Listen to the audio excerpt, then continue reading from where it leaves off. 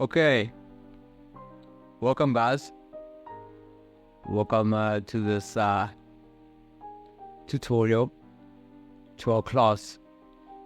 Now this is going to be part 1 in introduction to ZBrush, basically ZBrushCore. Okay, so what do we have? Let me move this on our screen. This is basically going to be a full class going through hopefully the entire ZBrush. Hopefully. But this course it's designed for beginners and for intermediate users. It depends entirely how's your skills and stuff. But this course, it's a course we promised long ago that we will share with you guys, our subscribed fans, our subscribed users also. So I'm very, very excited to finally do this. It's taken us so long. It's taken us a lot of time, but then eventually, let's do this. Okay, welcome to ZBrush. So basically, we're gonna be doing everything in ZBrushCore, because that's it's gonna be fair. Like for those who can't afford ZBrush, they can also follow along. So if they have like a ZBrushCore license, or they want to purchase, like they're in two minds like what to do. So we recommend, if you don't have that amount of money, just grab a copy of ZBrush. We'll pop in the links for you guys that you can go through. So just grab a copy of ZBrushCore, which is the cheapest way to start digital sculpting. And then once you're happy with everything, and then you can just move up to ZBrush and like get all the features. We'll also share those links with you guys, so everything will be easy. My guess, we all interested in sculpting, because basically ZBrush it's mainly sculpting and modeling, but then mainly digital sculpting. So this tutorial, if you have ZBrushCore or if you have ZBrush, you can follow along. Okay, let's jump into it. What you see on screen, it's what you're gonna see when you open ZBrush. Let me open over here. So this big box over here, it pops up every time you open ZBrush. It's called the light box. So if we hover over here, you can see it's the light box. And wherever you hover over like a button or a certain point and stuff in ZBrush, it shows you the name of that specific button, and then also the shortcut. So our shortcut to open and close our light box, it's comma, sorry. So just pressing comma, so it's opening and closing. Basically what you're gonna be getting on your light box, there's tons of stuff, yeah.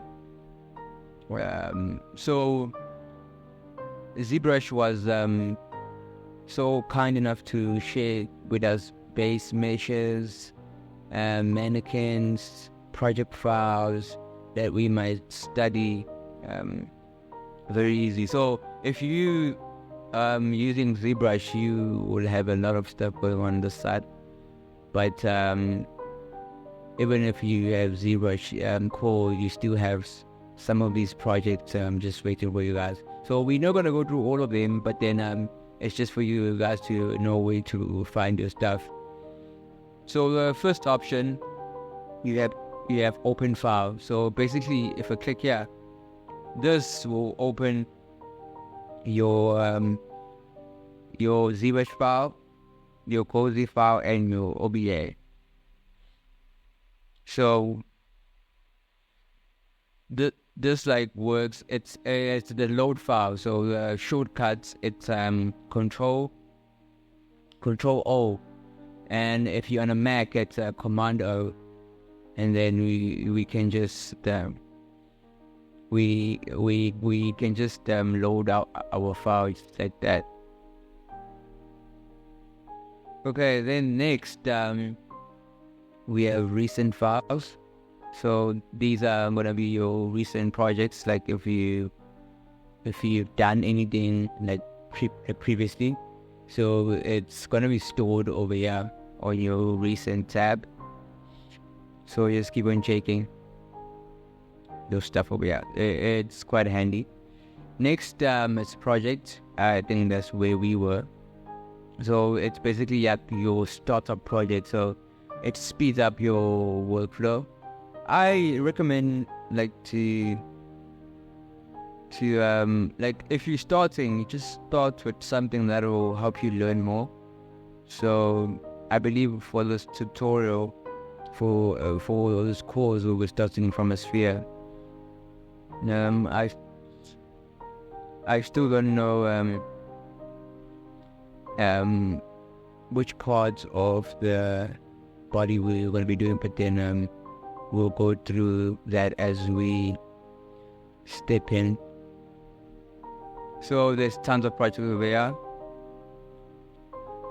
There's head planes, if you like working with planes, which are quite handy. There's you can just, these holders, you can just go through all these cubes. Here's your demo head, your dog. Here's your Z-spheres, which this is handy. Probably we're gonna go through this also, hopefully. Primitives. So this is basically just requires your time. Just go through every of these project files and then take it from there. And here's your Z-sphere, so you don't need to create everything from scratch. From scratch. You can see we have all these nice animals going there. If I go back, we also have Z-Zoo. So yeah, there's tons of animals. So if you interested in animals, these can be a very nice way to start your sculpt. This we recommend this. So this could be the very, very, very nice place to start your sculpt. There's 3D prints. There's everything going on here. So just take your time, open each project, and see which works for you. Next, we have our brushes. It's self-explanatory. It's so we have a few brushes over here, but in ZBrush you'll be seeing like a lot of brushes going on, and materials, which is I think because we're in ZBrushCore. Noise.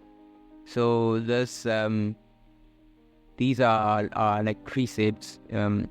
If you apply noise on your geometry, so it speeds up your workflow. We have tons of these. Actually, I hardly have gotten a chance to use one of these. But this looks cool. Like you can do like skin textures and pores and stuff with just these noises going on here. So it speeds up your workflow. So we got grid. So grids are let me just open one here. Grids are like these or the graphic views. So you if you snap it over here, let me hide this. So if you snap it over here,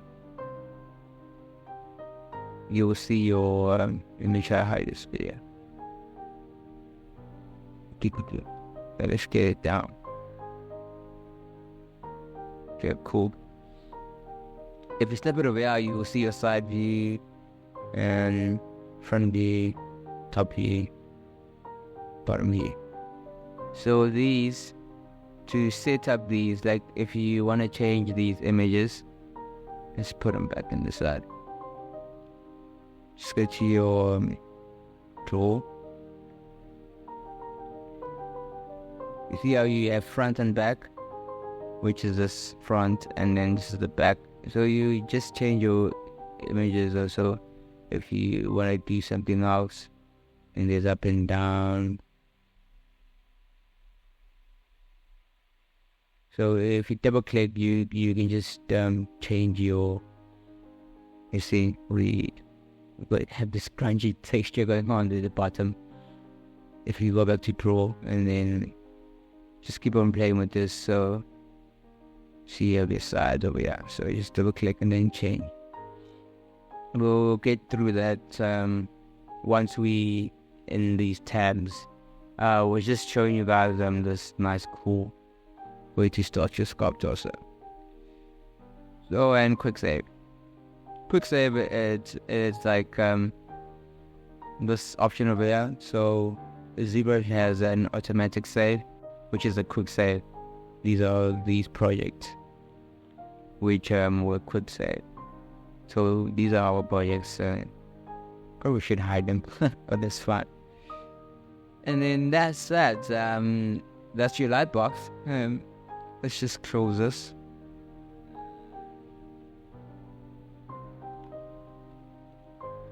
Sure, and then let's just open a sphere project, sphere. You know, then you have a sphere, yeah. Okay. Now, once we know the lightbox, what's going on there, we have next to it there's this draw. If you see over here, it's kind of orange, which means we currently drawing. So draw means like you can actually sculpt on the mat, on top of your mesh, so you can manipulate these vertices. So if this is all, if we switch off to this one, and then now we can't sculpt. So this is just for you to just make sure that if you want to start sculpting, just make sure this is turned on. So, and like if you look on the shortcut also, which I recommend, one of the things you guys must learn very, very quickly is the shortcuts. The shortcuts will make your life very, very, very easy. It will speed up your workflow a lot. So just make sure you learn your shortcuts. So it's quite easy in ZBrush, because if you hover over anything, it gives you like the actual shortcut. You just need to memorize it. So ZBrush has this thing going on around like that ZBrush, it's the hardest software to learn. Like the interface, it's totally bad. When I heard that back then, it kind of like turned me off. Like it's people like made me afraid to even start learning ZBrush. So I encourage you guys, don't listen to such stuff, because it's all about how much time you invest and how eager are you to start learning this. Like if you're passionate, if you know you want to reach this, it's don't let anyone with just one review just just destroy everything.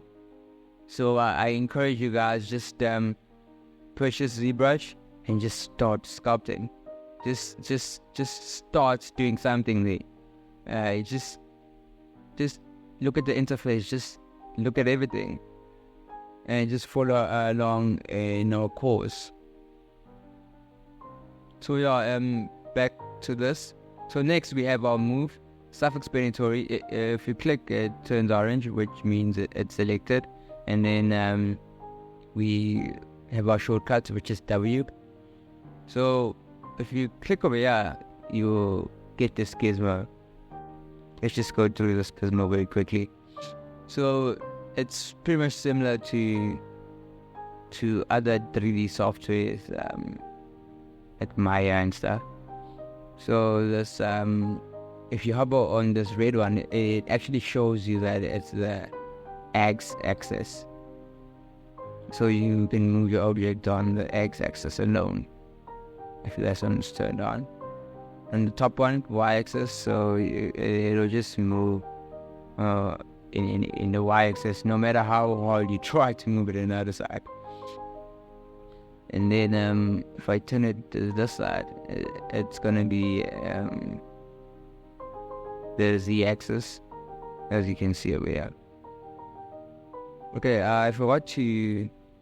Let's just pause for a second. Let's just cover this before we get into much detail. I forgot to cover this at the very beginning. So I gotta see me pan and move and rotate on the screen. So this is where everything is different. But like, trust me, once you get the hang of this, you guys will hardly notice that it's different from other 3D software. So to pan, you hold on Alt, I think Option on a Mac, and then Option, and then click, left mouse click, and then you can pan outside your mesh. So just make sure you not select mesh, because if you select your mesh, you will start sculpting on top of it. So panning, Alt, Option click, and then to rotate, just click and drag. And to zoom in and out, it's Alt, click, and then let go of Alt, and then you just move up and down. This is a tricky one. So just to rephrase, to zoom in, it's Alt, click, like you panning. When you start panning, and they just let go of Alt, and then it will switch to the zoom in and zoom out, as you can see over here. So I have another exciting trick also, which I don't think I've seen it anyway. So it's to make life easier. Your right mouse button, if you on your mesh, if you don't want to, like, let's say you zoomed in like this and there's tons of stuff going on, just hover over your mesh and just click your right button, and then you can rotate from your mesh. But we'll go over these on our tips and tricks. If you want to do things the hard way, there's these options over here that we went through. So move, it's the pan. Zoom in, it's the option, Alt, click, and then just let go of Alt. It's the same thing. It's, if you want to use these, just go ahead, it's fine. And then you have your rotate over here. So it's these three to that. And then on top here you have your frame mesh. So it frames it on the camera like this. Let's say you pause, and then it just brings it back. This is very handy when you like lost and stuff. Probably it's somewhere there. Just press F. So the shortcut is there, as you can see over here. Just press F, and then it will frame it back. Okay, so We'll get back to these. I'm sorry to mess you guys around. Let's just finish the top section over here. And then next we have our scale, self-explanatory. If you click anywhere, so click scale, and then if you want to scale in all axes, just click this yellow box over here, and you click, and then just click and drag. So it's scaling in X, Y, and Z. If you want to scale like in a single axis, just click like or on the move one. If you click on the upper arrow, it's gonna move it. If you click on this box, it's gonna scale it up and down. Same over here, same principle. And then let's turn this to the side. It's also gonna so that's that, and then you rotate. So if you have symmetry, you might be confused what's happening here. So if you click X, it's going to turn off symmetry. You see that we have 2 dots. If you click X and then it's going to remove symmetry, then you can rotate.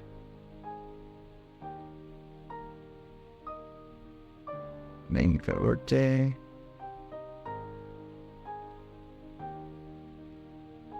So just remember the shortcuts. So it's Q, W, E, R.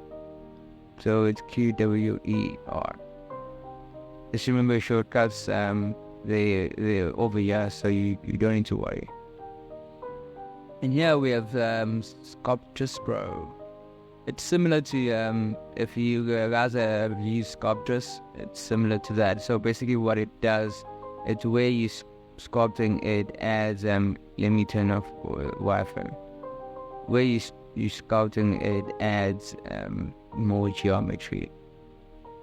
So it basically subdivides on that specific location you're currently in. So this works like respecting your brush size, your control size.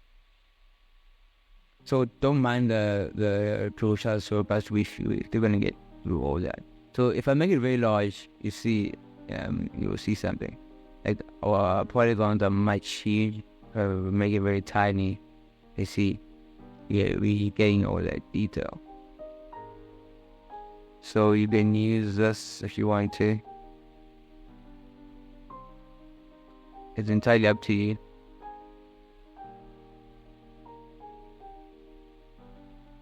And then we have paint with alpha. We'll go through that when we're doing poly painting. This is mRGB channel. So basically what we have in ZBrush, we have these channels. So M stands for material, so which is these materials, and RGB, it's your color. So mRGB has these 2 options, and then we have material alone. So if you click mRGB and you do something, probably like you have red and you have this selected. If you go to your color and then you fill your object, it's gonna apply this to your material channel and your RGB channel, basically. So it's gonna apply this material that we selected, which is green metallic, and then this red over here. So if you have like poly paints on your mesh, like if you have like color, you will get this paintbrush turned on. So if it's not there, it will be off like this. So if you filled with your color with material and color, so if I change the material now, it doesn't change, and if I change the color to anything, it doesn't change, because it's basically baked that colors and those materials in your polygons. So if you wanna remove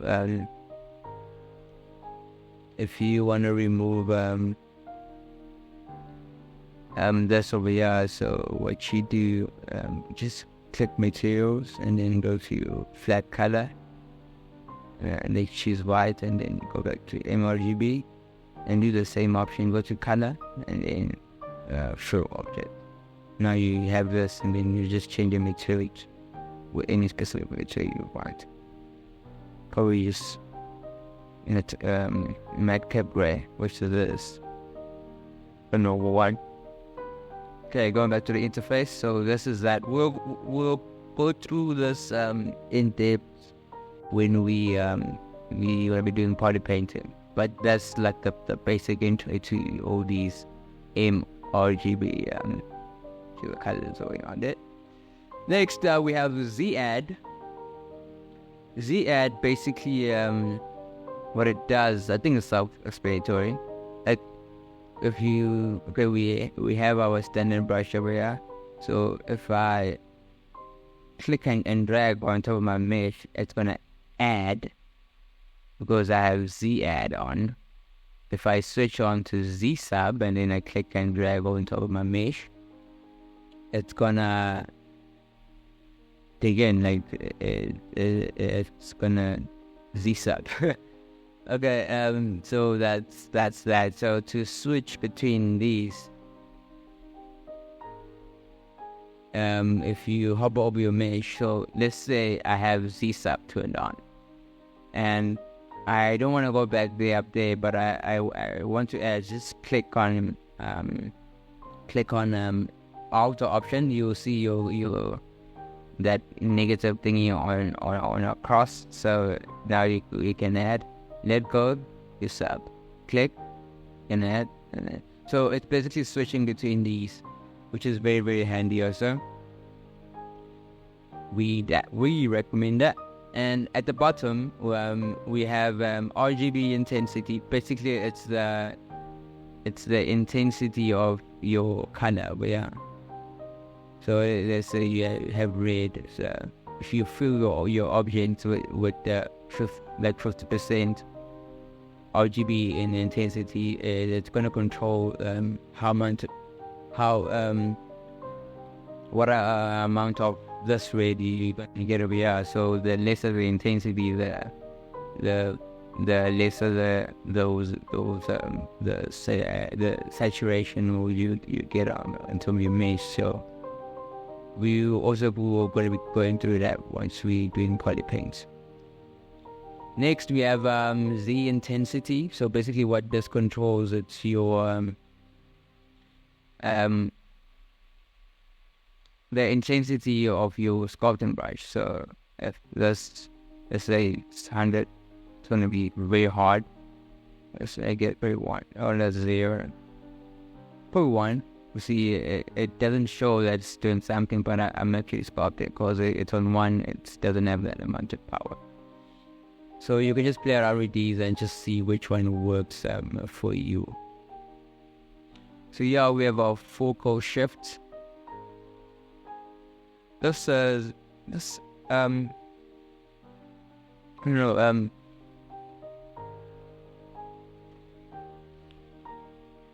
kind of different in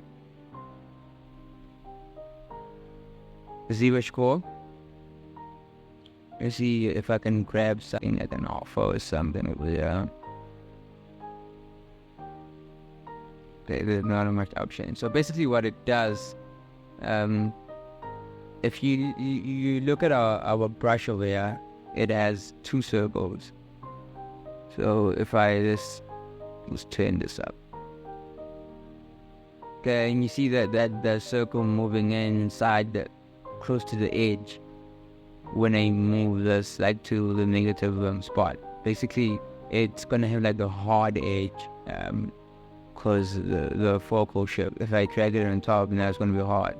And if I put it back there, it's gonna be very smooth, as you can see over here. So that's your focal shifts.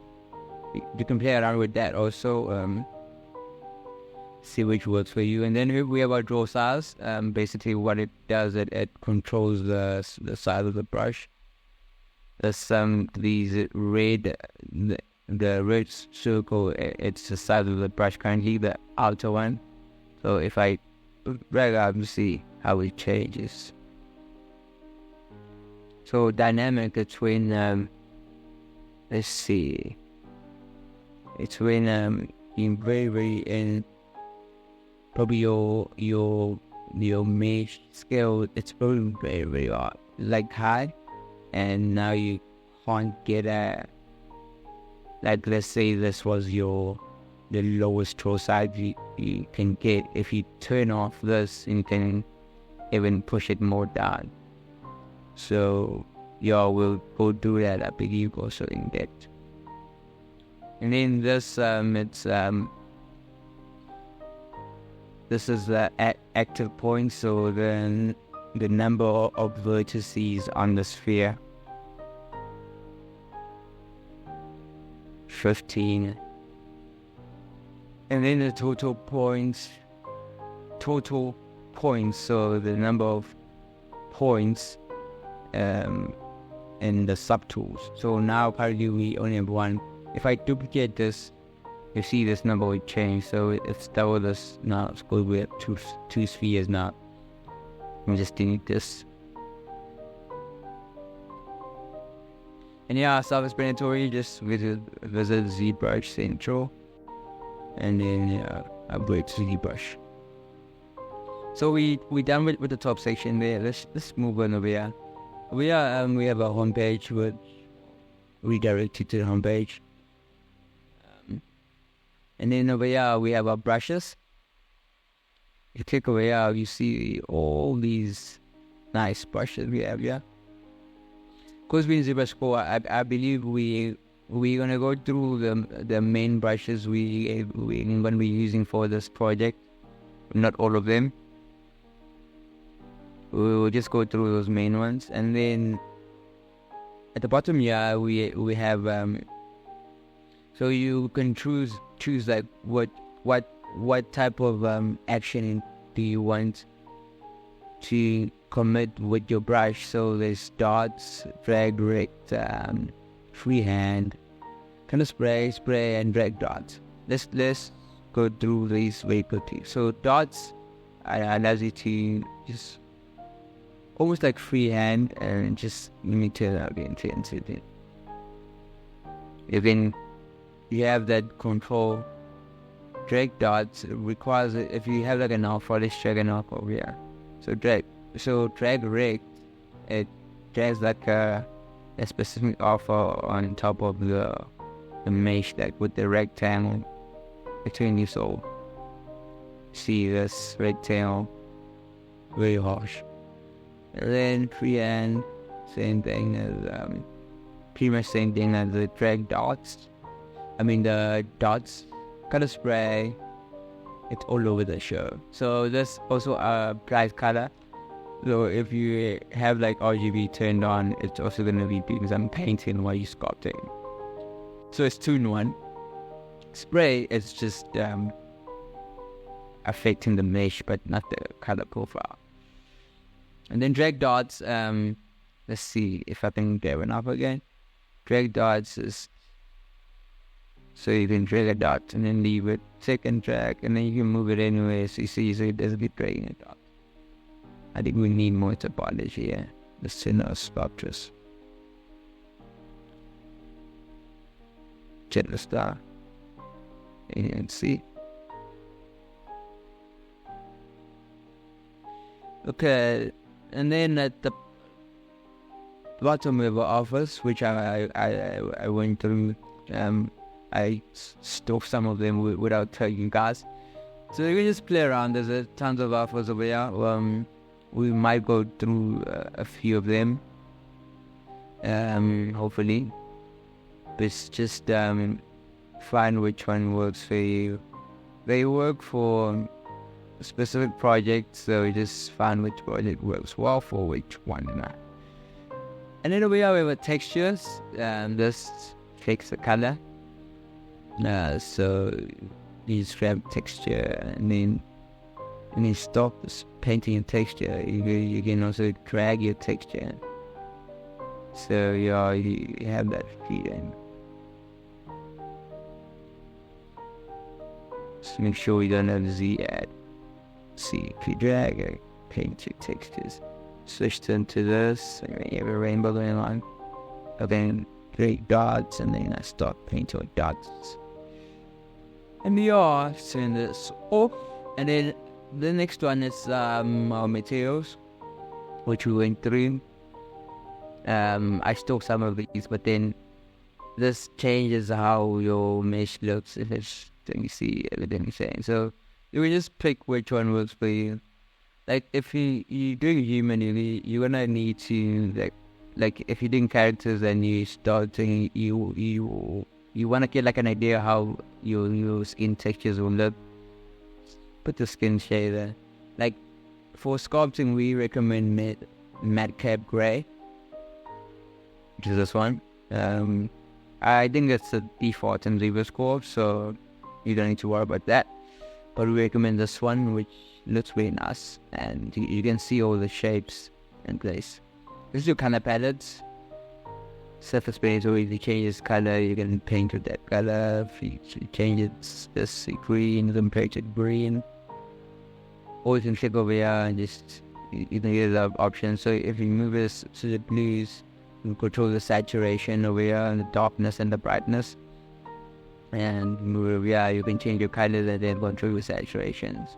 And then you have blue, and you start painting with blue because we have RGB turned on. And then you have alternative, and this it's the shortcut I added. So we want to go through this how I added this view object, which is over here. True objects. So I just dragged it over here. We're gonna go through that, like customizing our interface. We're gonna go through that in that section. Moving on to the right sidebar here on top. If you click over here, we have our first menu. It's a tool. There's only one.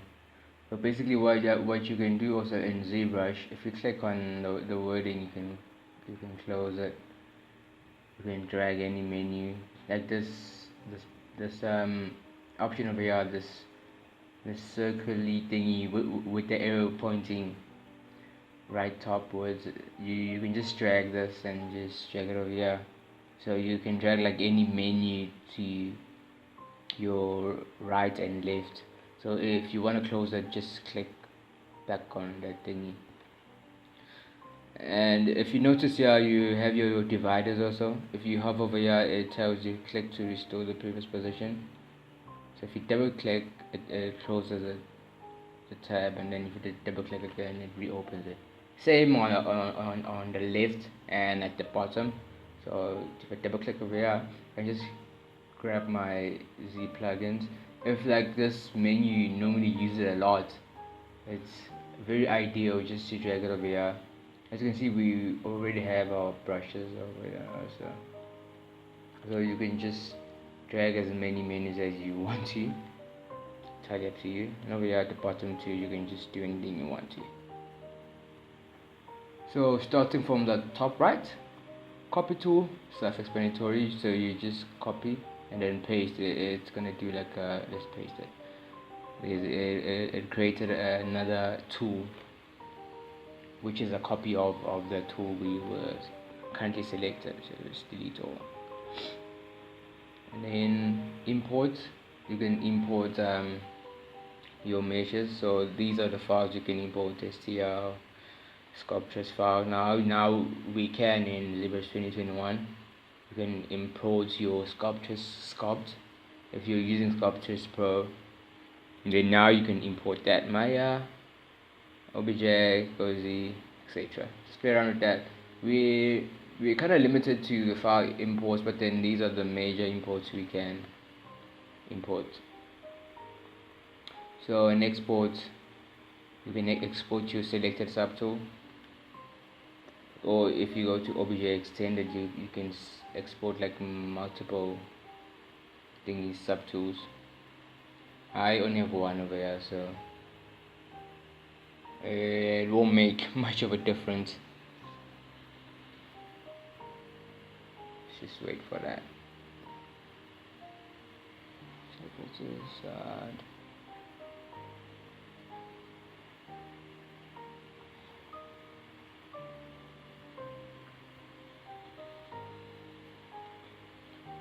Go back here, and next clone to same thing. Make polymesh 3D. Make polymesh 3D. It's like if you imported like primitive and stuff.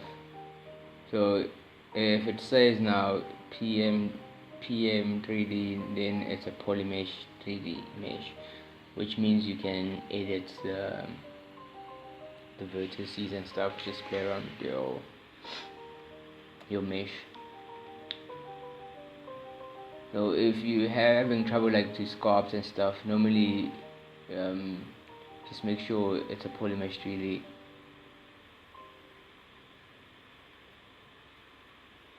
So yeah, this order just so restore configuration. So if you click this order, it will clear up your subtools there. You see, it just cleans that up. It doesn't delete them, it just cleans it over here. So if you click over here, you still have them over here, and this is the number of them you can view. And then at the second menu, subtools. So basically it's like your layers in ZBrush. Not like layers, because we have like layers in ZBrush, but it works like that. It's just it's where ZBrush arranges your models, your 3D models. So as you can see, we have this on top of that one. This is a poly paint brush. So if I turn this off, you see we lose the poly paint details we had there. Turn this on, you have the poly paint, which is RGB. This is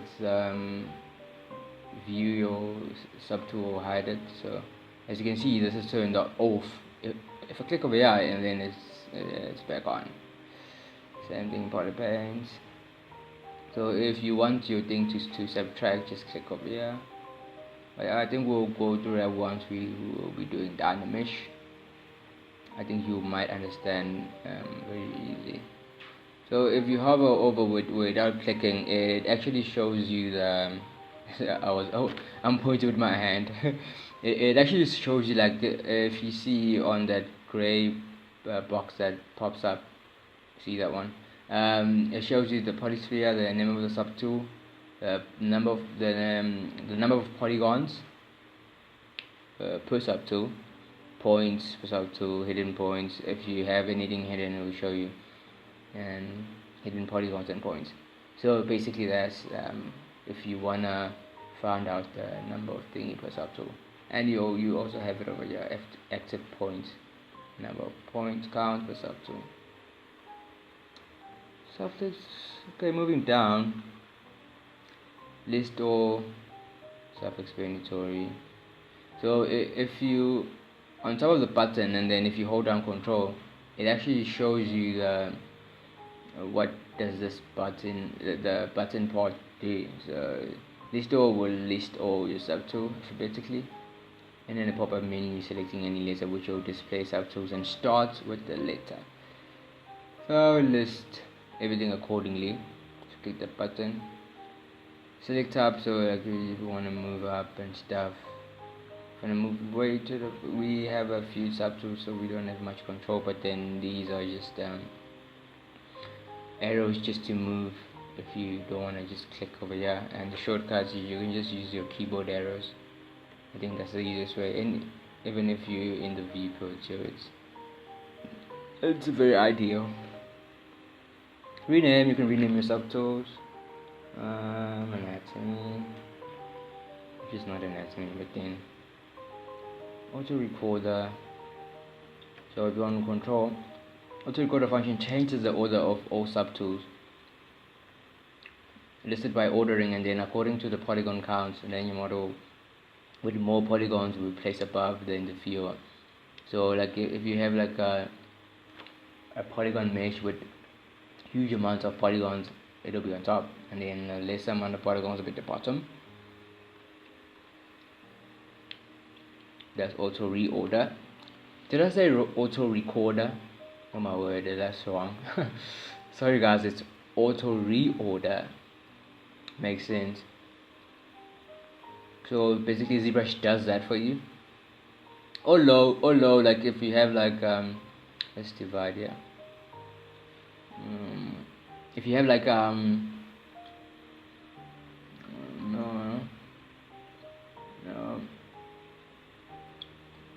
like subdivisions, and if I click all low, it will turn all subtools to the lowest subdivision level, and all high vice versa, it will turn every subtool to the highest subdivision level. Copy and paste subtools, self-explanatory, you won't do that. Duplicate is just to duplicate your subtools. I normally use the shortcuts, so you guys know where to find your shortcuts. We went through that. Append is basically append a subtool, so you can append like a star, and then over here. Insert, so inserts under the selected subtool. So if I click over here and then insert, and then insert under. Append just goes to the lowest subtool. Yeah, in your menu over there. So it goes to the bottom. So append goes to the bottom, and then inserts it inserts the selected. It inserts the subtool under the selected subtool. If it makes sense. Oh my word, I'm even confusing myself. Delete. That's the hardest thing to understand. Basically, you just delete your subtool. It even asks you like, okay. So if you say all is okay, it won't show this pop-up ever again. So be careful of that. It will just delete it, and it's an undoable operation. It's like a warning. So you can delete other, or delete each other subtools which are not selected. So if I click over here, you won't left with this one, and that's me. Delete all, or delete every subtool. Like I done over there. Like let's say, what are you doing? Let's say I duplicate this. See, it's a primitive, so we just make it polymesh 3D, because you can't do nothing with the primitives.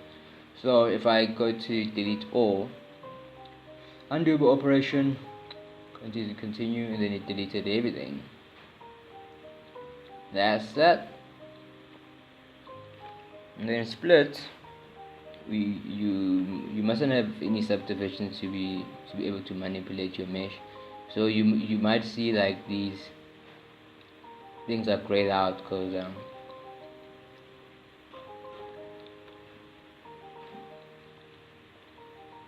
you mustn't have any subdivisions. So you can delete lower subdivision, and then open here. Now we can split on mask.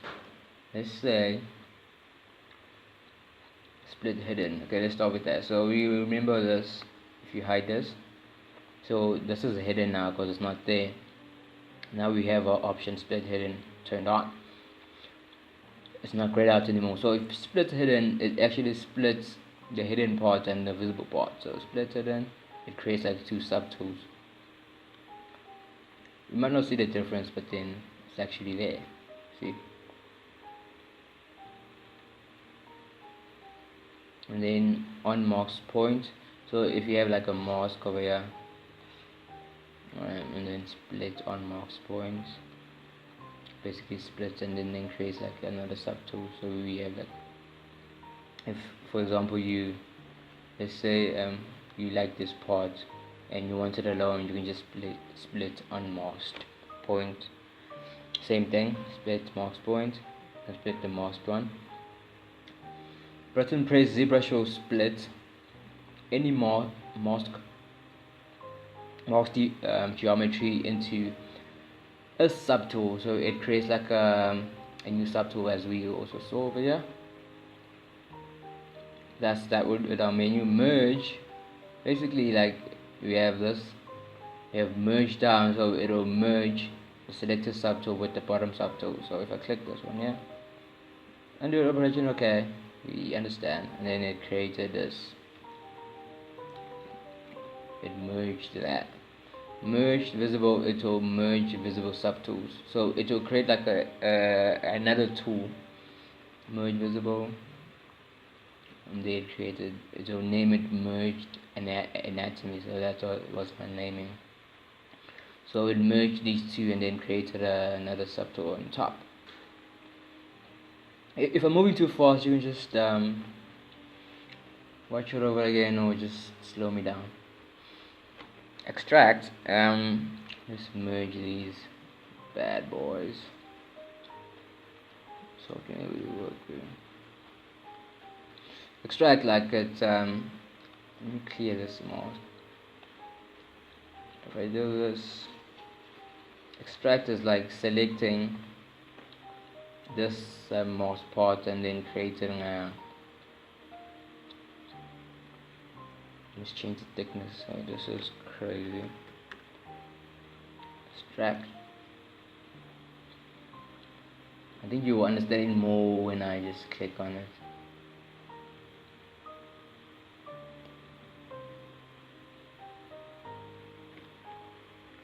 Okay, let's do this. Put on white and then extract. As you can see, our thickness is very low, so let's just make it, and then extract.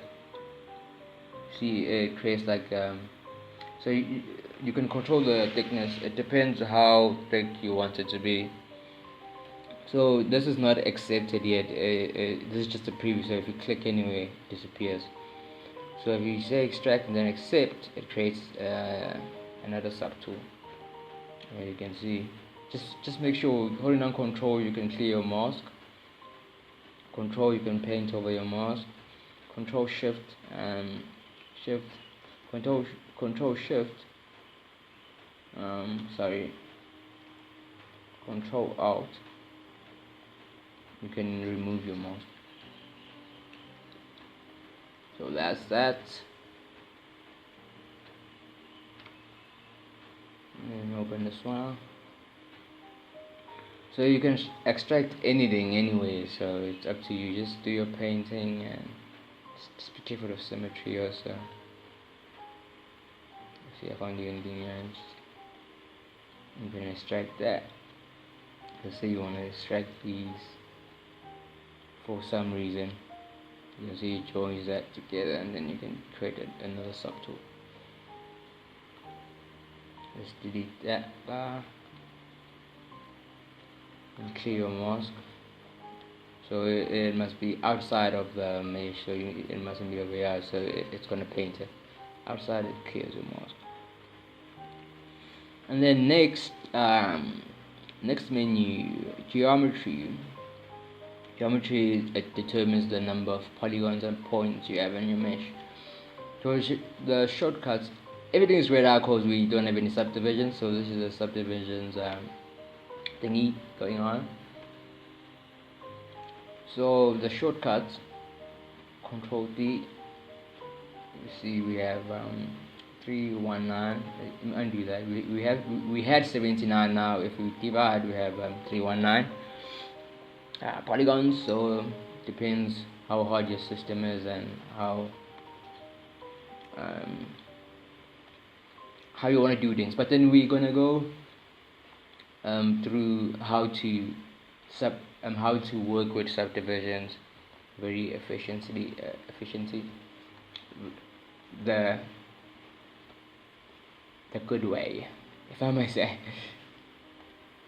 because this can help your life, this can destroy your life.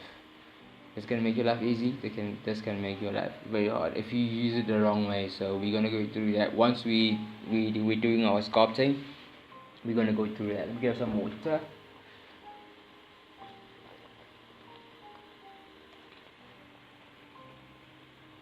Okay, I just had a sip of water there. Okay, so the slider controls like how many subdivisions you want, and if you want to, you can just click over here, low resolution, you can go to the lowest, and high resolution you can go to the highest. As you can see, we also have a shortcut, so shift D lowest, D highest, shift D lowest, D highest. Just clear this mask.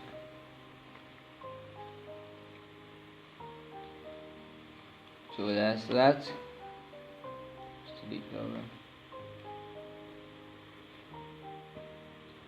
Let's subdivide it again.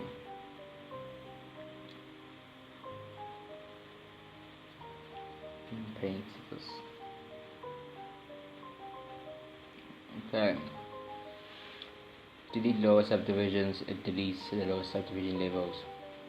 And if you go to the lowest, you can delete your higher subdivision levels. And yeah, if this is turned off, if you subdivide, let's just turn it on and then just delete lower. Oh man, let's grab something here. Let's grab this and then make it a polymesh 3D. Don't forget, because it's a primitive, and then go over here. If you turn off this and then divide, it won't smooth out the edges, but it will subdivide. As you can see, we're getting more polygons and points. Let's turn on wireframe. Read higher. If I turn this on and then divide, you see now it runs over the edge. Essentially, you're getting that bevel effect going on. That's what you're getting there. So this is it's a smooth modifier. So just it depends what kind of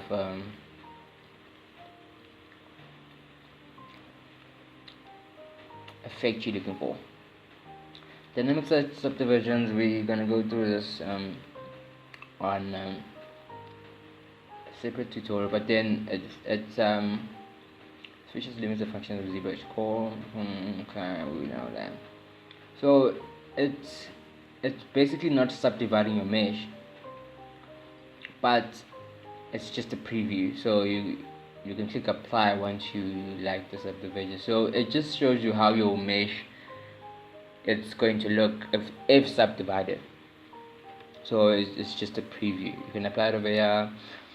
Flat level, smooth subdivisions, micropoly on. You could, if you turn this on, this way you can create your let's say your wool cloth and stuff going on. If you turn this on, you see how it changes. So you can play around with different effects. So this follows your geometry, your edge loops, edge loops. Sorry, pronunciation there, and you can control your scale and stuff. That's too high, probably 1. And you can just switch between these just using these arrows. So you can search for which one you want. Subdivision level 0. If you want subdivision, you can see everything changes.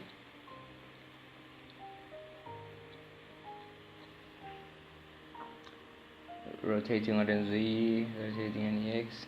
Wrong move. Turn this off. So like weld, it welds everything together. This press micropoly mesh will be welded, and then the points overlapping with duplicate. So then this is safe to have on. Stretch to fit mode. Fit with polygons, and which means the brush will weld meshes. Just leave these on too. So that's your dynamic subdivision. So once you have with this, you can just click apply. So it will actually apply to your mesh, because this is just a preview. And turn this off, you see it never did nothing. It was just a preview. Clay polish, it actually, like if you have like hard edges, let's do like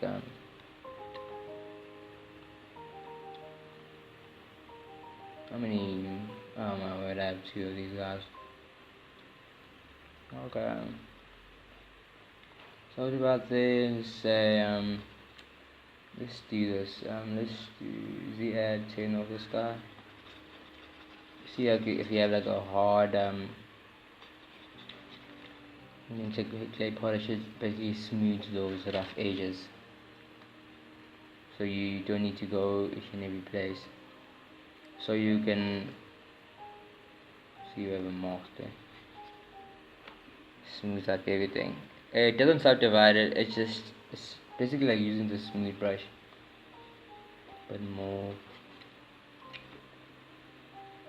but the precise way. If you're lazy to go in there, you can use clay polish. You can play around with the sliders if you're unhappy with the default. You just click over here. This Dynamesh. You need to delete your low subdivisions. Oh man, let's undo that. Let's do the high subdivisions. Let's do a clay polish. And then just subdivide it. Oh, press Dynamesh.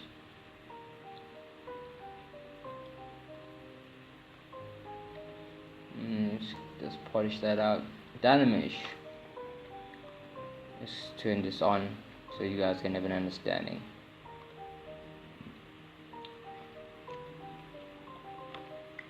I think the power of ZBrush is laying over here. This is the option that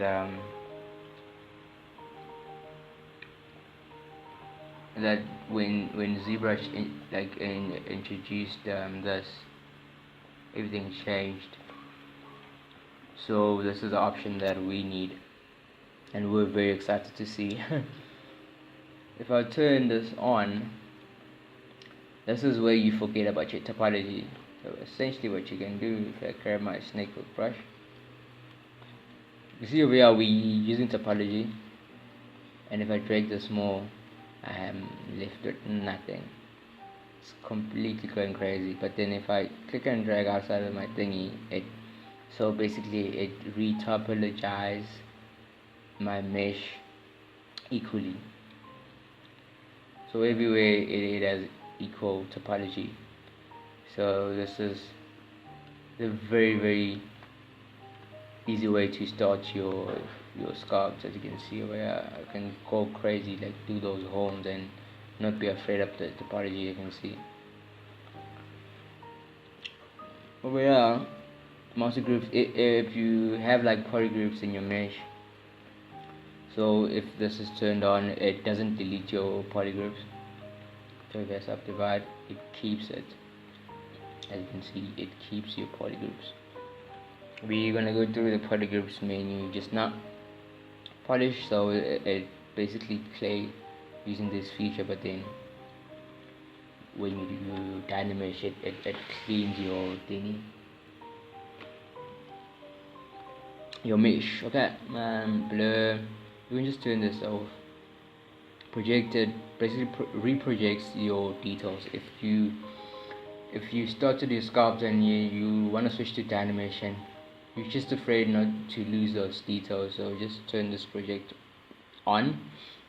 But it's gonna take way longer, because basically it's ZBrush just trying to project your details back to the Dynamesh model.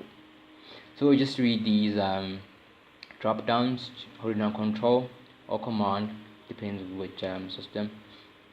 Resolution controls the amount of topology that it will apply when you Dynamesh. So if I turn this down and then I Dynamesh, you see this low. Turn this way down and then drag this, and then you see this turns very low. And if I increase, and then probably like do this, and then I will have that dense mesh. So when you sculpt, we start with the lowest resolution.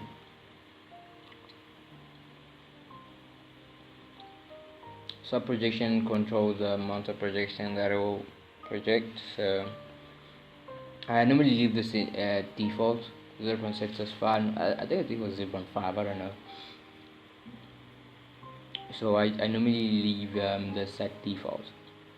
So the add button will insert a new element and as additive meshes. This means that when you're doing the zero mesh operation, Inset items will be merged as one element with the original Dynamesh. So same holding control key, dragging anywhere in open documents, same thing, it will merge everything together. So add, so you have add, so it's like Dynamesh union add, and then this is a subtraction. When pressed, this button or negative mesh will be inserted on top of the Dynamesh mesh. So there's this thing we left out. I said we were going to do it when we were doing Dynamesh. So I press B, I have my insert primitives. Which one should I use? Primitives. These are insert mesh brushes. Grab a cylinder, just click and that was too small. Click and drag anywhere. So basically this will mask my selector subtool and then leave this over here. What I can do, I can move this anywhere I want to.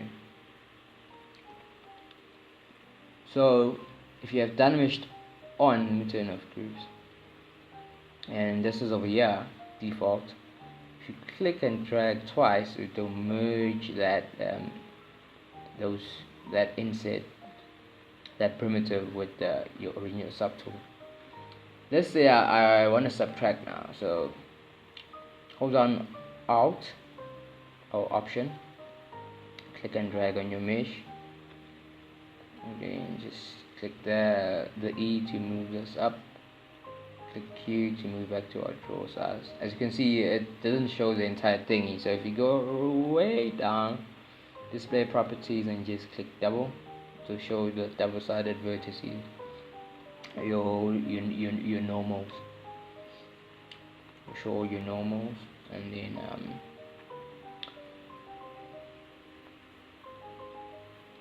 for which one is this? Let's try this one. Click it twice, it subtracts. So I turn this light over here from this to this, and then it created this hole, as you can see over here. It's very handy to create holes in the ZBrushCore, so you can just play around and see how everything goes. This is a very nice creature. So okay, moving on. Thickness, create shells, like when you're doing 3D printing. I think we will do this option soon. So if you have like an open hole, let's try to do it. Create a mask. Probably say geometry. Just going quickly. So as you can see, everything is open over here. I deleted the polygons. We have a hole. So with this create shell, so it creates the shell.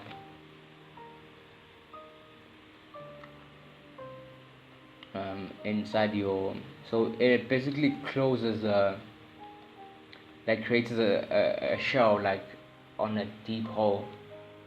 That's how I will explain when we will be doing 3D printing in ZBrushCore.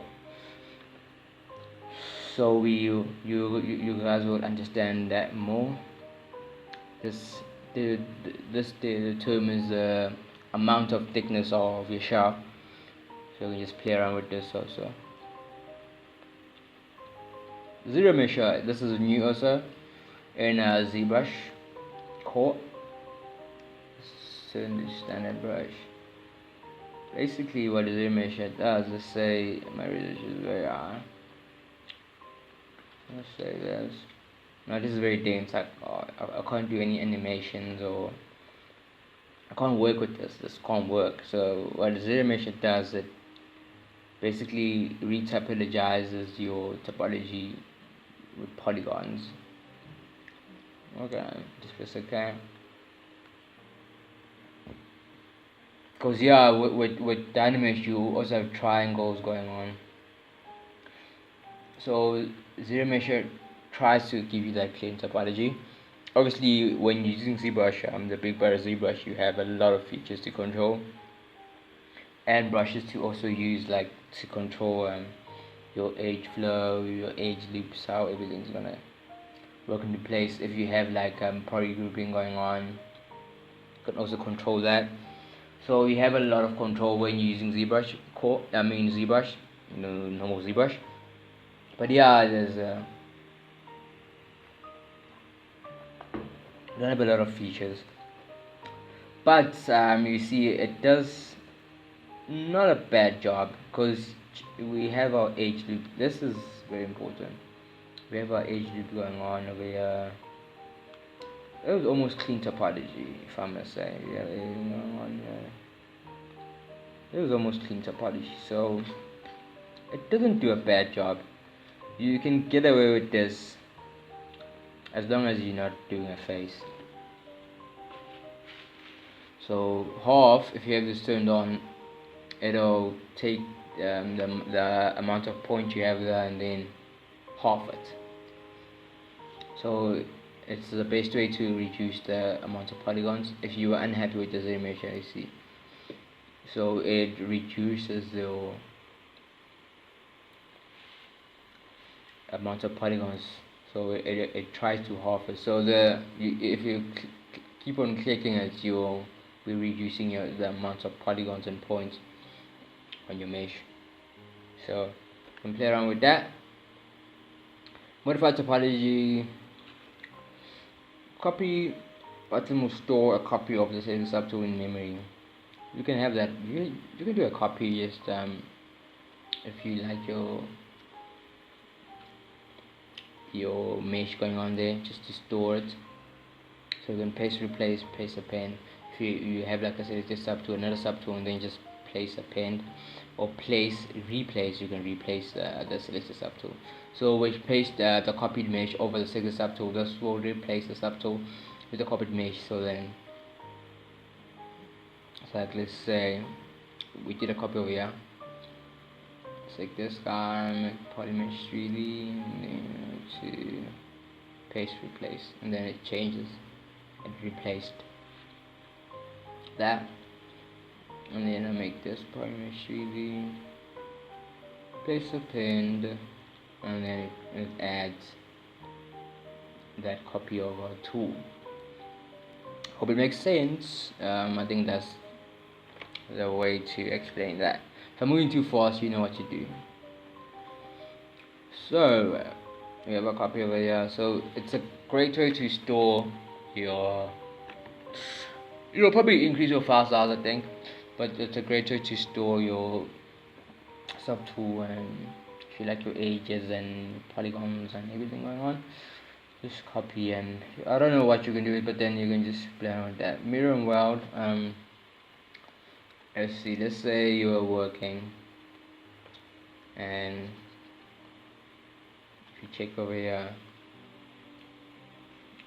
symmetry is turned off, and you're like, oh no, can't do this all over again. So basically you want to do this to the other side. So if you click this, mirror and weld, where are we facing now? Okay, let's face the right way. Mirror and weld.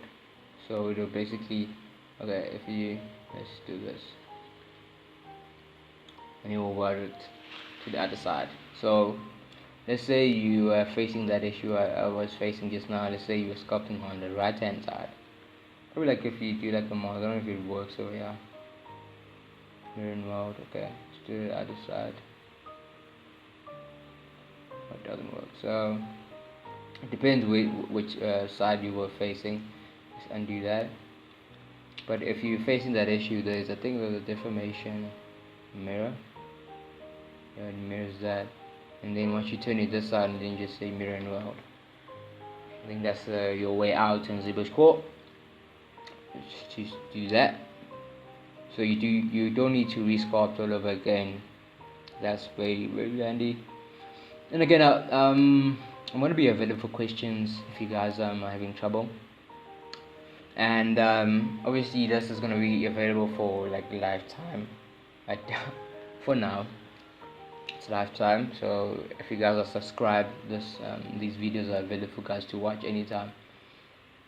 Just for you guys to follow along. We're still doing the ZBrush interface. We haven't started sculpting. as yet.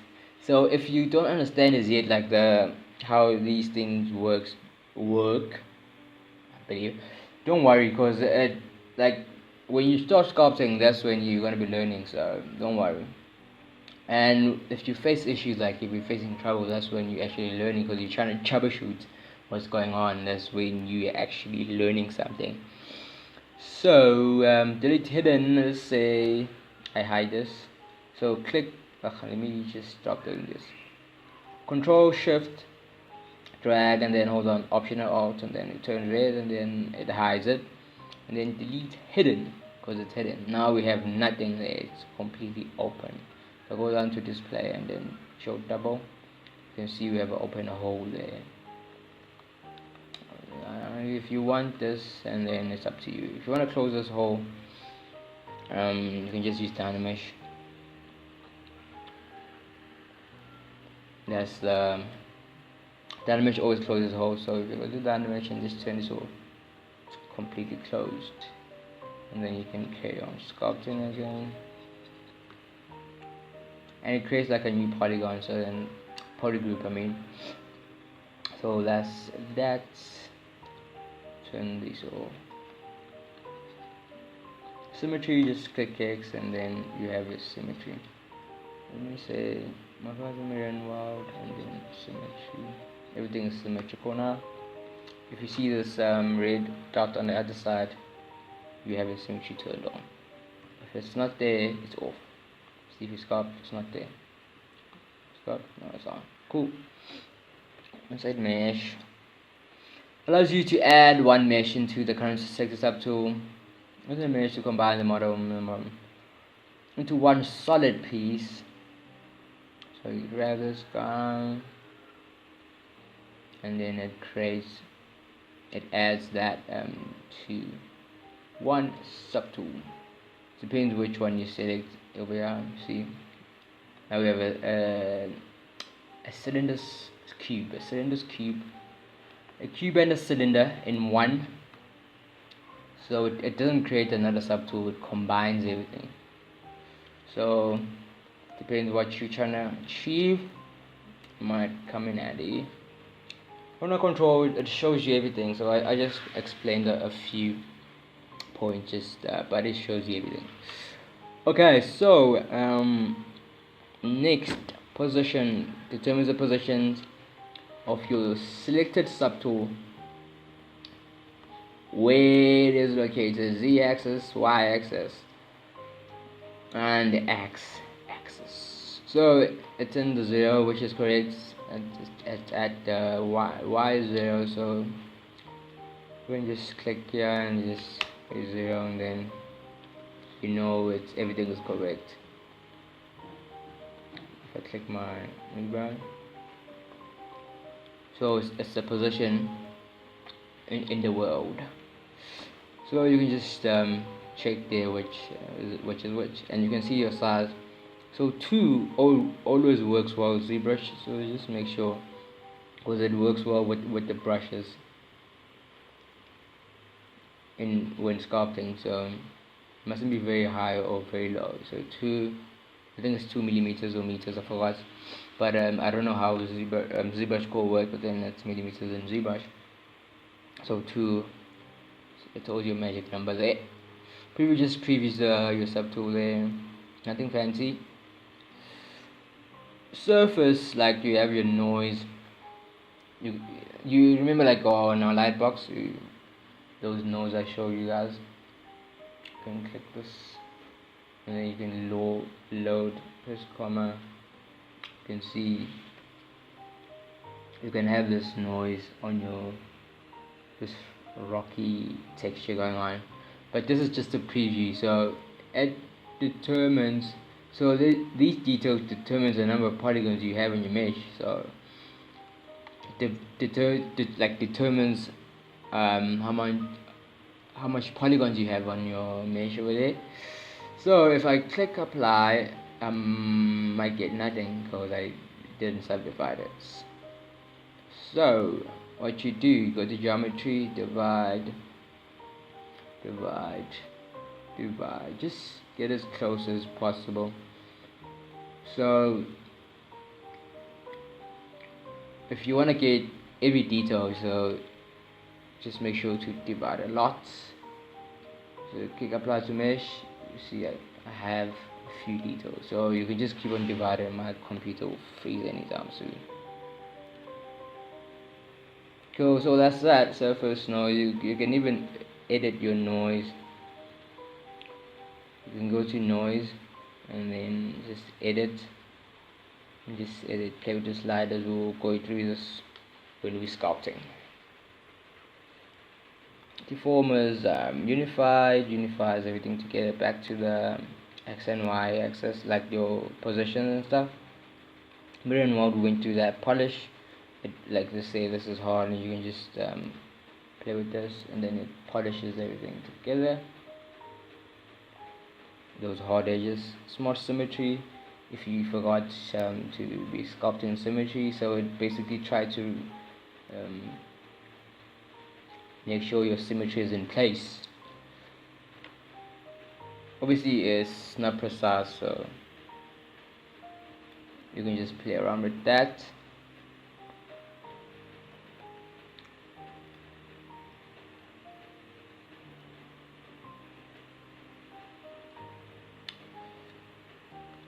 And then we can play around with that. Let's go to deformers again.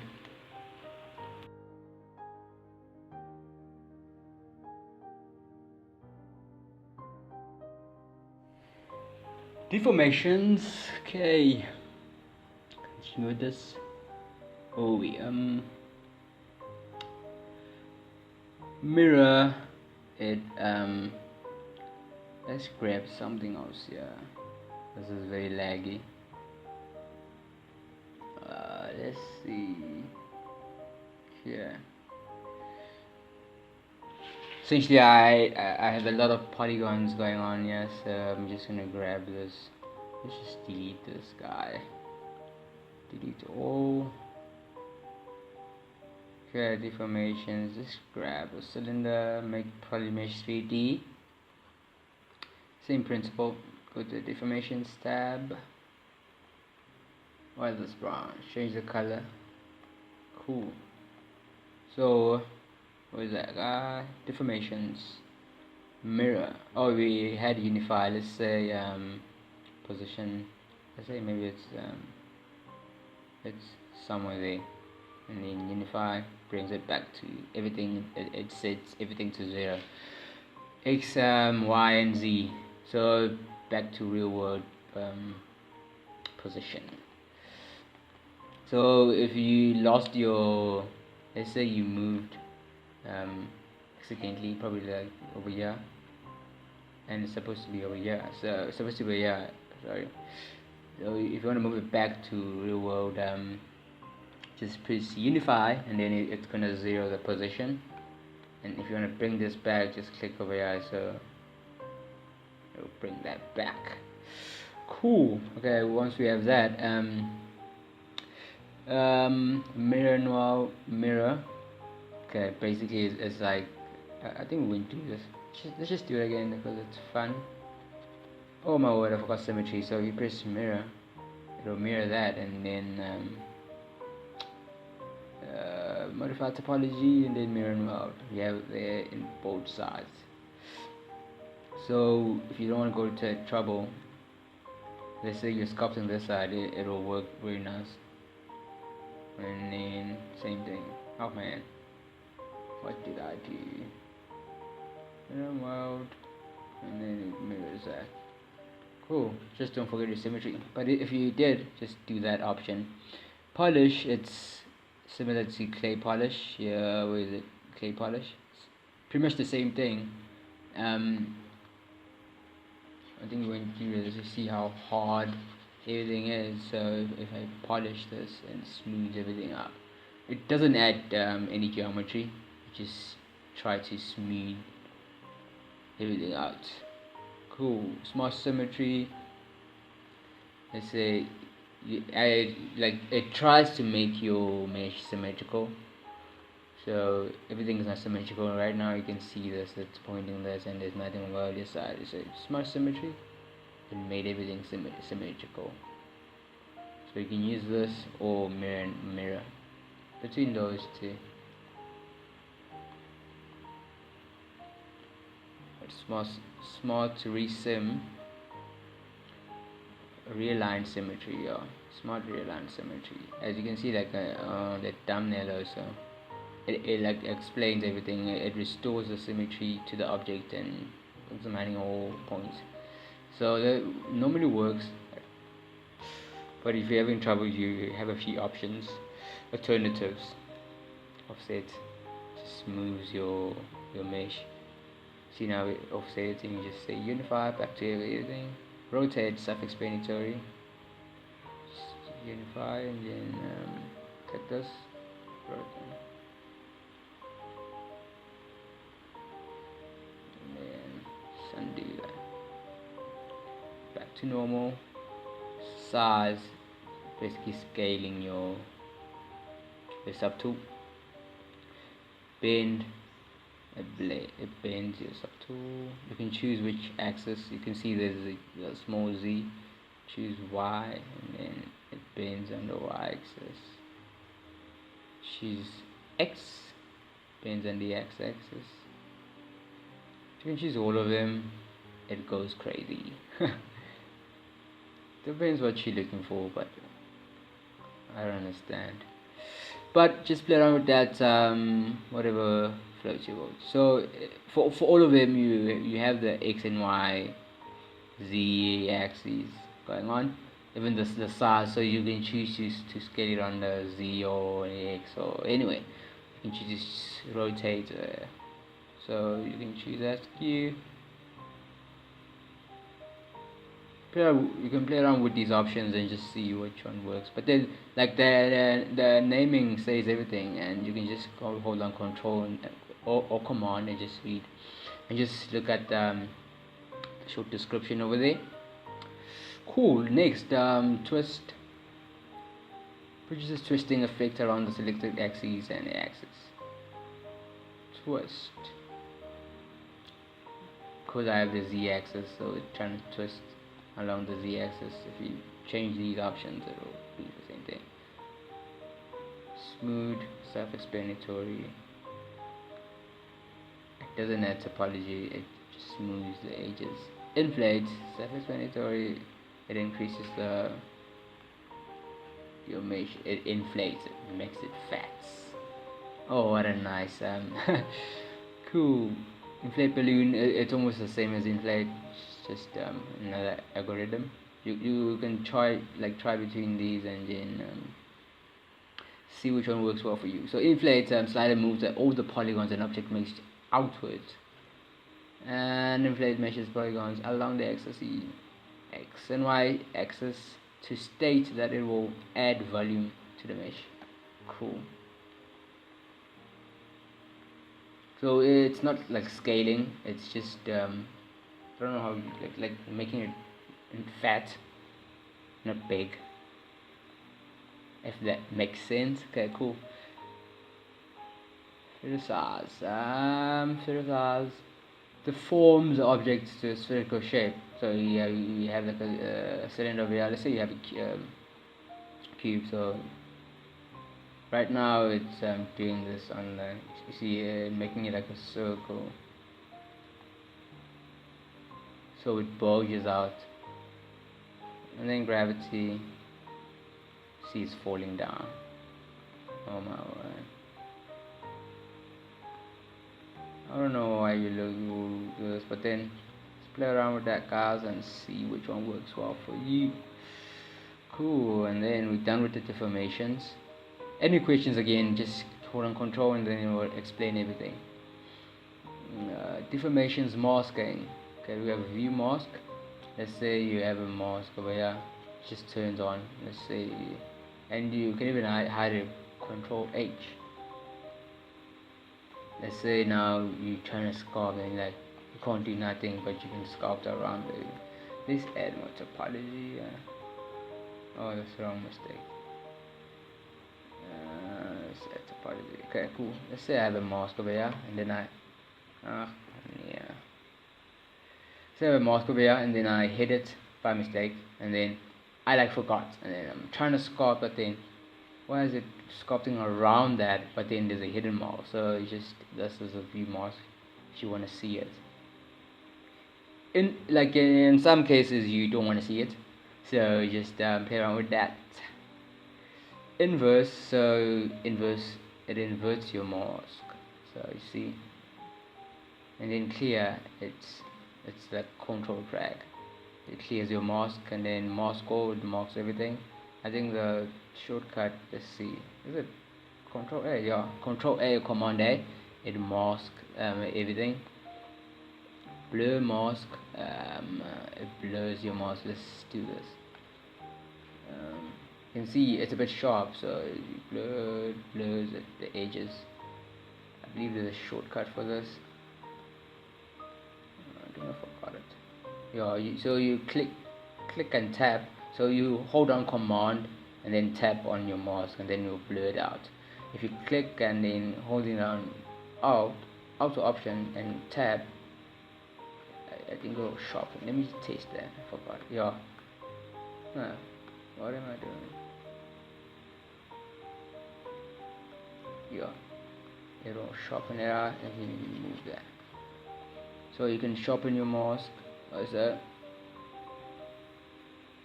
So sharpen is the opposite of blur. So if you press sharpen, it'll make your edges very harsh, and you can blur it out again.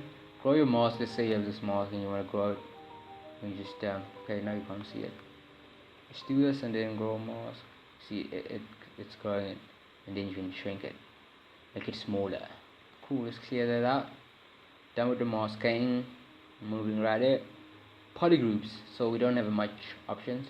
So if I hit Shift F, which will show us our poly group. Right now we have one single poly group. If I click here, it'll create another poly group, but then the entire mesh. What I can do if I wanna have separate poly groups, if I hold on Control or Command and Paint, I can create a mask, and then if you hold on Command W or Control W, you can create a poly group. Now you have a poly group going on over there. And you can also group visible. So visible points. Let's say you hit this, and then you just say group visible, and then bring that back to see you have a poly group. So you can do anything you want.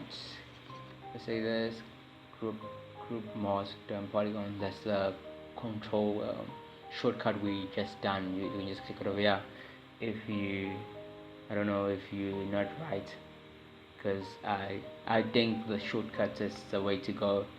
So just Command or Control W just to create those poly groups. If you're bored, this is a ZBrush beginner course. I'm sorry, I know it's boring. Okay, Shift F just to take that, and then next option, it's display properties. I think we went through this. Let's say how am I gonna do this? Okay, cool. Let's hide this guy, and then you see I can't see nothing, because it actually ZBrush shows like the normals. If the normals are facing the camera, then those normals that are not facing the camera, it doesn't show it unless you click double-sided, and now you're gonna see the back face normals. I think in other 3D softwares it's back face masking. I think in Cinema 4D on and in Maya something like that, but then it's back face. So that's W. You can just flip it also. You can't do it over here now. So flip button reverses the order of the directions of the polygons which compose the current viewing model. So you can flip the poly. Let's see. Let's do this because there's something hidden. If I flip it,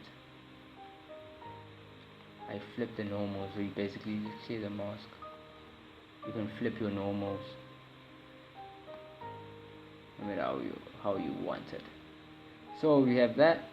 I normally have this turned on like all the time. Sometimes import merge points, so it merges the points. Help optimize the meshes, improving the 3D object. it welds the points which overlap in the mesh. So then you can have this on, and then add to mesh. So then if you, let's say, add to mesh, let's say you have this.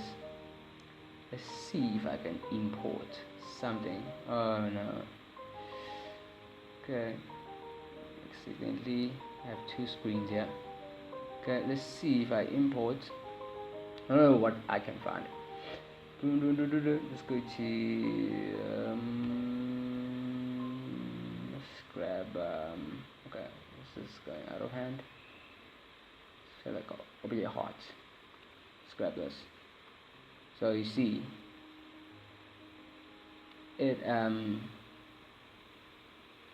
added the mesh on top of the mesh. It didn't overwrite it. So button specifies that the next import action adds the imported mesh to the current one. If I press the current mesh, will replace it.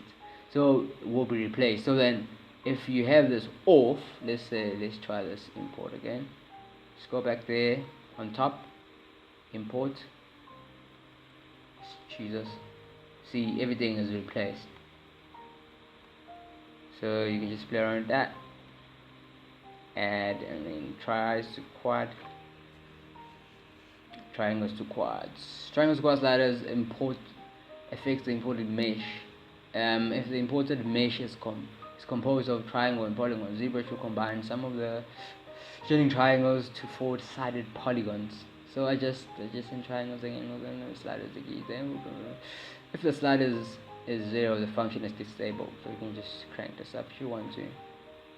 Convert your tries to quads if you want to, and then weld. So this is a distance. If it's very far apart, you can increase this. Basically, if it's 0, then this function is disabled. So you can play around this and then you weld your points. You can also import over here. Let's do this. See, we got that. Okay, so and we have export. This is the scale. So then whatever the scale is over here, this scale, the scale factor will determine like how much ZBrush will scale the object when it exports it out. So when you click export, this is how ZBrush is gonna times your current scale with this factor over here. So it determines the size of the exported object. 1 equals 1000% size. So cool. So ZBrush does the calculations. You don't need to worry about that, because in ZBrush, the big bar ZBrush, in normal ZBrush, we have like the subtool where we can scale our object, but here we don't have that option. But that doesn't matter that much. So here you can see your size. This is how it's going to export it. So basically these numbers and then times that. That's your size. Okay, let's grab something here. Make polymesh 3D, delete the rest. Okay, Shift F, turn poly off. And then what do we have left? We have our exports, and so let's go to the top offers.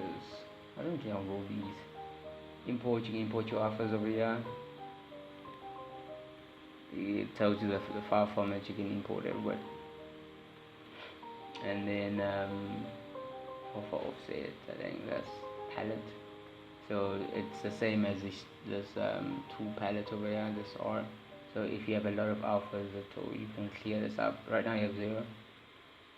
You can also select your alphas over here and alpha off, because we have no alpha. If I select 1, then we have it, and then if I select off and then I turn it off, then you can have your alpha histories over here. So let's select this one.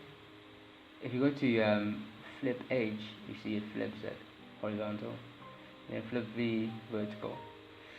Self-explanatory, and then rotate. It rotates you off. You can see the thumbnail rotating over here, so you can keep on rotating it. And inverse, so the black turns white, the white turns black. So that's inverse. it's up to you. Then load brush. You can load your own custom brushes, save them in ZBrushCore. You can't import ZBrush brushes to here, just your own brushes that you saved. So like let's say you like this brush, you can just say save as, and then just say my awesome, I can't spell awesome, okay, my A brush. Choking so bad. So what you want to do is just go to your directory, ZBrush directory, Pixel Logic, because we're in ZBrushCore. For ZBrushCore, startup, and then brush preset. So if you want, every time you restart ZBrush, you want your brush, you have to save it over here. So program browse in Windows, Pixel Logic, ZBrushCore 2021 startup, and then brush preset. You get that over there. Then selection icon, to choose a new icon for the current selected brush. So you can just grab a picture and then it'll take that icon. Now this is our icon. Fancy, yeah? Okay, so clear this up. Modifiers, we don't have much options over here. I'm not gonna go through everything. Backface mask.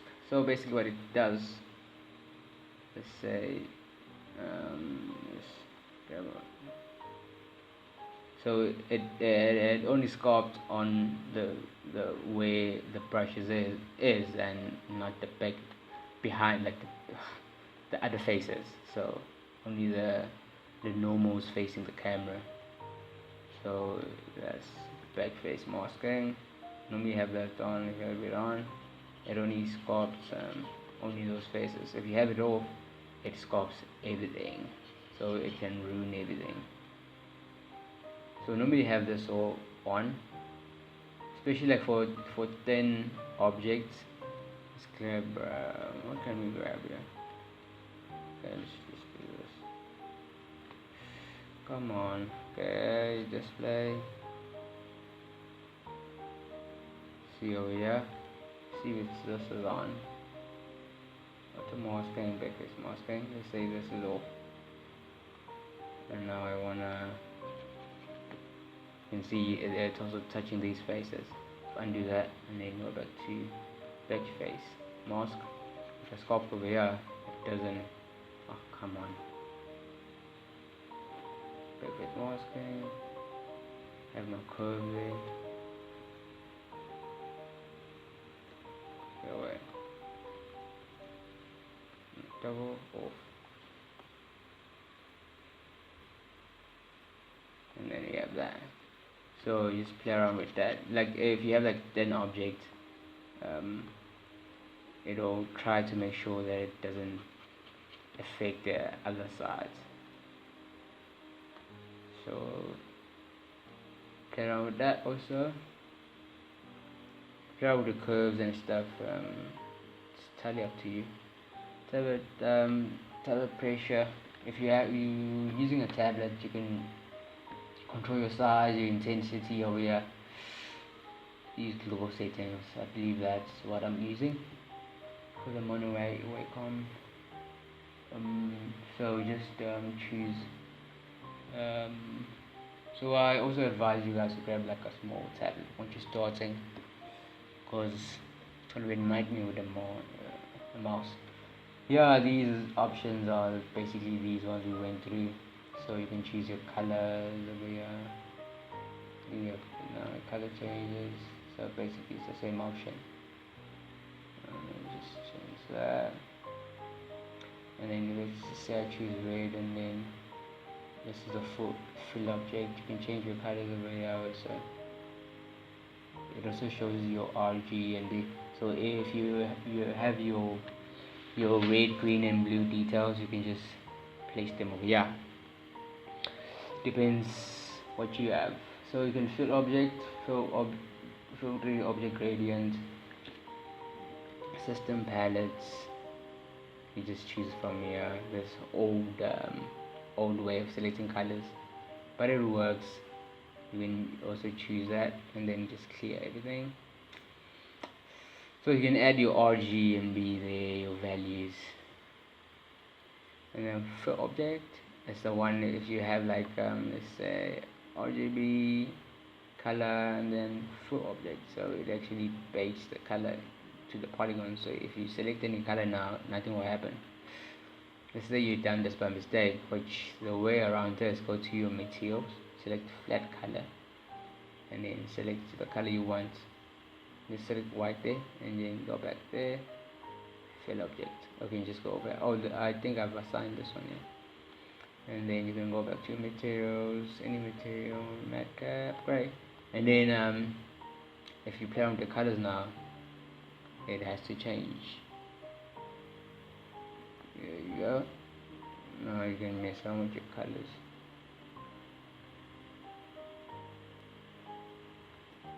So yeah, that's that. Cool. And you can even turn your poly paint on and off. So it's up to you. Now we done color document. You can export the image. Let's say I like this image. I think I do, and then you can crop it anyhow. Good quality, you can make it 1. I don't understand why we do this, but then you can do this, and then you just press OK, and you have like a snapshot. And it's always wise to do like a quick render, Shift R, which we went through, and then there won't be any like your anti-aliasing, I don't know how to pronounce that, will be okay. Like your edges will not pixelate. Okay, that's your document export. These options are these ones over here. Where are you guys? Okay, not these ones. In ZBrush you have them over here. So basically you can scroll your document and zoom in. You can see your document, how small it is. You see the white line there going on. This is the actual size, and then half. Just work with actual size. Zoom in and out. You have that. This is the background. So you can have a background color over here and have a border. So let's say you want a border, you can have a border.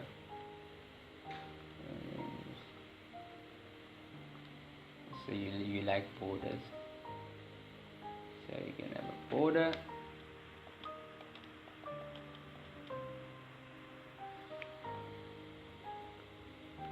And then draw. I'm not gonna go through everything over here. The Z intensity is the same as this option over here. And then RGB, you know it guys, and Z sub, full coating, it's the same thing we have. Perspective as this one we went through. Low size, horizontal. Now you can choose your focal length over here. This is the option I told you guys, like your perspective. If you try to match likeness, or you have a specific focal length, you can get as much close as possible as you can. Normally 35 or some over there 28, I don't know. Here's your focal length in millimeters. So you play around with that depending on your focal thingy. And you have your flow over here. Your flow is this bottom guy. And then draw. This is when we went through you can actually add your map, your images on the front and back. If you have your own sketches, so it'll be like your image plane, or how you trace, like tracing in 3D. So we have that. Edit. You have your undos going on. Delete. All the undo history, you have it over here. So this is the amount of undos we have. So it's 22. So undo, you can redo this, the option over here. File, save as. You can save your files. This saves your ZPR. This is the option you do, like let's say the shortcut is Control. I think Command is Control S, something there. And you can open your file here. See how Control is, Command is. You can open your files, which is a Control or Command O. revert to your previous lightbox properties. It also opens your project also. Without lights, you can control your lights. Just make sure you don't have any materials baked. So in madcap gray you can't change light, just change your materials. I forgot which material. So madcap materials you can't change light. You need to choose other materials because madcap materials already have lights baked in the material. Say soft plastic, and then you see here you have our lights changing. You can just play around with this. If you click tab, it turns the light to the back and to the front. If you double tap and stuff. Say I want to bring it to the front again, and just double tap. You can add as many lights as you want to. So up to you. Play around with intensity, how bright you want your light to be, and your ambient. You'll lose a lot of shadows also. Materials, you load all materials, light box materials, and then save startup materials. Let's say you're happy with the material, you can just save it over here. These materials over here are same as these ones over here. So remember, these top ones, the matte cap materials, you can't change your light. They already have the light baked in that material. These ones, the standard materials, these only ones you can change the light. So just be careful of that also. Go back to my cap. Preferences.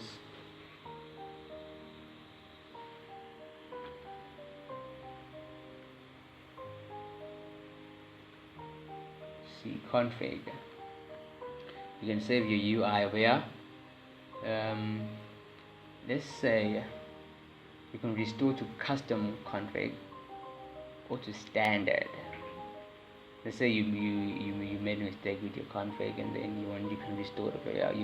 Your UI is basically your display over here. You can change it as your hard content. So load UI, you can save UI, you can store. Once you let's say enable customize. So to customize, how I done it over here, you just go to, let's say I want this button over here, load brush. Like you hit command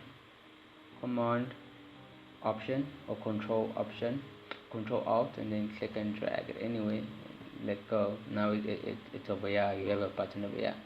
Once you're done, let's say we're happy with this, you can just disable this, and then you can just store config. Basically store this your layout to that config. I'm not going to store this. I'm just going to store to custom UI because I already have my UI. So this is what I done for the brushes. So basically you just go over here, just make sure this is enabled, customize, and you can just click over here and drag the brush. Don't drag them from here. I think you can, but then just drag them from here. Just click them and drag them from here. Then you can drag them down. Let's see. Let's drag one for you guys.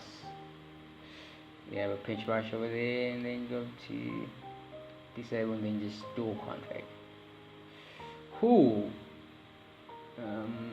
Done there. Yeah. And then quick info. This is the info that displays. You can turn this off if you want to. Don't turn this off. It's very handy. Hotkeys. You can set hotkeys. Remember I told you guys control. You can see I've assigned a hotkey over here, so you can just say control alt and then click. You see that please enter key. So now once you've done that, you see on the top left, press any contribution assigned key. If I move it, it runs away, and then you can just assign any hotkey you wanna. So I'm entirely up to you. You can load. After you're done, don't forget to store your hotkeys. Save them. You can load your own hotkeys. So these are the brush sizes.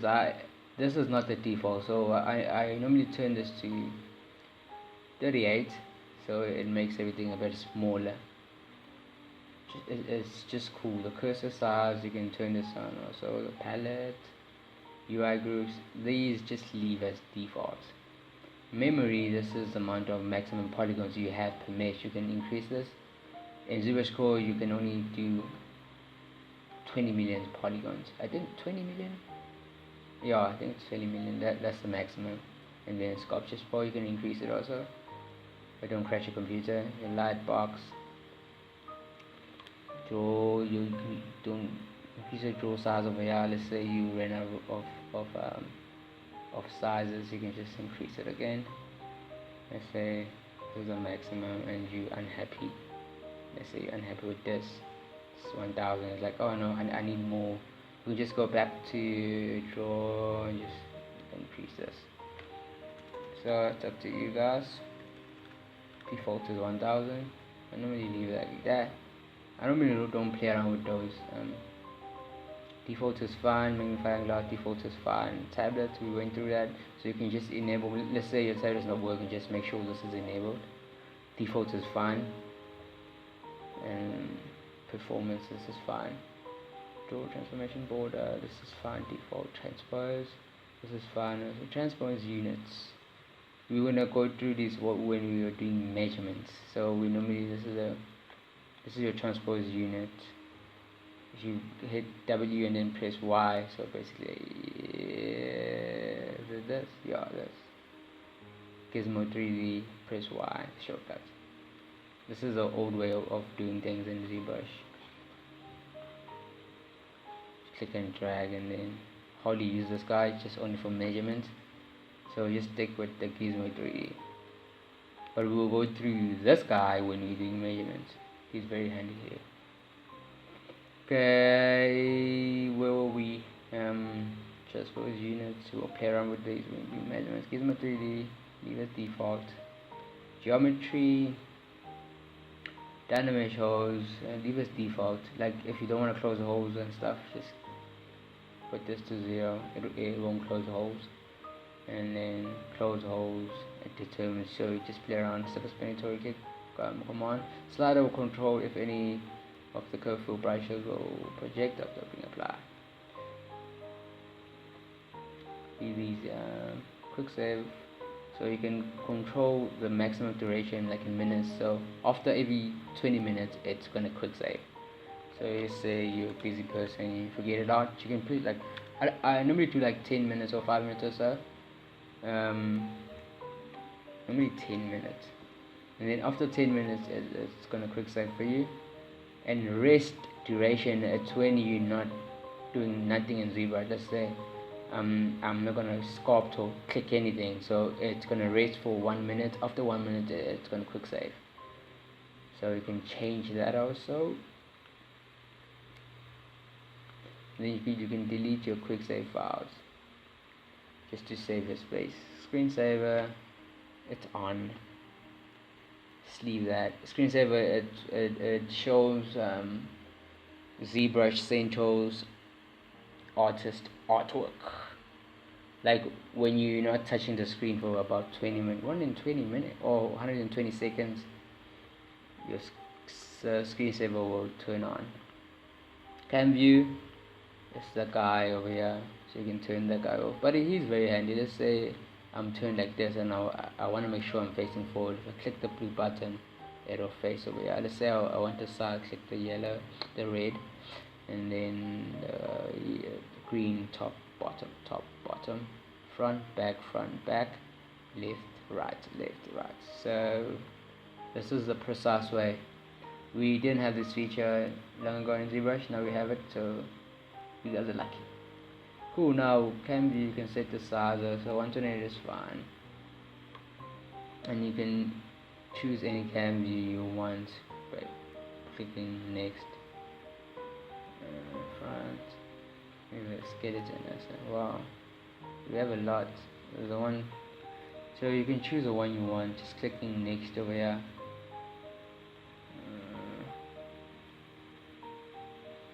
Let's see, let's bring that back to default. That can be, you can create your own also. Thumbnail, this is a guy over here showing a silhouette. It's very important also. Turn this on and off. You can change the background also if you want to, and you can export your thumbnail, so you can export your silhouette. It's going to be low res, so just make sure if you want to export this guy, just scale it up, like the size, make it big. 512 is fine. I think that's the maximum. Utility, leave as default. Language, just choose any language you want. Depends if you're not English and stuff, just change any language. We have a few languages over here. Yeah, so just play around with that. Render, it's this is the best PV render. It's pretty much this is this one over here. So you can click render VR, you shift R this, the anti-aliasing render quality. So you can increase this. It will increase your render times. And then if you don't want to see shadows, you can turn this off. Flow shadow strength, it controls how much of shadow strength. Global shadow, so it's on 1, it's fine. Normally default is fine because we hardly do like intense renders over here. And then if you have key shots, we have key shot bridge. So external render, if you click key shot, it's gonna open your render in key shot, and it will render everything in key shot. And if you turn these on, it will send document color and group by materials. So if you have that, you're lucky. Stroke, basically it's these guys. Stroke, just mainly letting you went through that. Leave as default modifiers, replace lost. Sculptures Pro, this Sculptures Pro. Turn this on and then start sculpting now. If you look at our brush, it okay, this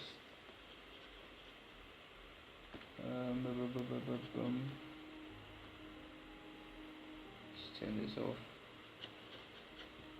So do I have any subdivision there? Okay, no subdivision. Where is sculptures? Stroke, Sculptures Pro. Let's load something new, make pretty much 3D.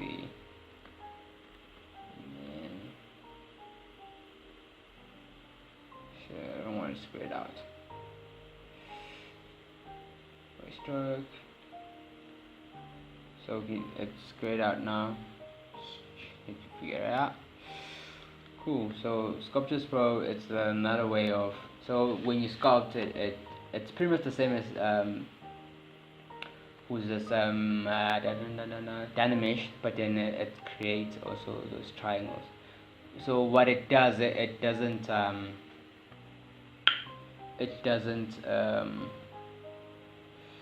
subdivide everything, so it's pretty much ideal.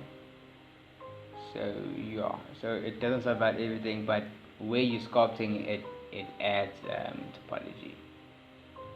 So you can play around with that. So lazy mouse, you can increase how it follows your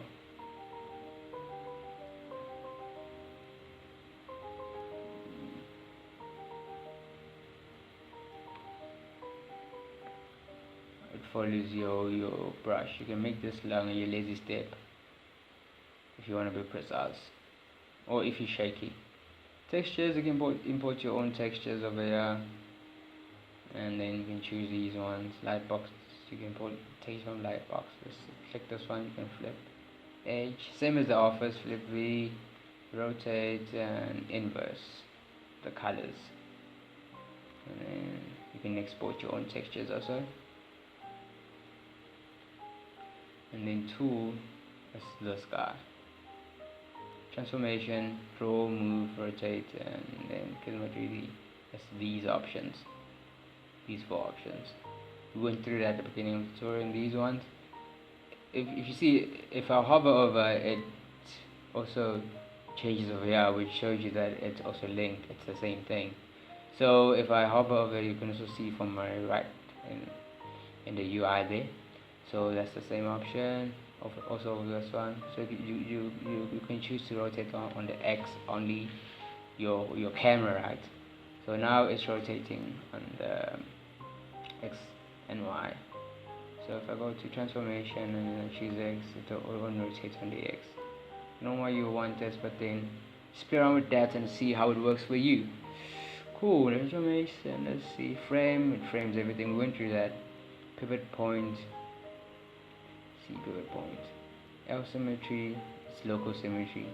So let's say your symmetry is lost and let's say you panning. So it's gonna make the center of the object be where you're gonna rotate around. So your camera it's gonna be targeting that specific point, so you won't have any issues. And then local transformations, the same thing. Polyframes, we went through. Solo transparency, we went through that. Activate symmetry, this is a symmetry. Did we went to radial symmetry? I think we did. Let's just do it over again. So we have normal symmetry, which is X. Let's say you want radial. If you click R and then you have radial, you can have how many points you want. And see, so if you sculpt now, everything is radial. You can choose which axis also. Now I'm on the X, let's choose, oh come on, choose Y. And then you can just sculpt at the bottom. Very nice, huh? Okay, you can choose which axis. You can play around with these. Mirror symmetry, what it does over there, it does on the other side. Cool, sweet. Now, Z plugin, we don't have much. We hardly use these guys. So, deactivation, let's say you're unhappy with the license, just go to license manager and deactivate everything. But if you purchase ZBrush in our links, you have lifetime access and updates. 3D Print Hub, we will go through these when we will be doing exports. Basically, we will be exporting for 3D printing. Do it over here. Gives you like nice features. You can choose a size and whether millimeters or inches, and update your ratio, and then yeah, size options. You can go crazy with this. Then export STL, so you can export these options also. You can choose like you want to export or visible subtools or selected subtools. You play with these binary or ASCII polyframes. You want to export polyframes and export to separate files. If you want to export each subtool to separate file, so you can play around with that option also. Decimation master. Let's say you have like a lot of polygons over here, so the decimate master, I don't know.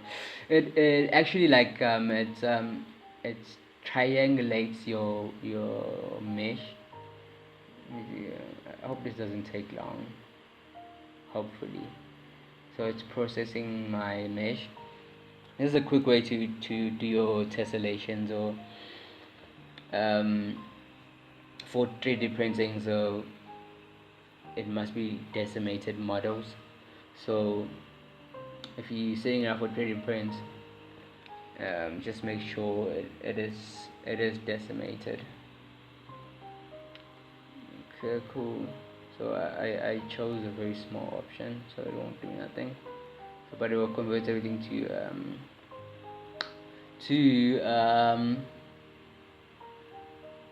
triangles.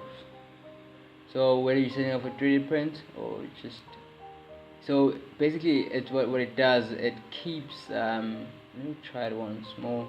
Basically what it does, it tries by all means to keep the details while reducing the number of polygons or triangles and points on your mesh. So you can play around with that guy. Funny, it doesn't work for me now. Let me see if I need let's see. So it analyzes your mesh first, and then it sees like how to go around everything. So this is your way out when you're sending out stuff. I think ZBrushCore is very good for 3D printing. Not not a lot in articulation, but it does. You can do some articulation, like keys and stuff, but it functions very well. So make sure you go through this process. I normally choose that preset 250k, which is to 250,000 triangles, which tries to keep your detail. So if your mesh is above 1 million polygons, just choose 250. So just wait for this guy to finish up, and then we wait for that scenes, whatever. Oh my word. Okay, cool. So I hope you guys are understanding so far. But obviously you guys have a chance to play this anytime, anyway, because if you're watching this, then these courses, these classes will be available for lifetime access. You can see I have a lot of triangles. So 250 was that. You see I have 250k points, active points. So previously it was 700, now it's 250. So it works. So it reduced, but then you can hardly see, because it tried to keep all those forms and shapes in place. Text 3D vector, done, quick save. So this, if you have your vector text, you can just load it over here, your SVG, and then you can just load it over here, and then you can make it 3D, or you can type your own text. Oh, come on, anatomy guy. You'll basically create like a own text in 3D.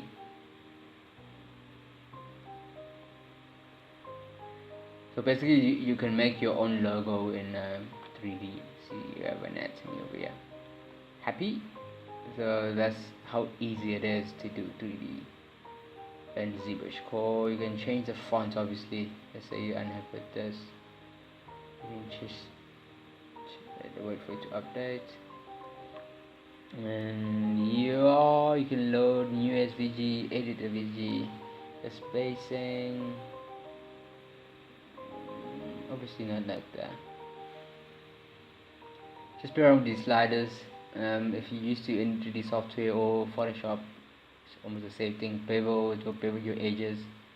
Yeah, you can replace, and cool. You can also save it also.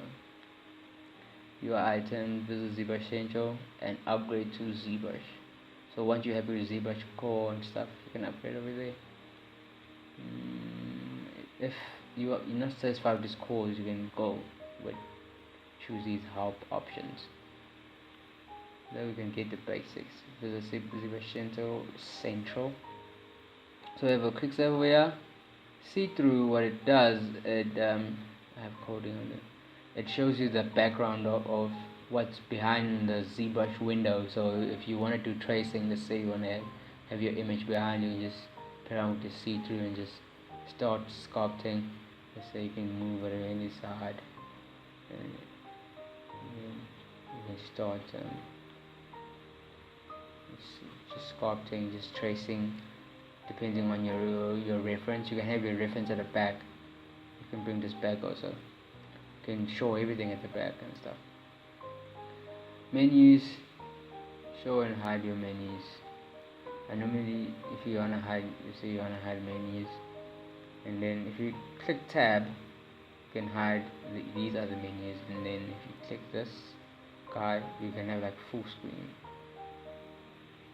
So this you will do if you're a pro. And if you want to bring it back, click menus and then press tab and then double tap over there. Everything is back to normal. Default script, and then here you can change the interface. see the colors, the themes. I'm gonna leave it at default, which works well for me. So yeah, we've got a lot of UI presets over here. Which colors work for you?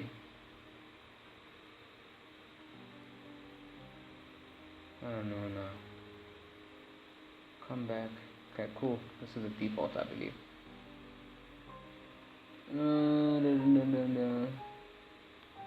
Same thing. This is the full screen we get there. We're gonna have this back to normal. Okay, I think that's yeah, we can hide this self-explanatory. You can close ZBrush, exit ZBrush, you can close over here. I think that's that for our interface. Thank you guys again for your time. See you on the next class. Keep on practicing and watch these videos all over again. Remember, you have lifetime access if you guys subscribe to us. Any questions, just leave us a comment and then we'll probably get back to you as soon as possible. So we're planning on supporting you guys along your entire journey. So keep on practicing.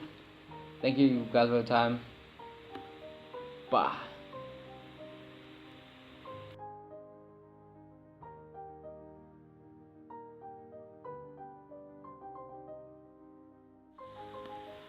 Taking this chance to welcome you guys to this ZBrush sculpting course.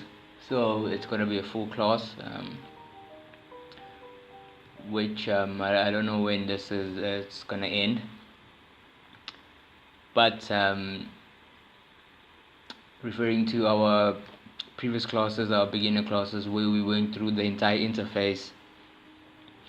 Now we're continuing it with the next stage, where we let's start sculpting something. Because it's kind of different when you watching tutorials, you trying to learn the interface and how ZBrush works and stuff. It's totally different than then when you start sculpting and then everything just changes. So I'm very glad. I'm very glad you guys have joined us, and thank you guys for your support. Those who have subscribed to us and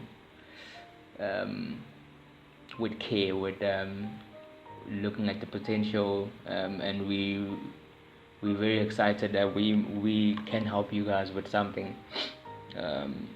So without any further ado, let's jump into sculpting. So I have a sphere over here. Like if you open ZBrushCore or if you have ZBrush, it's gonna be a bit different, but then the workflow it's gonna be the same. So if you like gonna be having like ZBrushCore, you're gonna have a sphere like this, so you can follow along with this. I think we're gonna start from a sphere and then take it from there. So to close this grid over here, this is the floor, you just go over here, but the shortcut is Shift P. So you just get used to the shortcut, Shift P, and then we're done. And then yes, that. Then so what we're gonna do today, I think we're gonna be sculpting a torso, human torso. So it's gonna be an anatomy study at the. It's gonna be an anatomy study anyway. So basically, if we can take this year like this, let's finish the entire human body piece by piece. Like let's take like probably like we're gonna take like the upper limb, and we just gonna be focusing on that upper limb, all those parts, everything, all the superficial muscles, and probably the skin details and texturing, hopefully. But let's focus on so hopefully this won't take probably like 6 months or so. Like this full class, because yeah, you guys are gonna be asking questions, we interacting with us in the group chat, so we will be available also. So it's gonna be like everyone will be posting also the project files, and we're critiquing each other and it's gonna be like extremely like it's we're gonna be hopefully we're gonna go through everything, everything, um, I hope so. Let's start this class. So I don't know why I started with the torso and not the face, but we're gonna be sculpting the face also. So the entire human body, we're gonna be going through that. Cool. So I've assigned hotkeys for all these brushes over here at the bottom, so you might not see me go here. I might, but then I doubt, which makes my life very easy. And I also might close this and go to full screen. So to close all these sides, because we're not going to be using this for now, just click tab on your keyboard will hide that. And before I close this, I'll go to Dynamesh. So let's go to geometry, Dynamesh. Oh, it's turned on by default. Okay, because this is the sphere. Just checking that. Just check that and just check your symmetry to transform. Symmetry has to be active. If it's orange like this, then it's active. So you just checking those and just go back to, depending which brush are you in, but normally I'll have all back face masking. And let's just close this for now. So if you double tap on these arrows, you can close the slider. We went through this in the ZBrush basics. So now we have the full screen. Okay, let's start. Let's start the block out. Switching between move topological, or let me just take the move brush.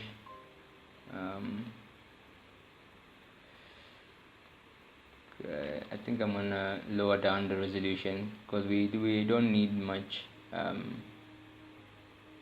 It's very hard to work with such just 56. Let's see. Even this too high. It's 16. Oh, that's gonna be too small. Let's say 25. So if it doesn't update, just click anyway. Just do like a small touch on your mesh, and then Dynamesh will update if you're having that issue. I'm closing that. Back to this.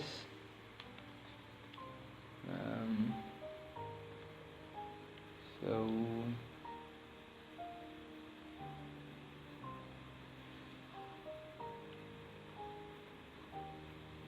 we're gonna be going through that.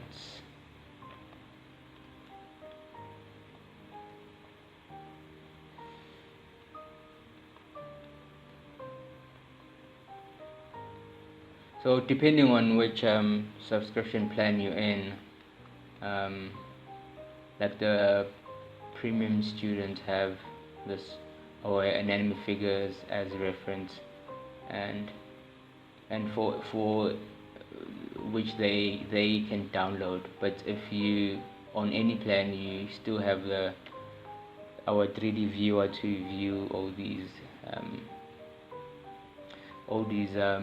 anatomy figures for reference, so you don't need to stress about reference there.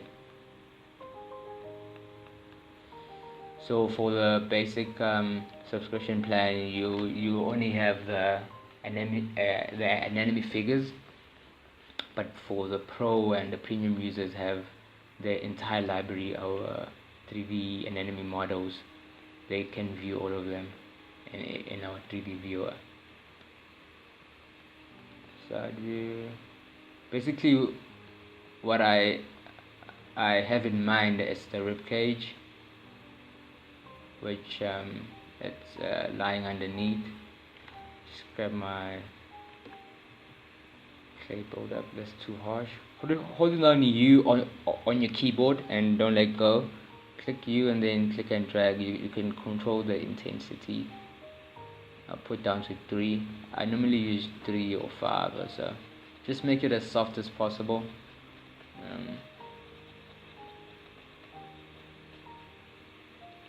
And then let's see. I think let's do some arms over here. Not like arm, but then just shoulders. So holding down control, I done that mask, and then if I click, I can inverse, and then hold down W. You can get this move thingy, and holding down Alt and Alt option, and that corner I can move this over here, and then I can drag this X, just move this outside. And see how it looks. Just is that a bit too much? Yeah, and then Q, and then Control click, and then Dynamish. Okay, we have that.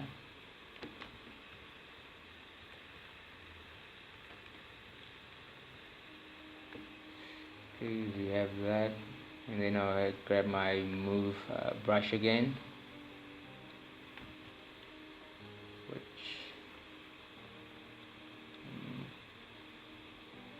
Everything is a bit messy right now, but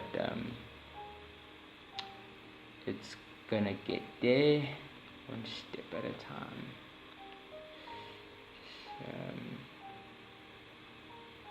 One step at a time.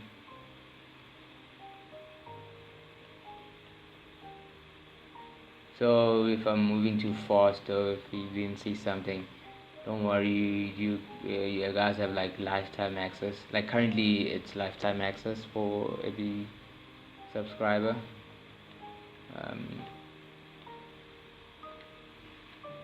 And we'll update you guys if there's any changes. Let's do a neck over here also, just a tiny neck. Control click, and then W, and then hold on Alt option, so you can move it wherever over here, and then just move the Y axis just like so. Q, Control, drag, and then just move that, and then I'll switch to my topological, and these project files will be available for pro members.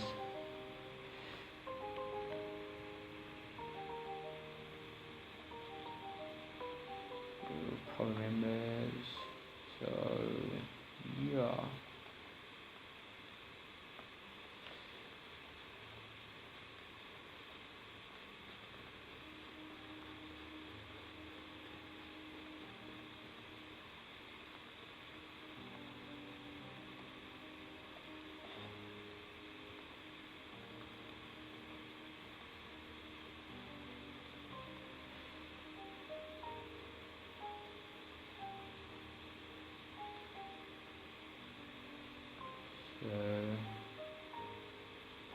Hold down B, you can just move quickly to your brushes. I just chose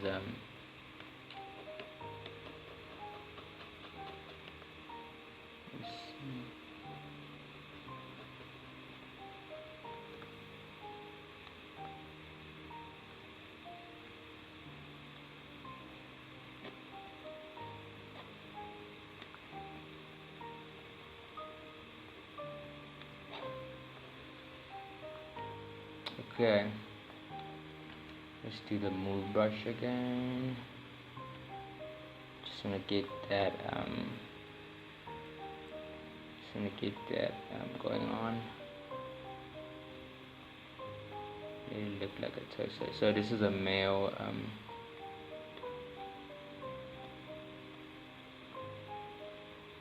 right now we eyeballing everything, so if we were doing a full body, we were going to be making sure our measurements are precise. but we will go through measurements, I believe.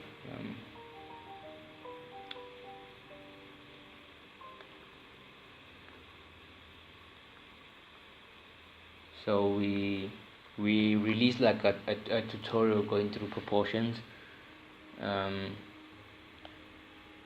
It's in our YouTube channel, so it's one of those free resources you guys can have a look at also. So if you just confused like how do we do our measurements and stuff, but then if there's any questions, you guys can just hop them in. Okay, let's start with the sketching. Once we not totally happy with the silhouette, but then once we have something going on,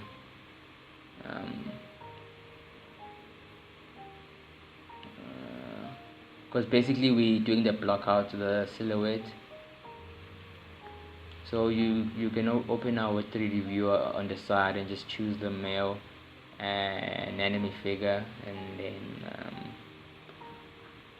you're good to go. And then you can just turn it around depending on which browser you're in, so it depends on that.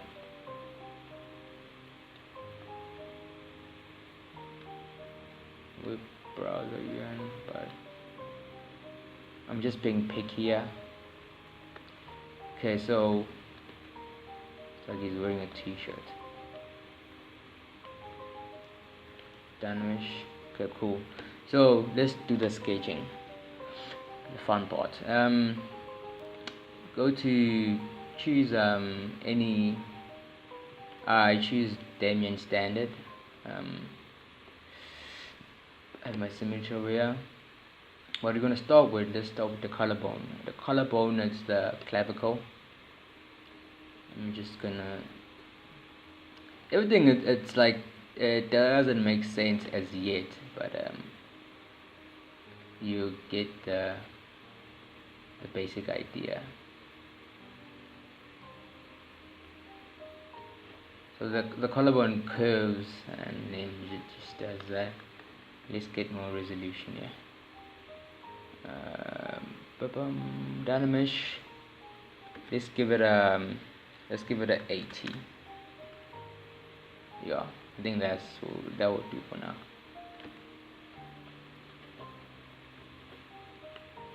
Let's raise that. So turn down the intensity so it curves like so, and it meets with the scapula, that the part of the scapula, this part flat section is the chromium process, and then the scapula turns to the back.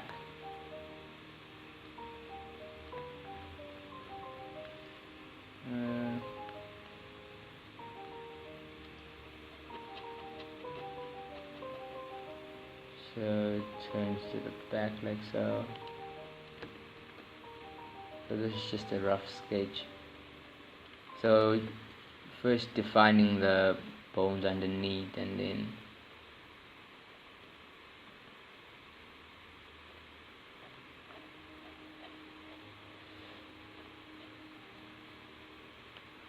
so that distance from here to here, it's supposed to be one cranium, but we're not doing any measurements now. So we have our spine going on.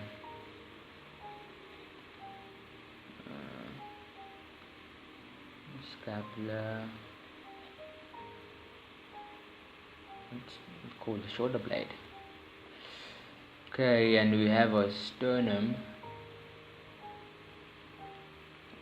Sternum over here, manubrium, sternum, the body of the sternum, and then we have our xiphoid process, and then it's going to be our cage. So you won't be doing any. Let's just do it. So first rib, second rib. Obviously this is it's gonna disappear. Third.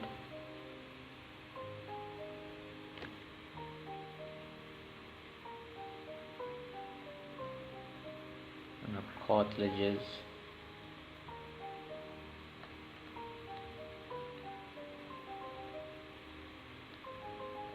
I'm not gonna be doing anything precise, it's just a rib cage.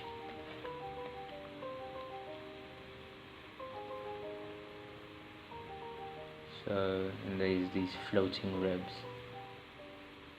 So we know here where the rib cage ends. There's we have our T12. So the last thoracic thoracic vertebrae. So T12 and then yeah. And then you have our lumbar vertebrae over here.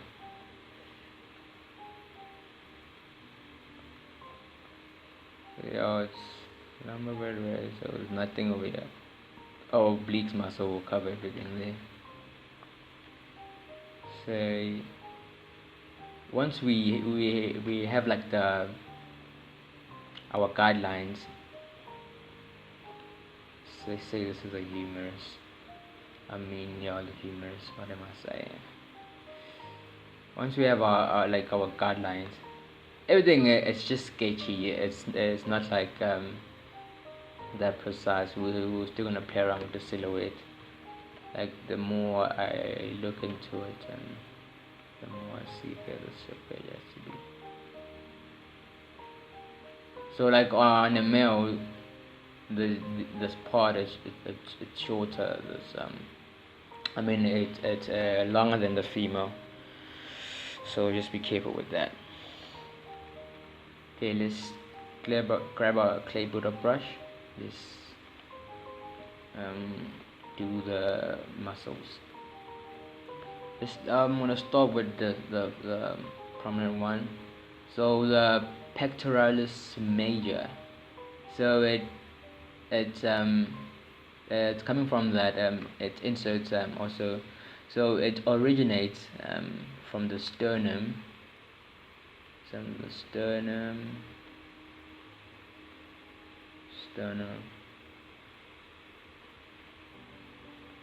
This is the sternal head, because it originates from the sternum.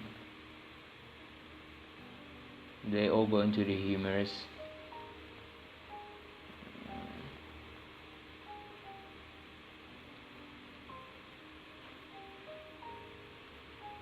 Abdominal head. How about that?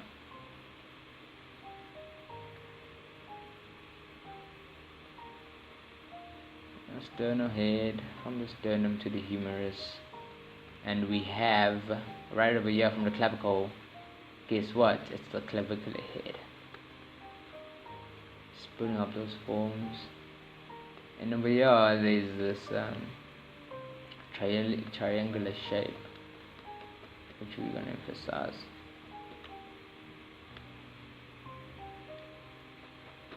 Almost forgot it.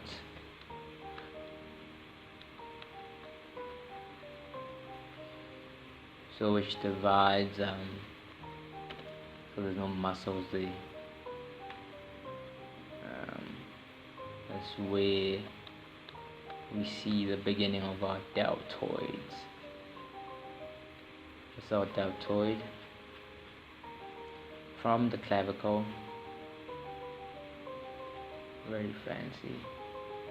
From the clavicle, so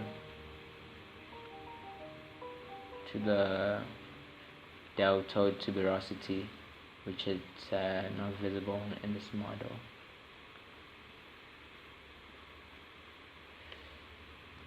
So this is part one. It's going to be the block out. Nothing exciting you guys will see at this stage.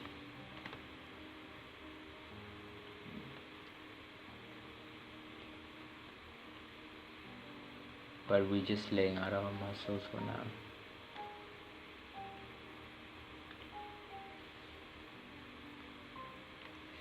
continue with our deltoids. This one from the chromium process as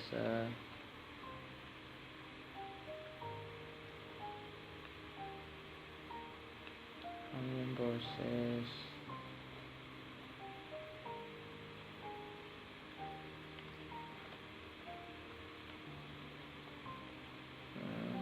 Smooth that out. I normally don't smooth out because I do like lose a lot of details.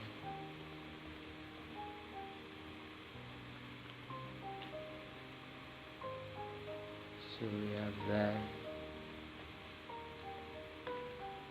and on the neck, let's cover that up. Let's grab our 10-inch standard. We have one of my favorite muscles, the sternocleidomastoid.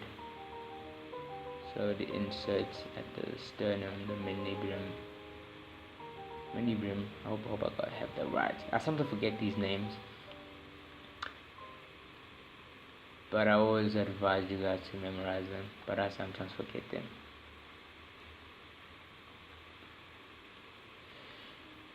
So just separating these parts.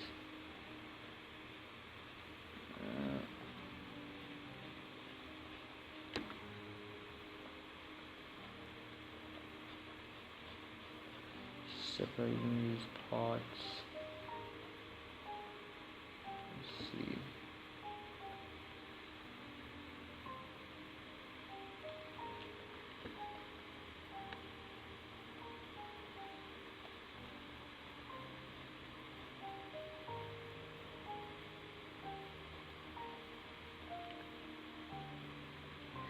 Go back to the sternocleidomastoid. So it splits into two parts. The other part inserts at the manubrium, the sterno, so the sterno part, and then the other one, the clavicle. So the sternocleido-clavicle mastoideus, they say. Let me just dig in here just to show that split, so you guys might not get confused. Let me just dig in here. So we're just gonna be going through those superficial muscles, because if we're gonna be laying skin on top, there's no need to be focusing on everything.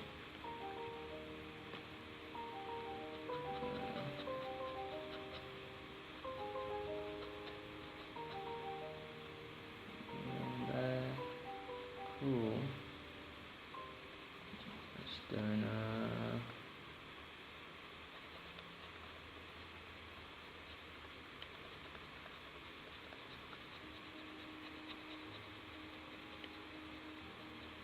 Let's just stick that opening there, showing the sternum. I'll grab some water.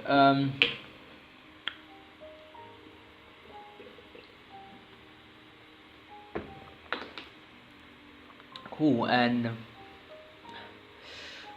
let's go to a second muscle. You can write these down, or I don't know, but if you guys need any charts with the names, we can get that information for you guys. Let's go to a second muscle, which is the trapezius. So it originates from the back of the skull there, divided into three parts. See the other one that attaches at the chromium process. So this is a buff male. Trapezius. Let's save this file. I think that will be very smart. Let's call this name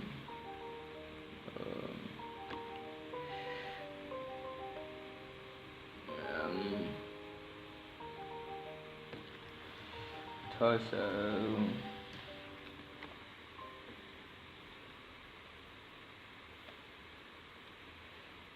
So you remember, you guys, I told you it splits and it's divided into 3 parts. The second part, and the one attaches at the scapula. And there's this protruding bone over here, which you normally see, which is the cervical vertebrae, which is normally prominent. So it's something you cannot avoid.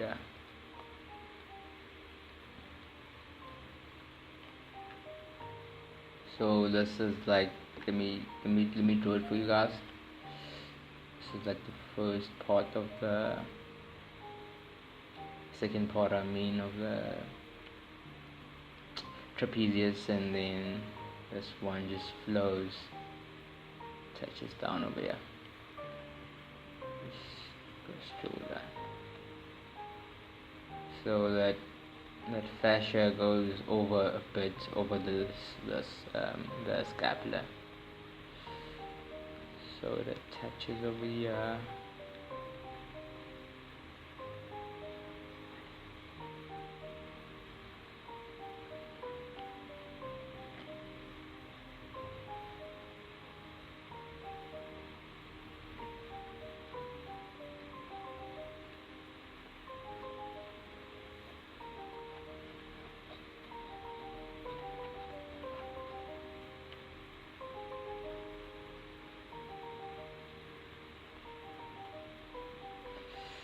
Let's go to scapula.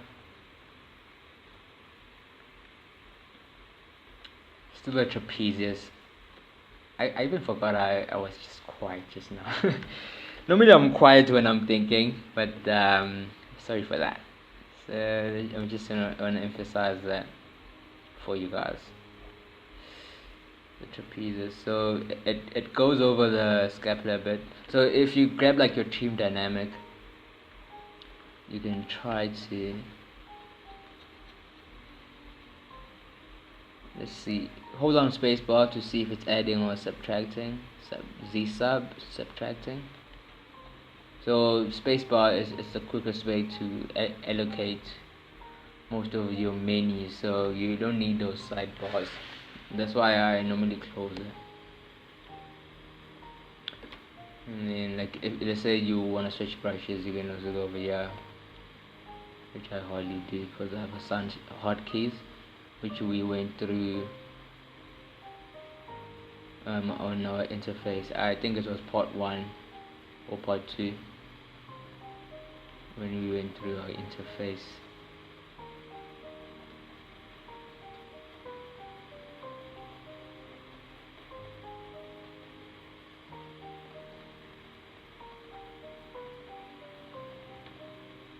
Okay, we have a trapezius.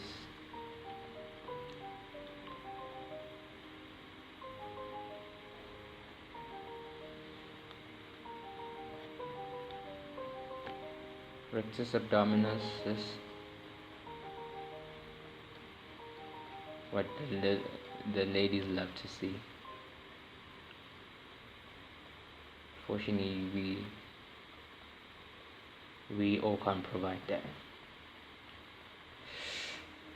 Rectus abdominis. So that's normally covered by the external obliques, which is a very, I don't know, thin or thick fascia.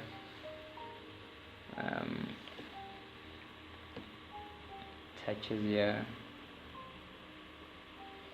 So grabbing our our standard, Demian standard, I just want to draw that. It's important just to do those sketches first, before you lose like everything.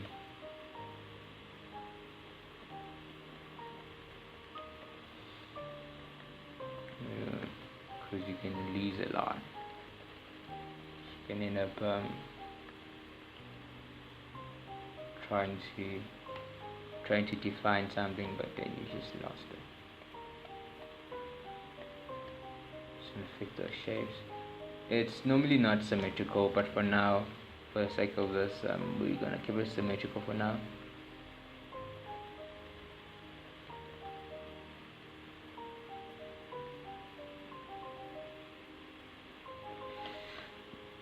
Let's just stay in here.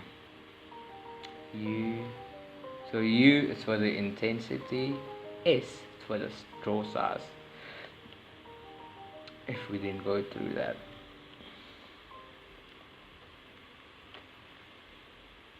just down a mesh, and then just building that up.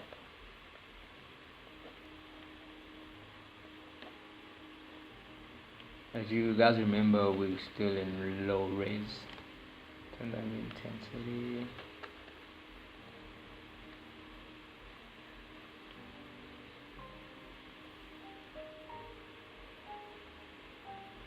Holding down Alt options to switch between Z-Add and Z-Sub. Oh my word, ZBrush Basics. Just doing that, and then just coming in, just building the forms around those lines we had there. Nothing fancy, but we have that. Just grab our Damien standard.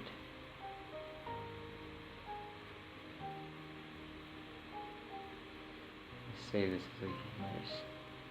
Let's just call it a humorous.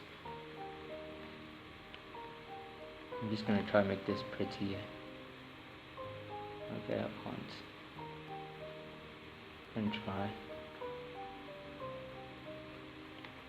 And then curve trim dynamic.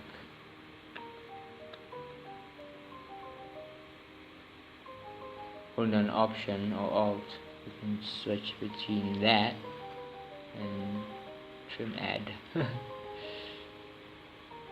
Adding those forms. Going to my clay builder. One of my favorite brushes, the clay builder brush, because it solves a lot of issues.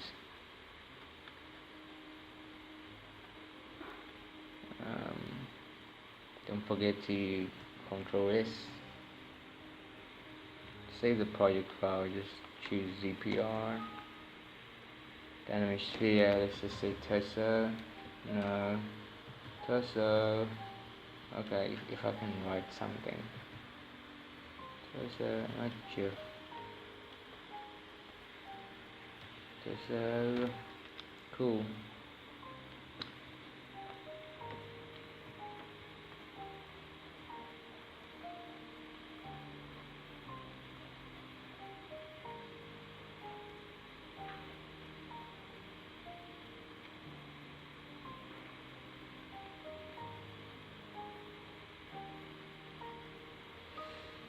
And then we have underneath over here, covering the ribs a bit, the serratus anterior. Serratus anterior underneath. I'm not gonna draw them, it's gonna take forever. Just build up those forms, and they covered with the latissimus dorsi, so it's gonna be pointless to draw them anyway.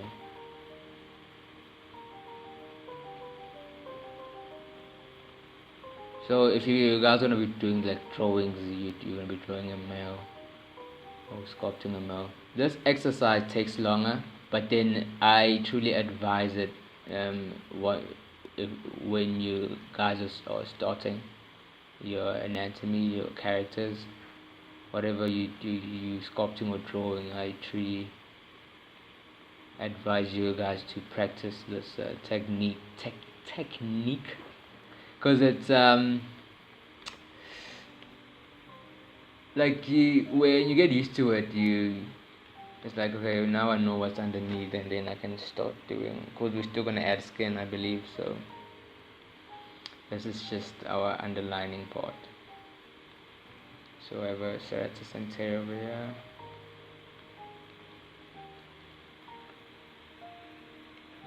$38 let's do 1 hour of this, and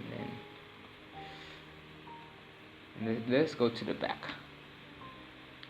So at the back, let me just move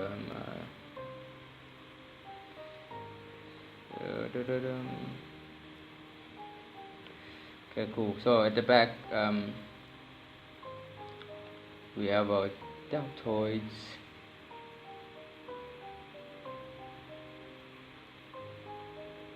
Deltoid muscle.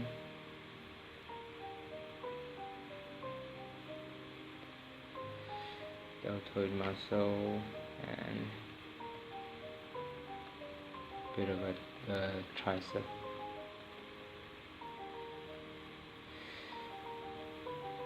I'm just gonna be covering what's visible. So the infraspinatus. Infraspinatus, if there's infra, there's definitely supraspinatus, yeah, somewhere here on top. It's covered by the deltoid. So then we have our teres minor, and we have our teres major muscle over here. Now we underneath have our rhomboid and all those goodies.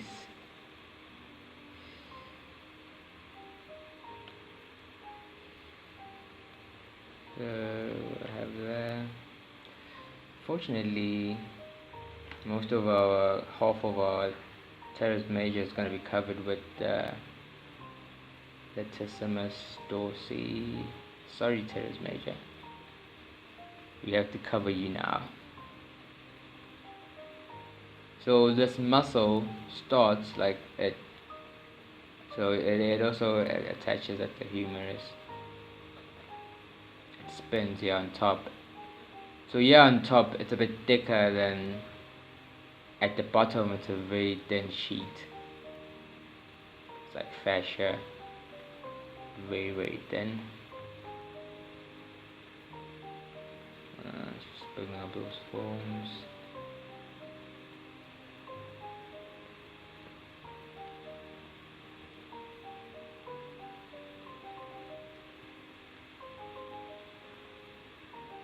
We have our scapulae muscles underneath. See, so you normally see like bumps over here, which is our scapulae, effective scapulae muscles underneath. Because this muscle is so thin, you can see the underlining muscles underneath. So that's what I'm trying to define here.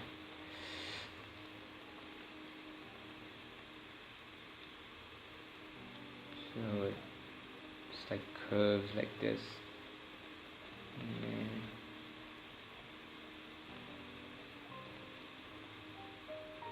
And our teres, or infraspinatus, teres major, trapezius, and then just pull up our deltoids.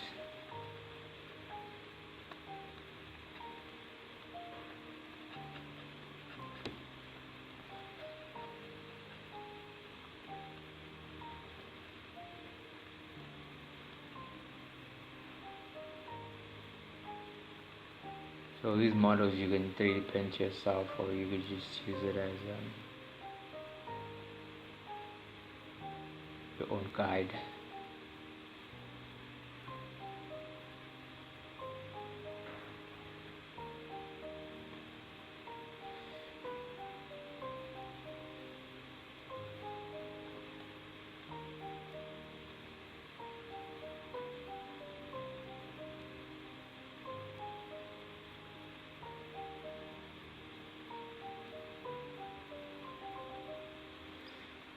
Whatever suits you. So it's entirely up to you guys.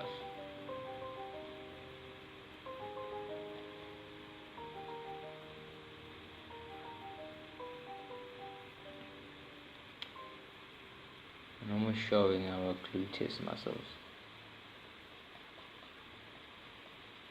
I'm not going to be going through those, but we almost have those. Okay, cool. Just focusing on the deltoids. This just coming in the clay with a brush. Pretty much the same technique as all our tutorials.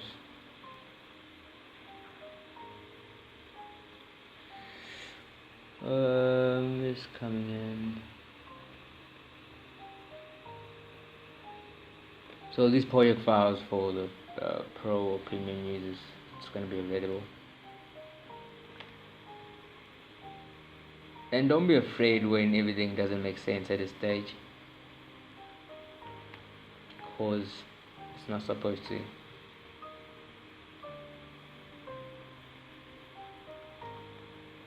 You're probably asking yourself, what's this pointy part over here? So this is the trapezius. Bit of the trapezius. She's grabbing a standard brush. Just, trying to define that. Cool. Get the side view. Just grab a move brush. Just fixing the silhouette again.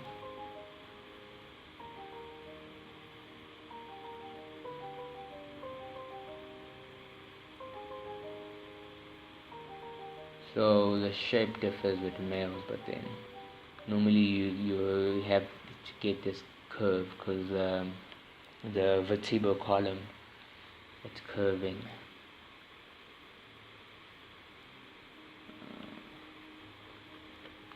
That you can't avoid. If you hate curves, I'm sorry. So, but that you can't avoid. Cool. Not too happy with this, but we will be fixing this.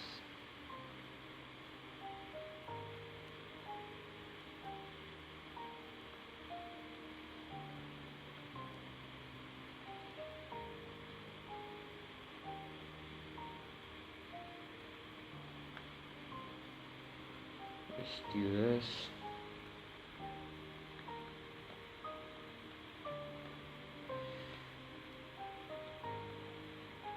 Okay, what we're looking at now. Now let's do our. Okay, let's clean up our serratus, and then turn this down for one. Let's do our external obliques. Is it external? Yeah, external obliques. Let's do that.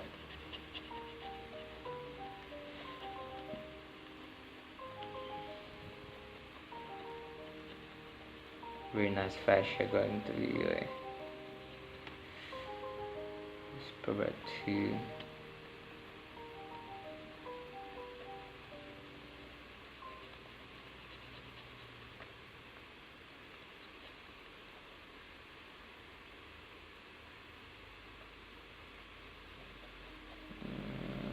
Obliques.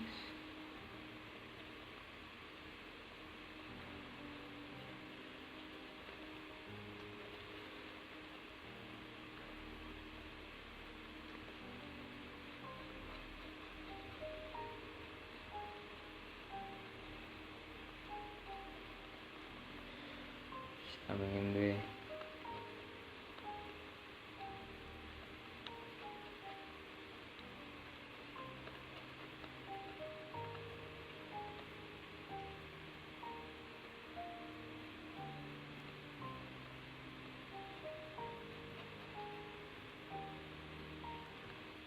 Building that up.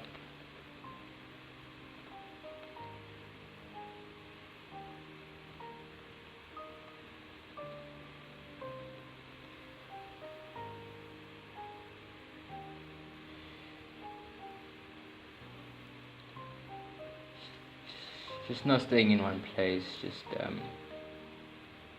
moving up and down. I'm just picky about this. Can't it be like equal? And then yeah, do that for now.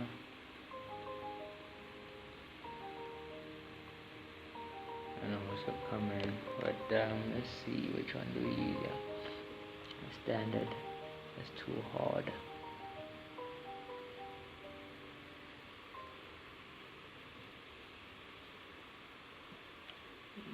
Focus shift is fine. Let's increase that a bit.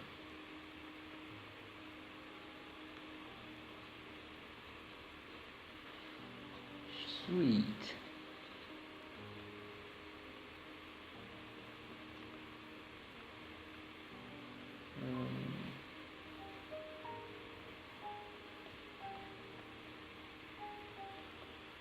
So this can serve as your guide when you're starting your sculpt.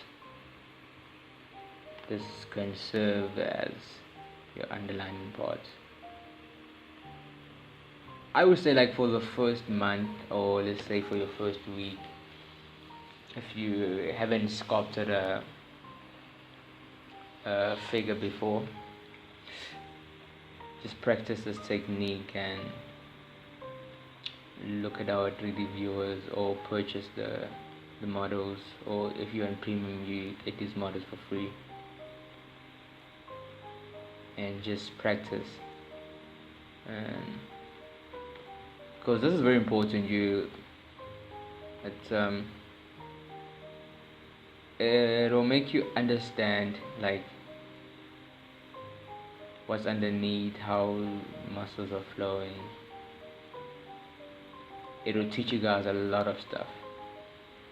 As you can see, I'm not entirely happy with everything I see, so just keep on moving around, having my anatomy in mind,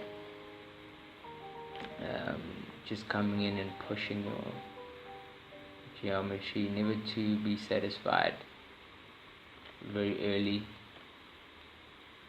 Just come criticize yourself before people come criticize you, and keep on practicing.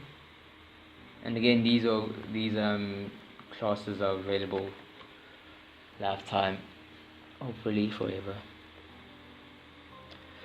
For now, that's how we doing things. So I guess we're gonna stop here for now for today, and keep on practicing. Give this your time. It's gonna be rewarding. Like if you consider about the measurement, we went through measuring the proportions in our proportions. It's a free tutorial in our YouTube channel, so you guys can go through that.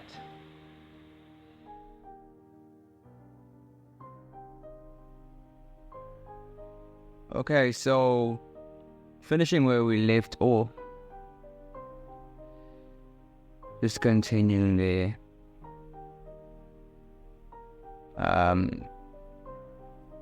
Just fixing those shapes, fixing those muscles before we add our skin layer on top. So I'm gonna grab the Damien standard. I'm gonna switch into this view. I'm gonna grab a Damien standard, just defining the latissimus dorsi, the back muscle, and our serratus anterior.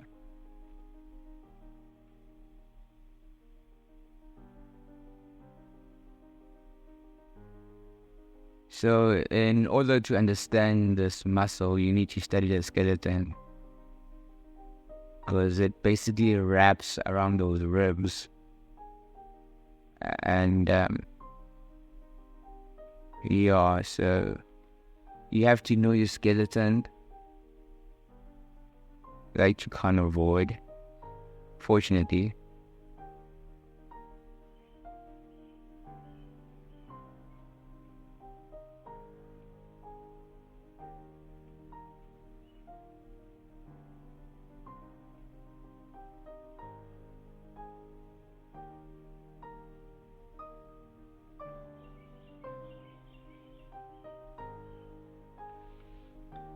I'm just putting those fine lines, just reducing that intensity. So once we're almost satisfied with what we see, I can come in with the clay buildup. That's too harsh. Just too harsh. Okay. Tuning that right intensity. I'm doing one on the. Now basically we adding the skin layer on top. Doing to smooth this out. What you can do also is close this. So let's try some trick, which might be quicker than what we're doing here. So once you're happy with your muscle underlines, once you see that, okay, you're happy with everything, I'm just not happy with this, let me just send it this up.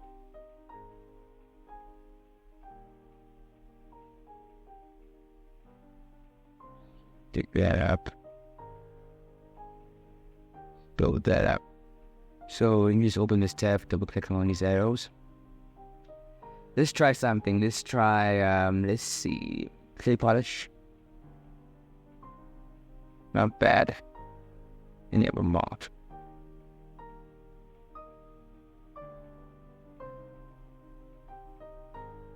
But you lose a lot of details there. If this works.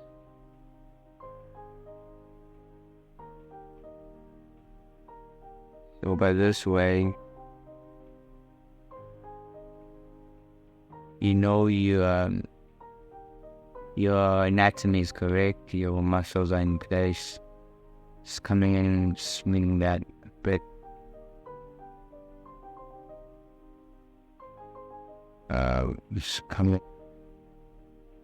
Just holding shift to smooth. You know, I grab my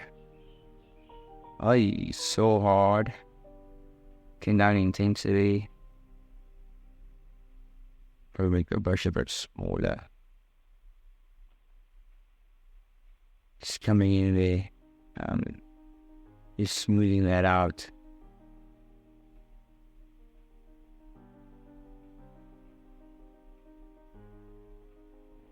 That's right. This way here. So it all depends, like, on your reference, what kind of a figure you can create. But I hope you guys understand that technique. We started with sketching the skeleton. Nothing fancy, like any details going on as yet. But then from there, we took it from there to the muscles, the superficial muscles. And let me put let's close that. Just coming in with the smooth brush and the clay buildup brush. What I like about this workflow, you already have your muscles underneath, so you already have your anatomy. So it helps you a lot to, if you want to, you can just emphasize those. Let's say you lost a lot of details, but we won't do this over here because we're still in low res and we're not too fussy about any details as yet. But you can come in and just and emphasize those muscles, the serratus anterior, the one that wraps around your ribs. So we just come in there, just using the clay gold upper, so just creating those forms. Nothing fancy, because it's we're still gonna lose a couple of details because we're using Dynamesh at this stage. So don't stress yourself and strain yourself without being too careful about every detail.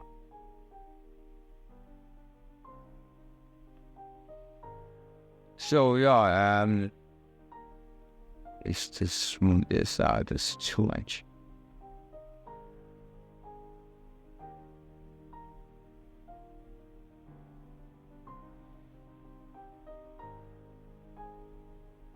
Something like this. So it's a bit blocky now, but promise you guys that makes sense anytime soon. So if I went too fast with this series, with this class, you can just watch it again. You can just, because you guys have like lifetime access. As long as you guys are subscribed, so you guys have you can watch these tutorials anytime, and you can just follow along, just do your own sculpt. So for pro members and premium members, you guys will get these project files. Any files, any tutorials will be done over here. Any classes, you guys will get those project files. Only for premium and pro members, fortunately. So yeah, I'm just gonna leave this for now. So any questions, guys, give us a shout, and it'll be available. And in each plan, you guys are gonna be in a WhatsApp group chat, so you guys can share your work in progress. We also want to share what we're working on, and tips and tricks, advising each other, criticizing each other. Like it's basically like a chat where we improve each other. No one is perfect. No one knows everything. So you guys will have an opportunity also to share your ideas, help us also. So only for premium members can request their own tutorials. So to know more, just visit asanatomy.com, and you get all the information there. Just go to the subscription tab, and the link will be available for you guys. So if you go to the subscription menu and frequently asked questions, you guys can get at least like an understanding what's going on before you subscribe. And this is basically like you guys supporting us, and we thank you again once more. And we hope these assets are handy for you guys. We really hope that.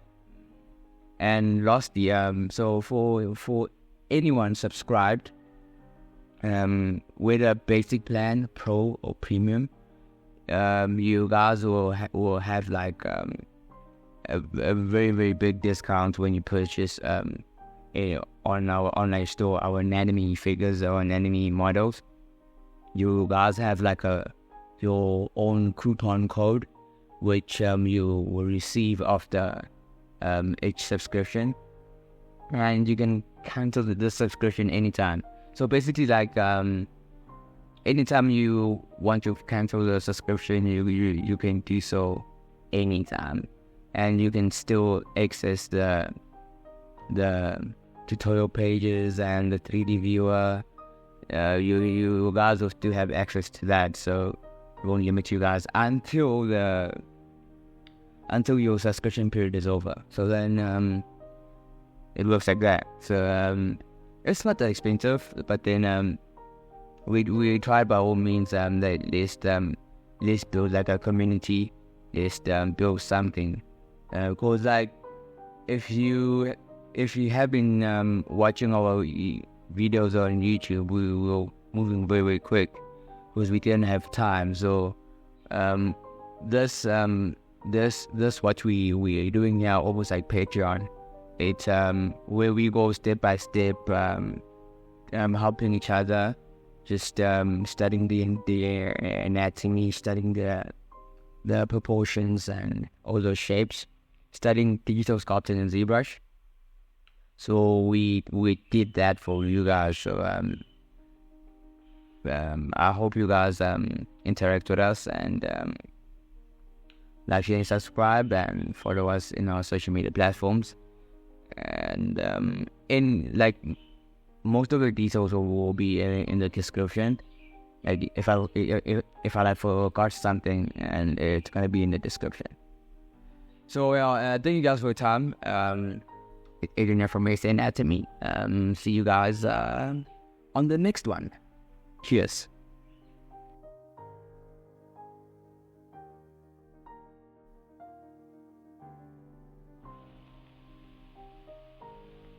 All right. Welcome to the second semester.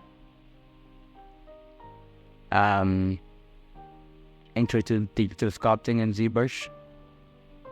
We working on ZBrushCore, which allows anyone who has ZBrush, whether ZBrush or ZBrushCore, can follow along.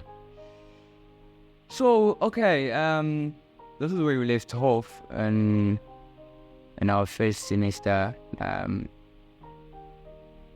classes where we started from a sphere to this torso. Everything is still low res because we're going to be merging everything together. Basically what we do, we go through each and every superficial muscle groups, so it's you guys can sculpt complete characters, main characters, and while you're doing that, you study anatomy so you won't have any problems. So we have our models available for sale. If you're on our Patreon page, which is new, so I created my own personal Patreon page, which the link is going to be in the description with all the details. So if you're on a pro plan, you'll get these project files. If you're on a premium plan, you'll get the project files, and also you'll get the human anatomy figures or the animal anatomy figures, so you can choose between those two if you're on a Patreon page. So just check on the description, and we truly appreciate you if you guys support me in order for me to keep on producing these tutorials for you guys for free.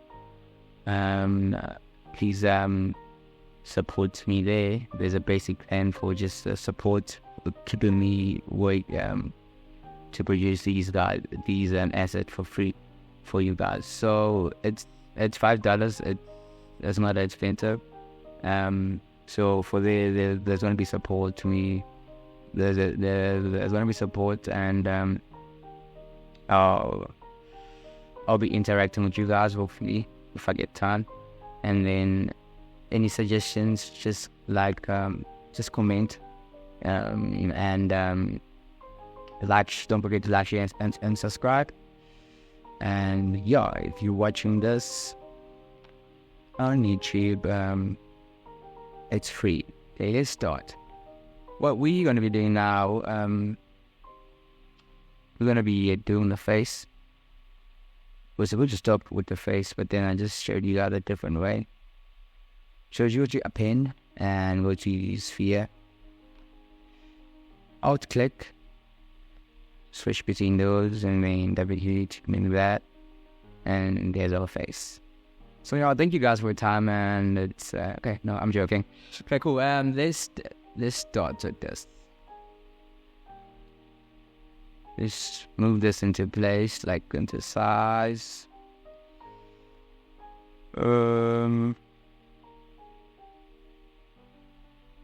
We see a face not like this. So go to your dynamic, put this at 50. And then let's start with the face.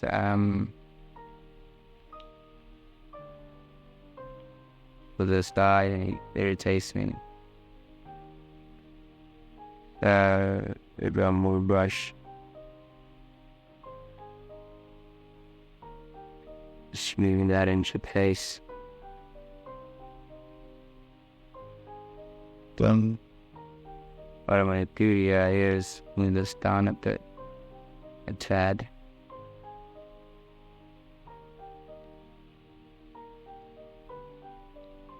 Think about symmetry. Let's see. That's nice. Let's start this. If you forgot the symmetry like me, try smart symmetry. Great job. And then close the start. So this deformation, smart symmetry, we went through this in our interface. And I think it was part 2. So if you are subscribed, whether you're on a basic plan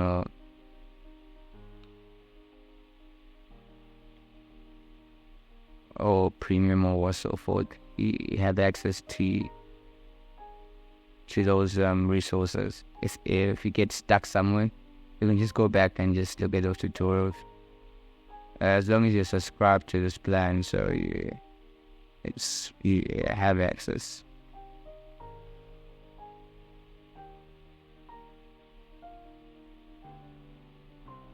Okay, so once we have that, it's time to study our skeleton.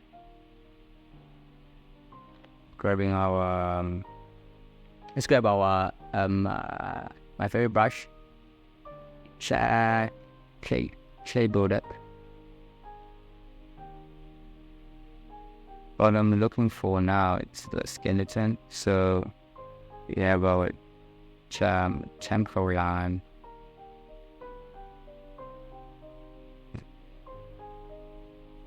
And there's our bone. And then and our orbitals over here.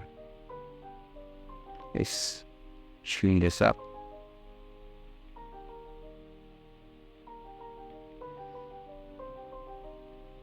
Let's stay this up.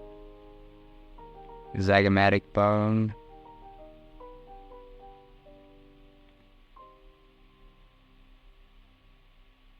Seems when I'm at it, should take a pretty exuberant.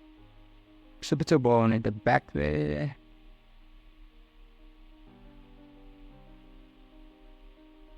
Helps us. It gives us that realism. So we always fuss about the skeleton. That's what we always fuss about for you guys. A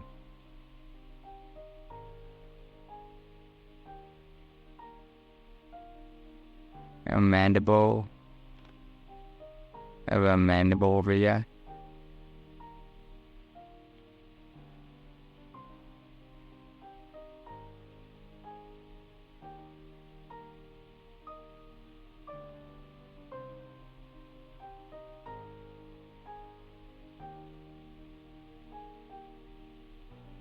So the jaws on male and female is quite different. So just make sure to use our reference if you want to see those differences.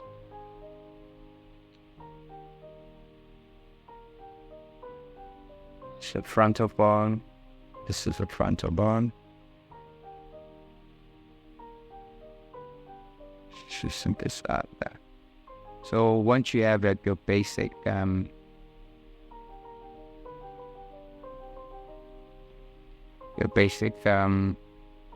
skeleton, then you can start with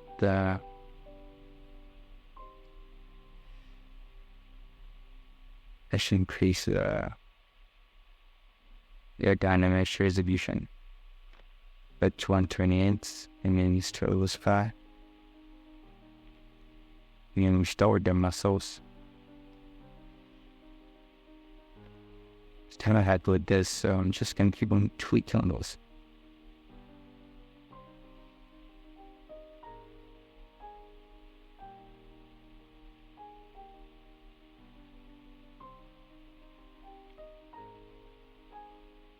Should I tweak on those bad? So the nasal bone ends over here. So if I draw a line, it ends over here, and then this is the cartilage. So then draw this, then you get teeth going on. It's a bit harsh, but then that's how it goes.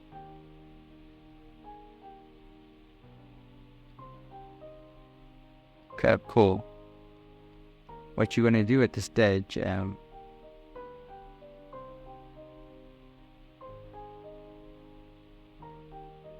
is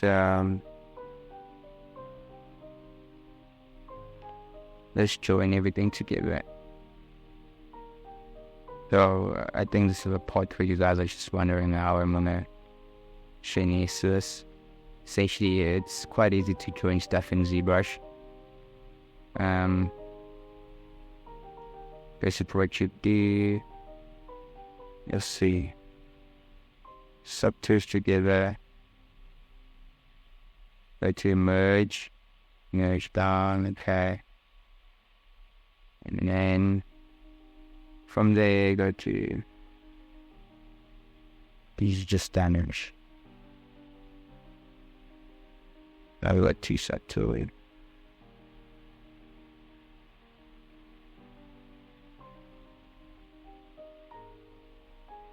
Just undo it. Just increase our resolution and 28. Yeah.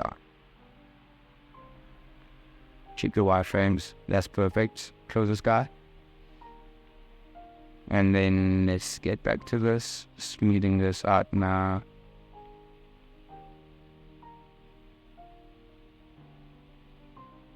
Doing that in.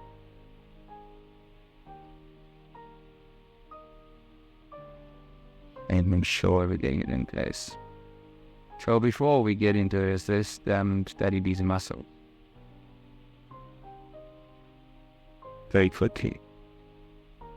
You're not going to work all of them, but I'm going to cover all these to get rid of this muscle here, the side of the face, which is temporalis.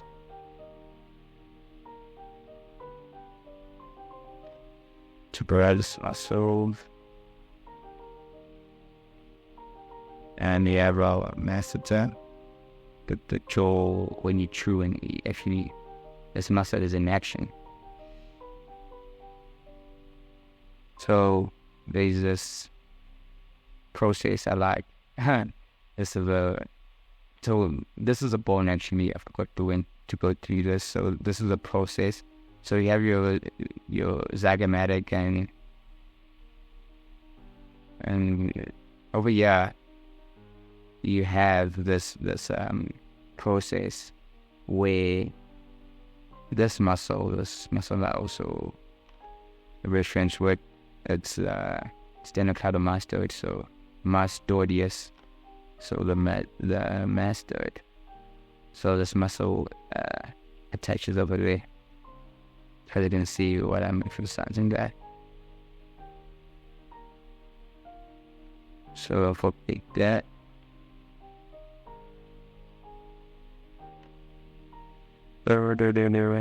maybe that in place.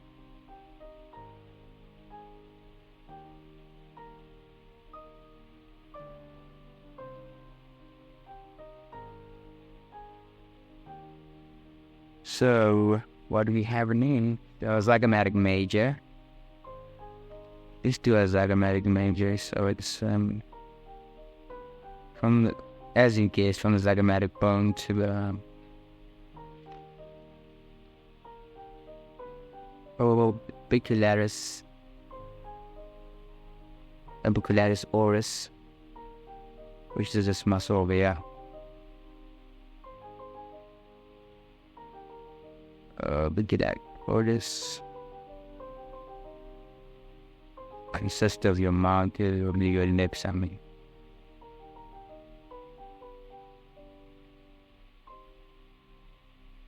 So orbicularis oris.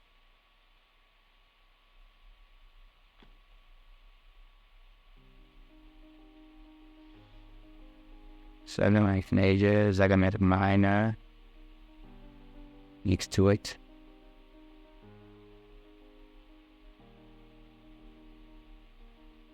And over here we have levator labii superficialis. And levator labii. Let's go to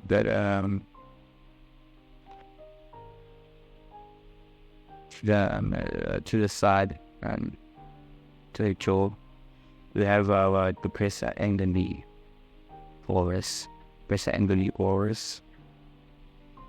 and then we have also next to it depressor labii inferior oris, and then armentaris.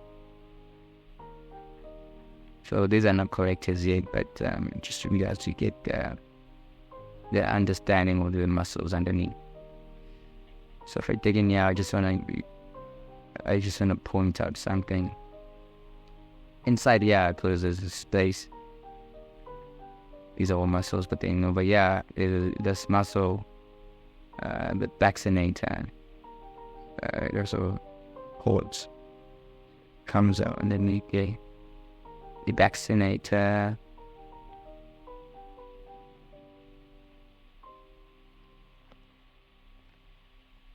So just moving right in.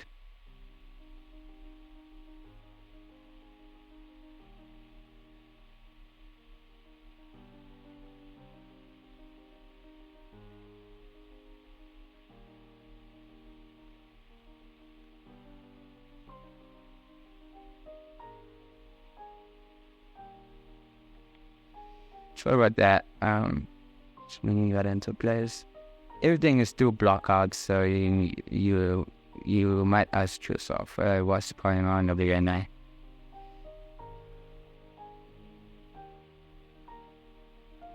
Sure, and then just gonna pull that down. Then I'll turn the others. Bring it up. String it up. Also do that in this, okay. What I think I'm gonna do, okay, I'm gonna do, and yet pinned, a sphere.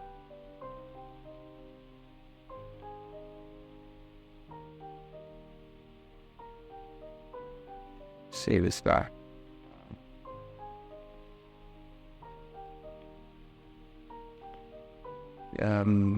Put your pinned. If you get pinned, pin the sphere. Click. Move the sky up. Scale it down. Hurry up. Which inside here. So to snap on your views, just holding down shift. And you can just snap that back here, side here.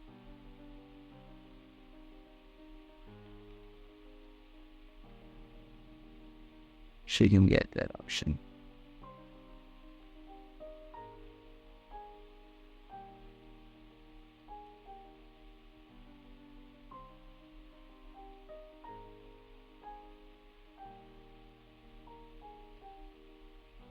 screw that into place.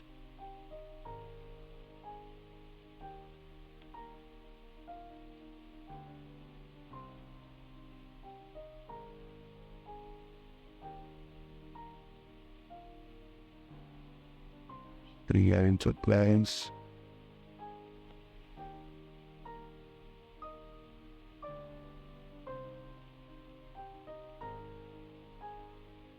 Okay, cool. So to watch more of this, visit the link in the description with our Patreon page, and don't forget to like, share, and subscribe, and follow us on our social media pages, and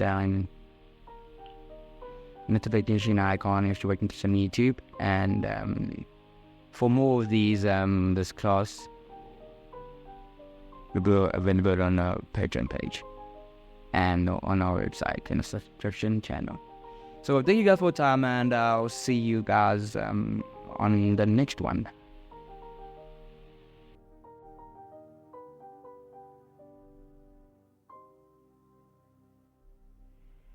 So finishing where we left off,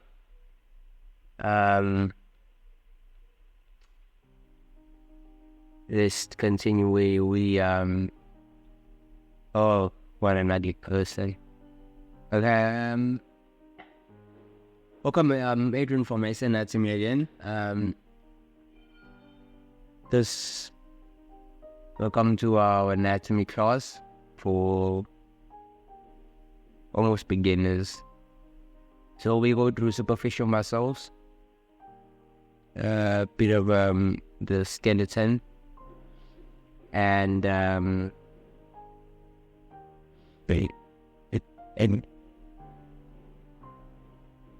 main major muscle. We're just cutting down the intensity there. Just fixing my sternocleidomastoid that we blocked out in our previous class. What I ended up to do, holding on out to click to switch between those, I added excuse me, I added just put this down the same. Cool. I added this eyeball there, like I painted a sphere in our previous class. Essentially what we want to do, and we just want to check if our measurements are right. So if you hold down control, click and drag. So this is a bit small, so we need to enlarge it a tad. Just a tad. So actually, I've just double checked that again.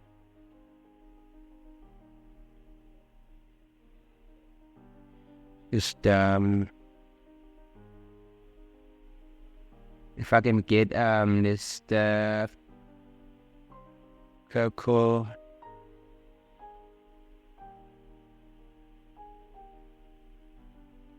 Especially what you're looking for, it's basically what separates two eyeballs, it's one eyeball. So that's how we do those measurements for the eyeball. Just a quick tip. Let me just remove this. A bit correct.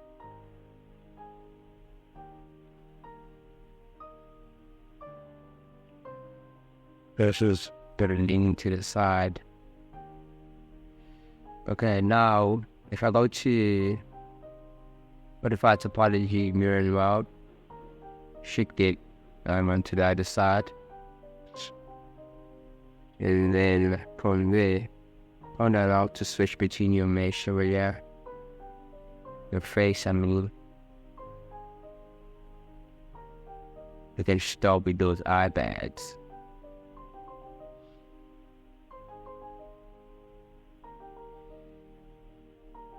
Pretty much the fun part also. So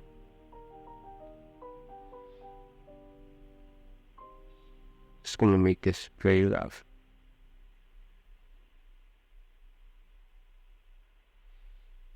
one of those things that everyone finds very difficult to do is those eye bags, which I won't lie, sometimes it's very tricky. Be up our frontalis.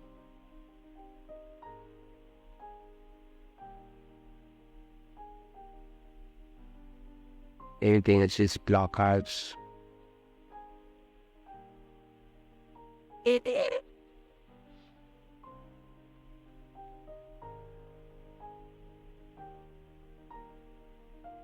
So obviously we're going to be needing more topology for the eye bags, for the face itself. It requires more resolution. So going to our geometry tab, data mesh, just put this to 200 to see what we get. Not bad. Obviously, everything is very ugly now. Let's just fix those shapes a bit.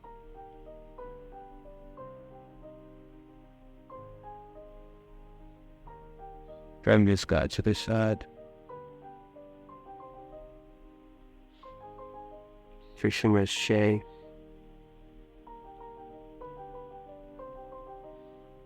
So, because we done with our muscle study and bones blockouts, I think we just tackle the skill. And these are part ventures of the ear.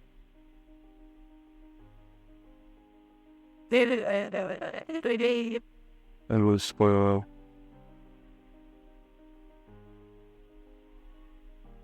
We'll just spoil comes down that end.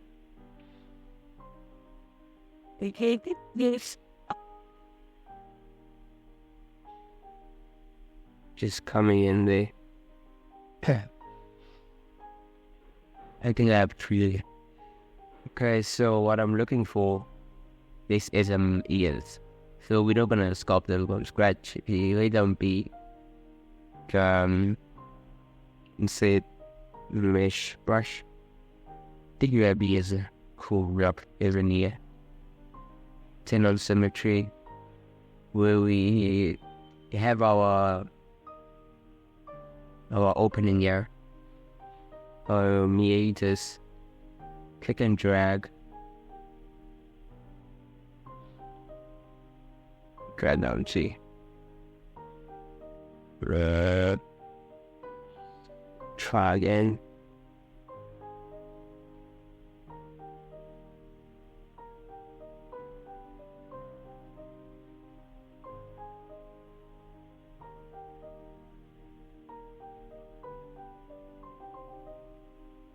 That's very nice.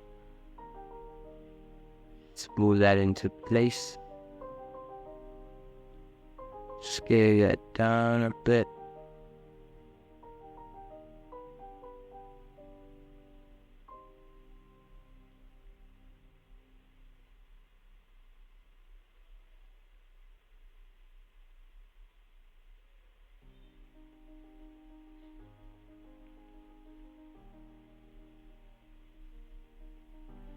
Think after that's all right. Almost done a mesh editor.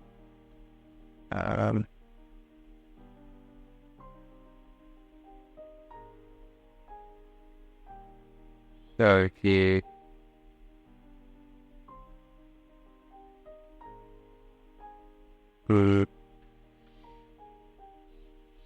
drag this to place, it's close with codes.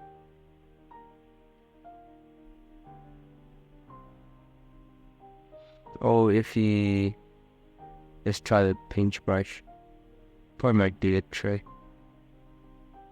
Alright, if data mesh again. Yeah, I think it works.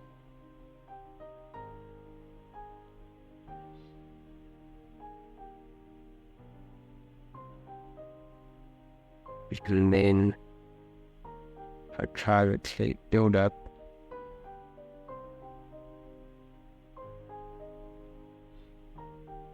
clueless about it. Wherever I the guy, you know, he has his ears going out. Everything also seems fine. I'm just not happy with this thing of how to master it there. Just gonna move that just a tad. Because it's a bit bulgy out and kind of bothering me. Sweet, so it's in our skin layer on top. What I'm gonna do is I'm gonna grab my head build up and then tune down the intensity, probably 1. And get a little stealth building.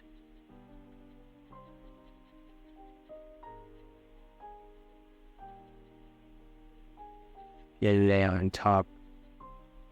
What's nice about this way, it's our underlining the bony landmarks, we still have them. They have our muscles.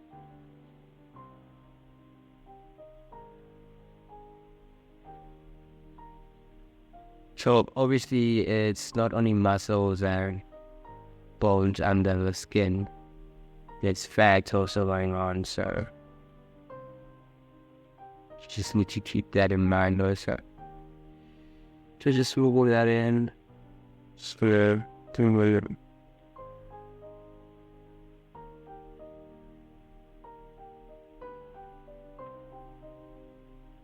check the silhouettes.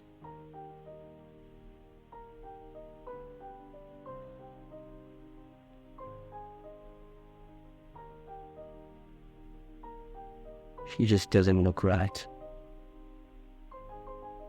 He's a boy. Still. But we'll make him to be what we want him to be. They just come in with a shape build up. Ever so slightly, not too concerned about the entire piece. But then, knowing the anatomy, so if I come in with this smooth ever so slightly on the face, this is what I get.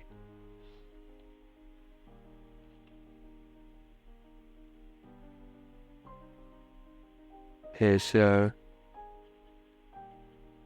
what we're concerned about here is our private phones, because we don't have much topology to be concerned about any details.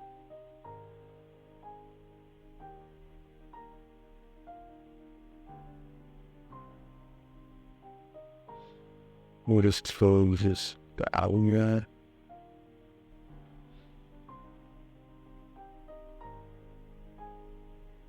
Please forgive my fan. I think it's making a noise here.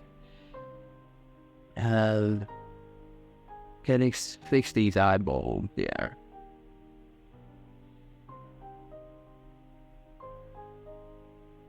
Here's the probably give it a 5.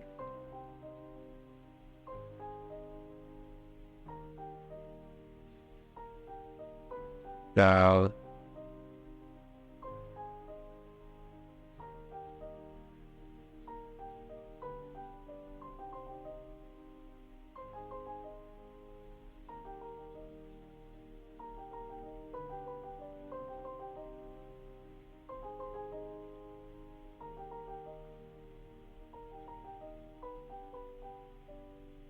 just keeping in mind our fat and our bones, cartilages.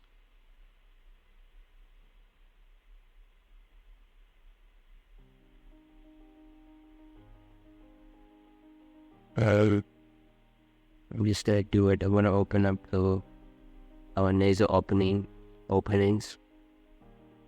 With bone.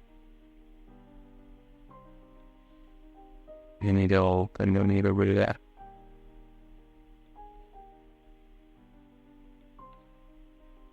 For 4. Once you have that.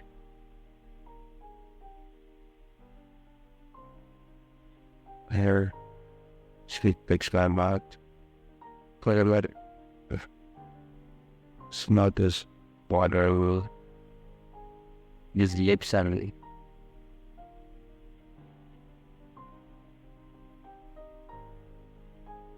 Obviously, because we don't have much topology, you can't go to town with the details.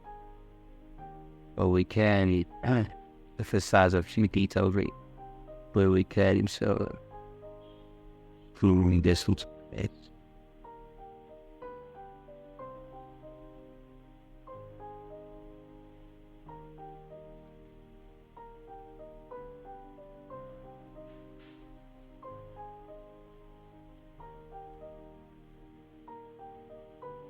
Created LFD.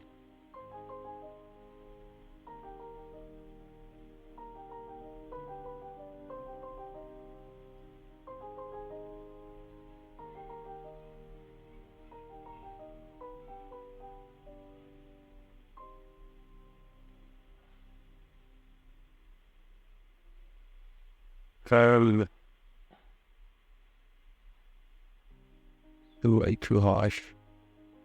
It's really left out.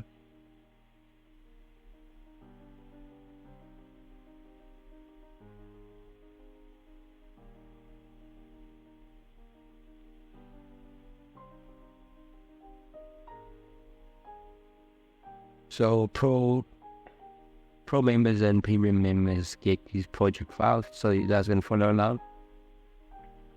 It's gonna be much easier to excuse me. It's gonna be very much easier to just come in, open up your anatomy viewer, and then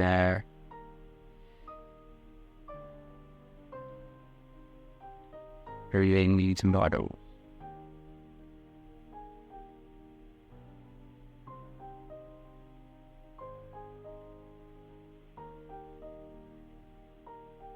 So this is your piece, so don't be afraid to move it around. I'm hardly ever impressed with my piece at this stage. It really isn't very big. A quick tip, like the bottom of your nose, that's where your ear needs to begin. Measuring from your eyeballs. So just be careful of that before you make scary people. So this is the old side.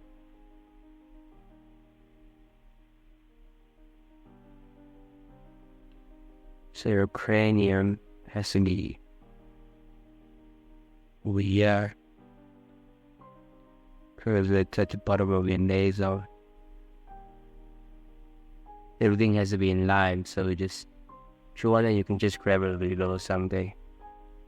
Just making sure that everything is working out. I'll grab my standard brush. I can just come in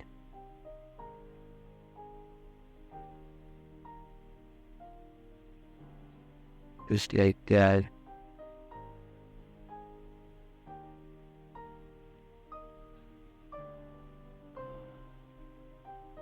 Splitting that up.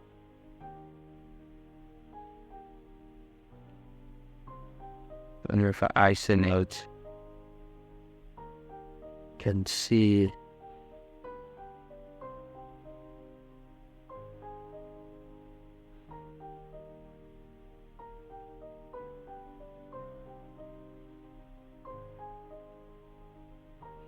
also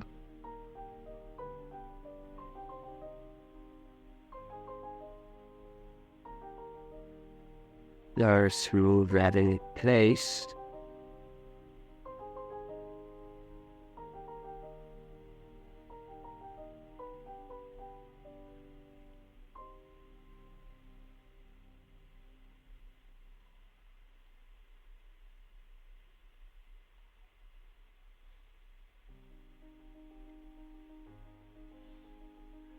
choose Figure Creators.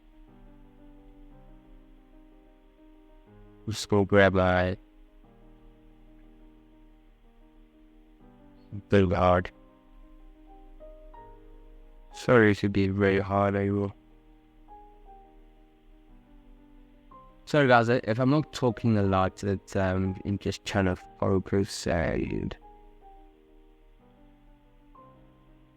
but I hope you guys see and understand, and what's very nice is we will be available to assist. So there's general support for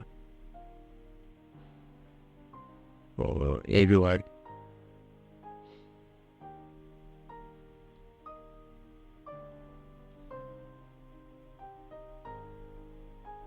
So let's just fix the partially icons. Just gonna grab that.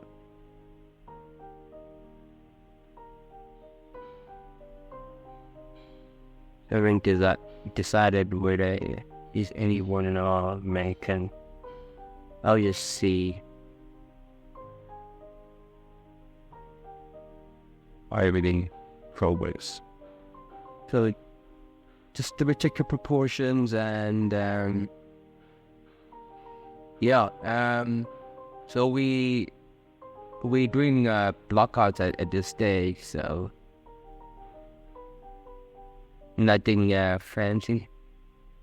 I think I forgot something there. Yes, the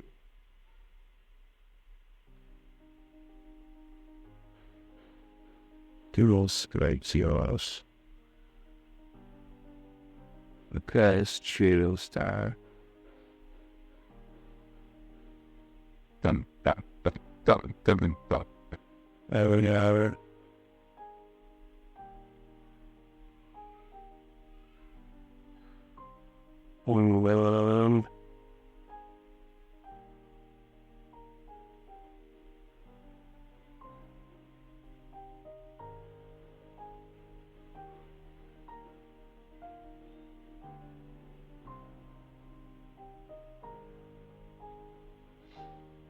So yeah, I made an information that to me.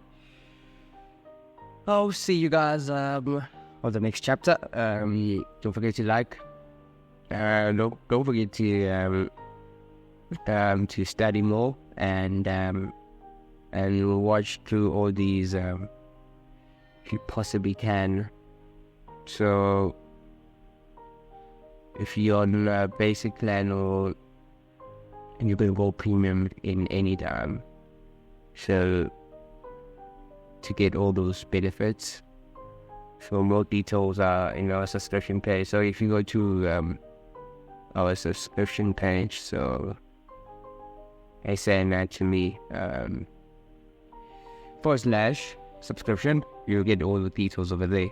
So yeah, I'll see you guys on the next class. Cheers.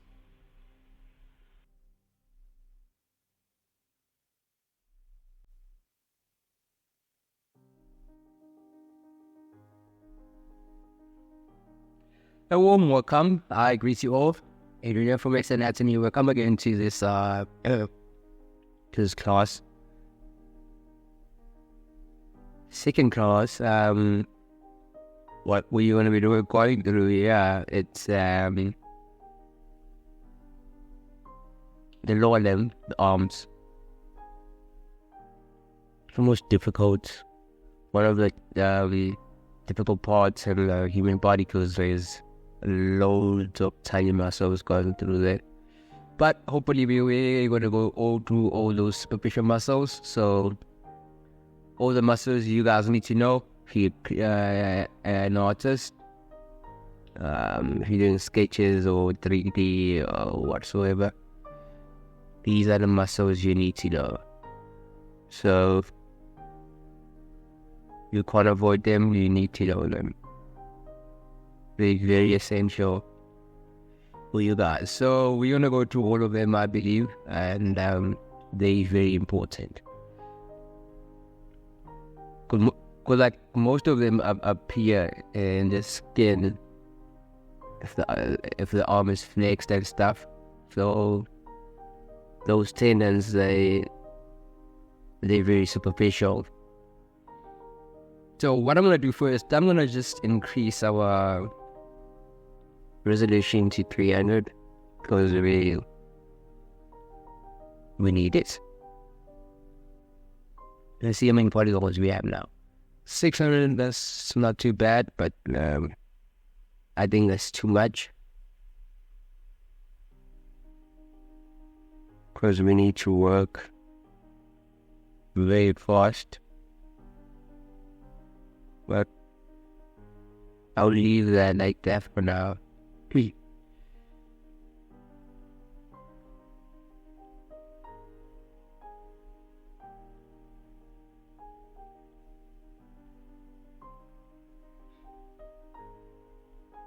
Did it come in?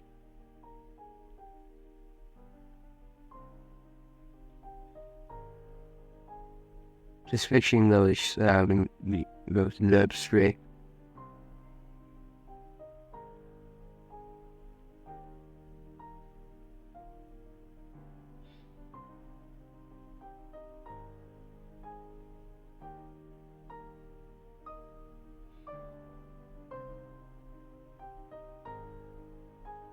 My nose is a great name.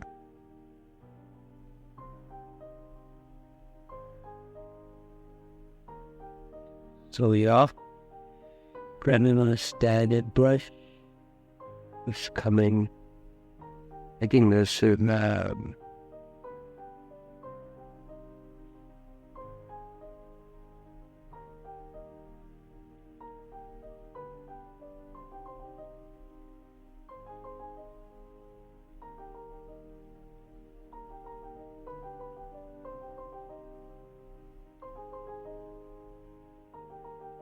it's way too much. Let's do 250 resolution.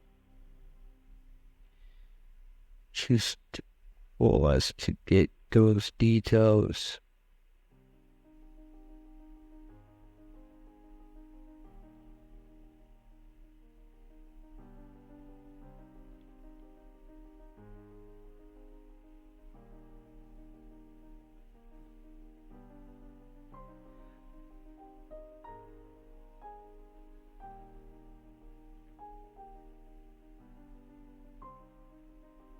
Yes, into base.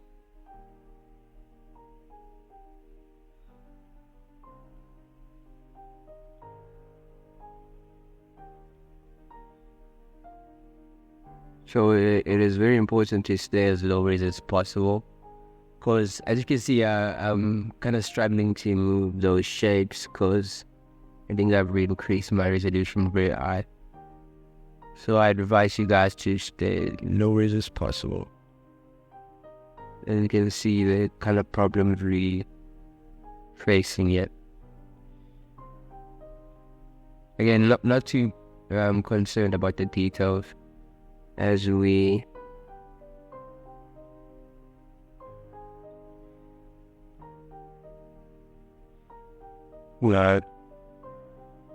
she was a bit laggy now.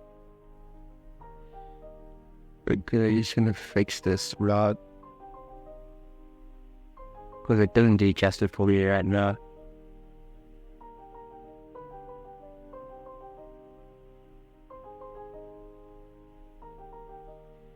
So as I said, I'm not too precious about my piece at this stage. So you guys might be wondering, hey, why is he moving that now? Because it was correct. It's not actually correct now. Nothing correct now. So we try to fit those primary forms. Yeah. Once we have them, then we on the right track. But for now, we just need to come in and finish everything. Right? We did that. grab my concrete wire.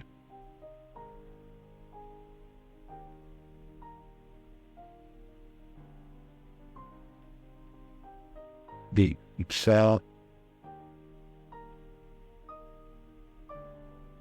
You name standard first. Down.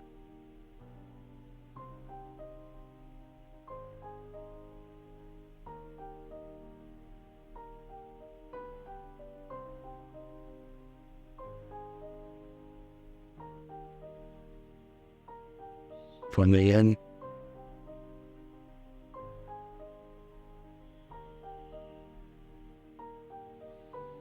Sorry for my fan, it's a bit hot, yeah. So I apologize again. I don't know how many times I apologize for this fan. I think it must stand for itself now. Okay, once we have that, save that. Let's do mail.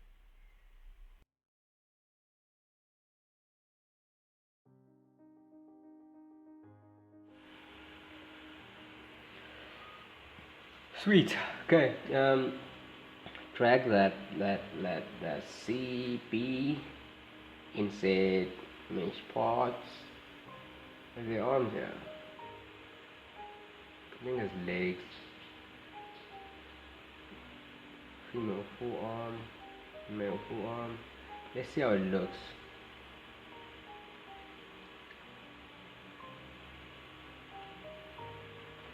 Because if we unhappy with them, then we'll just take them from scratch.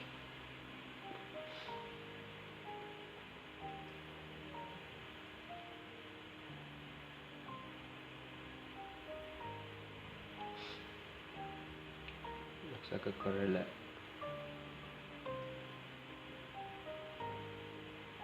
Not too happy with the pose. We'll probably change it.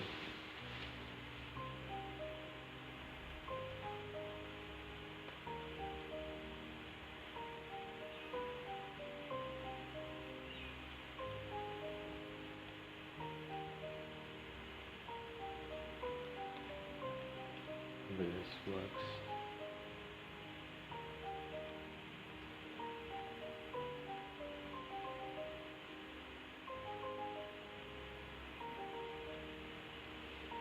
Dial it down a tad.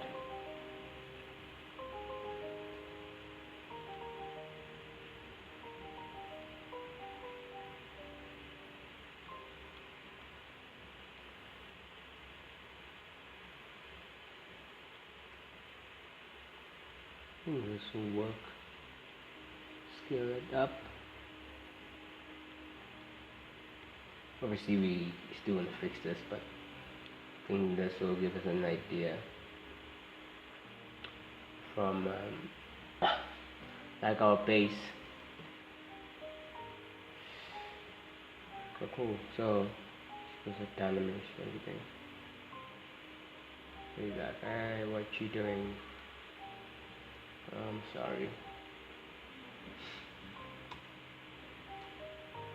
500 points, not bad. See our topology. Scrap our. That's way too harsh. If we can decrease this, maybe we'll probably lose all the details. But that'll give us more freedom to work.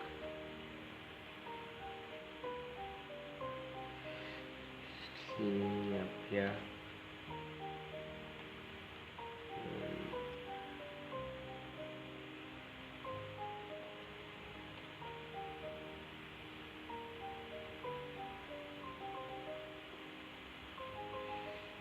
Okay, obviously I'm just going to smooth this out because we're going to be doing our own muscles.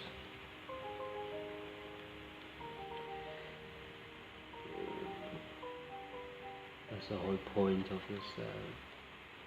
this class, is that you guys might understand the muscles underneath.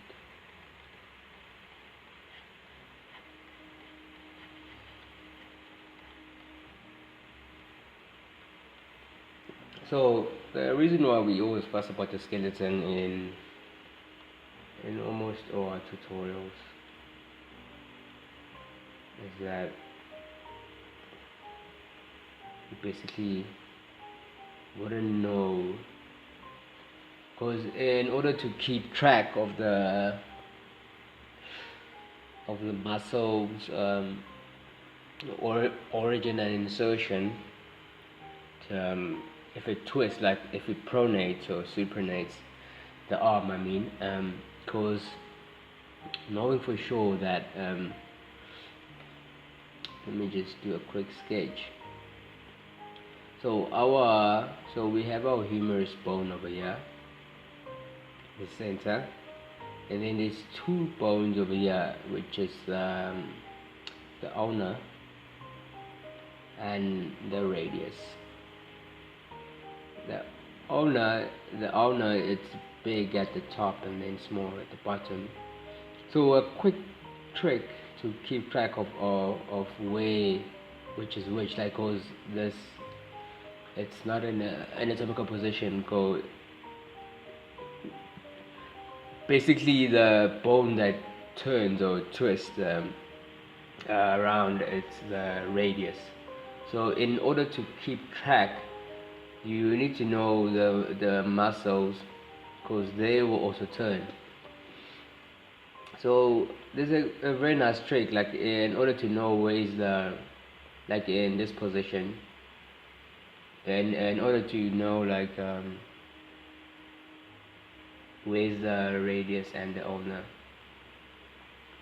like let me open up something quick. Yeah, give me a few seconds. I'm just gonna open up let's see if I can find it, like this position. So for example, these are one of our anatomy figures available for sale.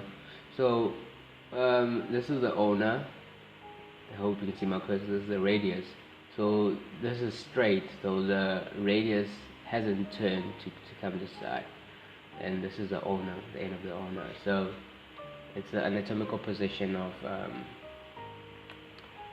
a human. So if it was in that position, it was going to be very easy to keep track of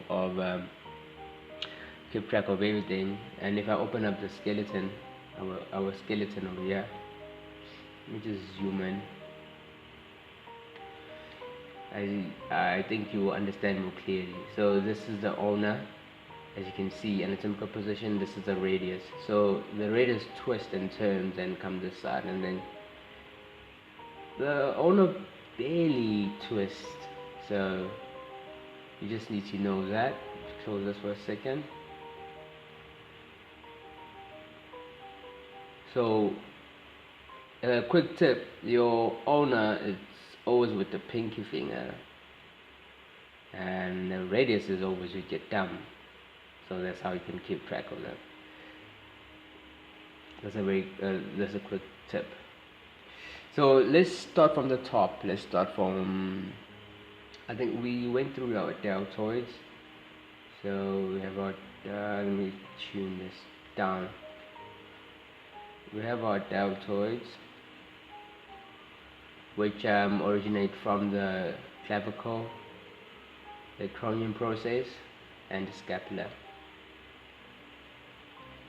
Deltoids have three heads. We have an anterior head, which is this one, which I'm trying to draw for you guys. Yeah, anterior head. Let me do sketches first. So I'm just gonna dial this down a tad. That's a bit too much.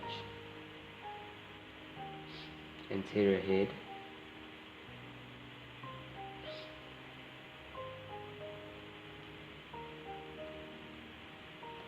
Inserts at the deltoid tuberosity at the humerus bone. And then we have our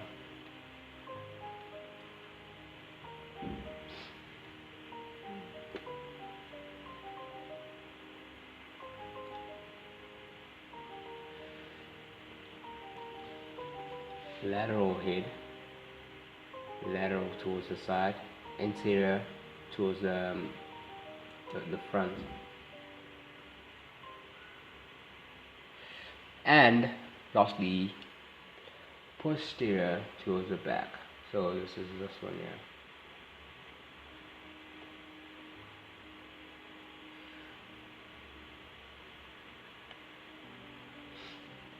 So these will probably have like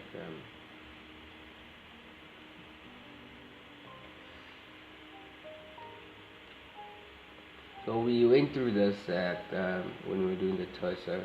So you guys, I'm just going through it because it's kind of I can also include it as the upper limb. So that's why I'm kind of going through it.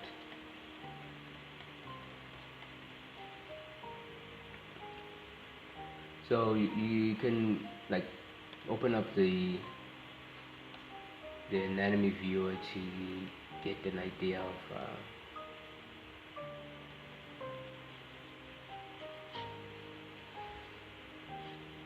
of all those heads. So in this tutorial we're just gonna make it as one.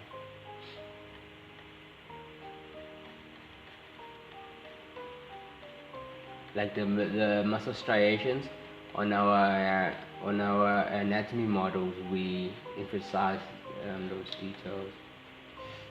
So you can open up the free anatomy viewer if you purchase the anatomy viewer. I mean the anatomy models, then it's gonna be way easier.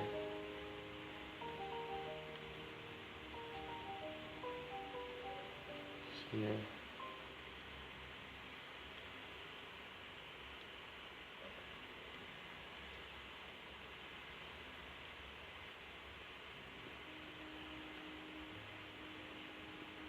Just gonna dial that down.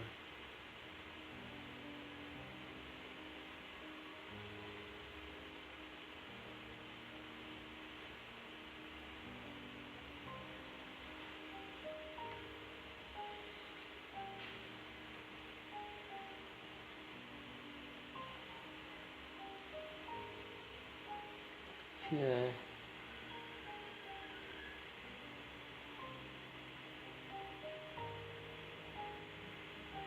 So it kind of bulges out at the end. So we have our hero muscles now. Let's go to our hero muscle. Most famous muscle, which is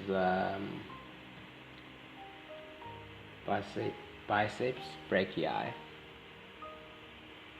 Biceps brachii muscle, which I'm gonna emphasize, yeah. Under the deltoids.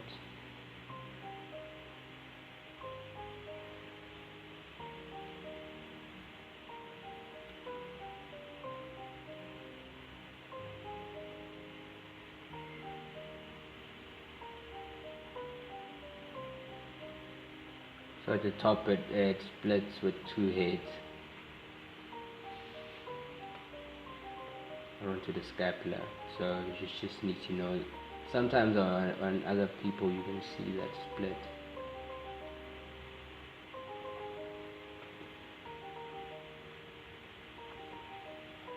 So there is anatomical variations.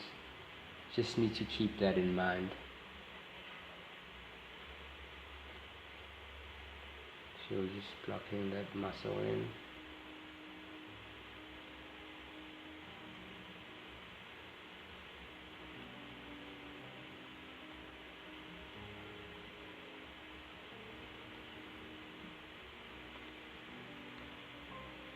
And the back here we have our deltoids.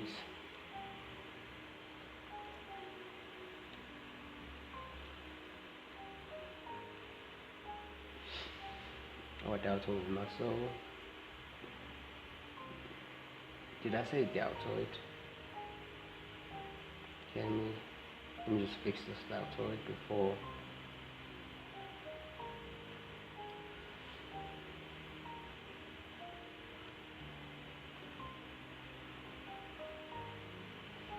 And then next we have a trapezius. has 3 heads. Just gonna sketch that for now. These sketches are very important though. The lateral head, the long head, and the medial head. So it has 3 heads.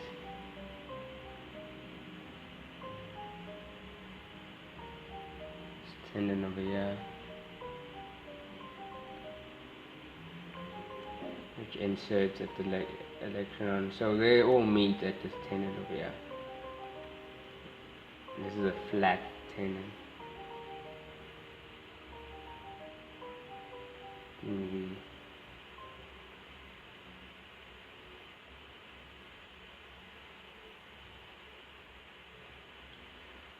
What we do.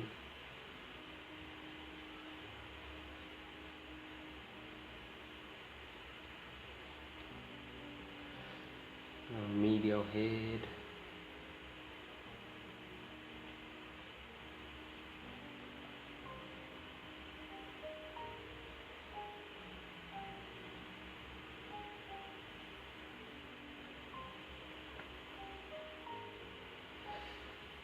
If I open up something for you guys, don't think I have it here with me. If you look at our woman, you know, if you look at the viewer, you see like where, like this, the biceps, where it goes to over the humerus over here, and then it inserts, and then we have this tiny muscle. So we're not gonna go through it, but I want to point it out. Like if our arms are stretched and stuff, here am I stretching my arms. If our arms are stretched and stuff, you will see this muscle and the coracoid brachialis. So you probably like questioning yourself, what is this? Coracoid brachialis, it's that muscle over there, and then here's our medial head, our triceps, and our biceps over here, and then underneath the biceps, it's the brachialis, this one over here. So just keep that in mind. Getting back to this.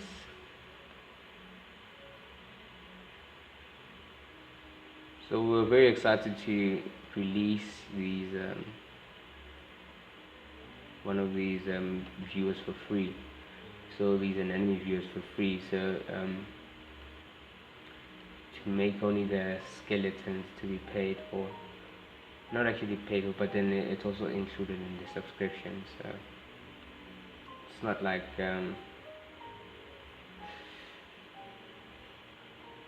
but we thought it's fair. Just that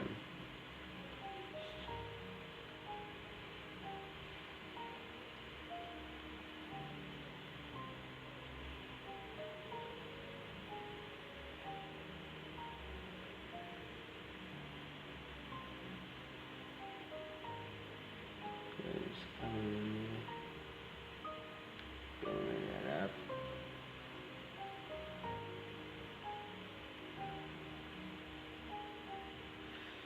You see, you're still blocking out those muscles, and all the very big. But sure, you still wanna fix.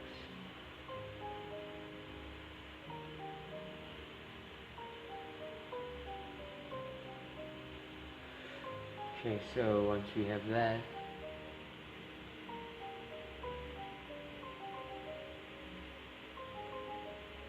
just let me fix that.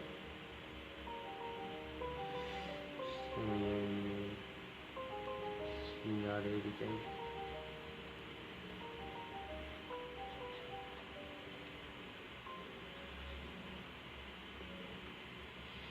And then you wanna add your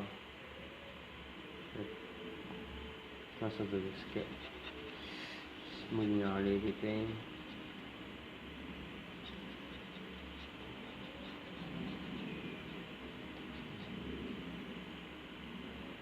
Come in with your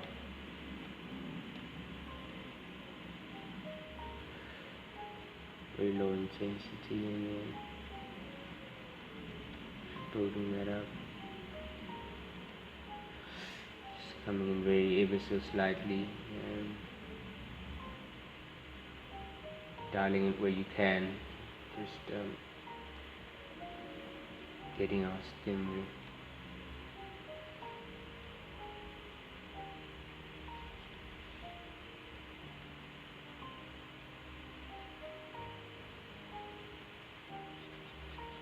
And our skin there on top.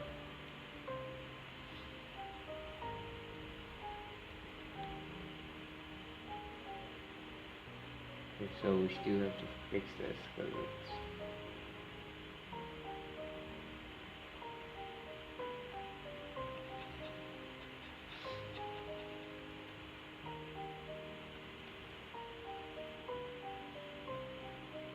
these arms are very twisted.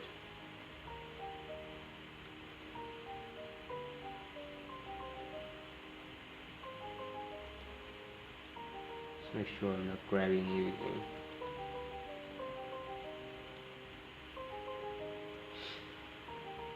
So we're just coming in and just painting this.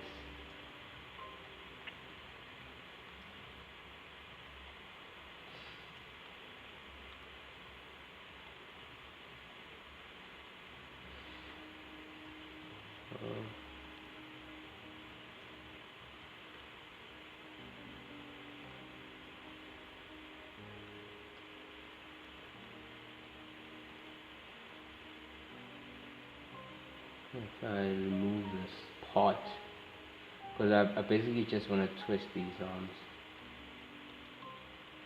smooth that out, click tap it in reverse,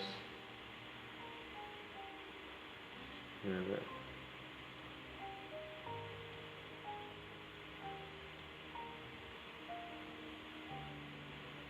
Just make sure everything is in place.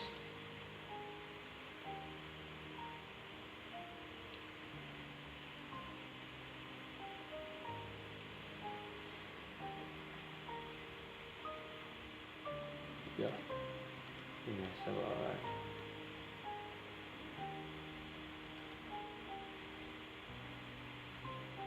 So it is very important to just come in and just check if everything is okay. Because yeah, now we need to move this.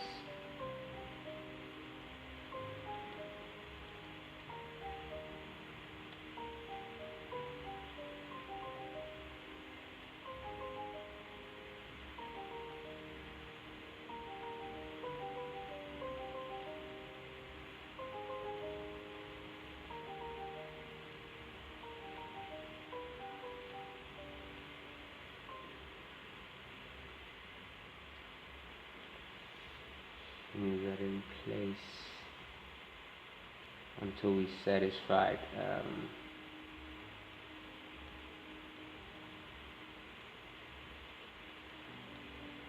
Little mesh.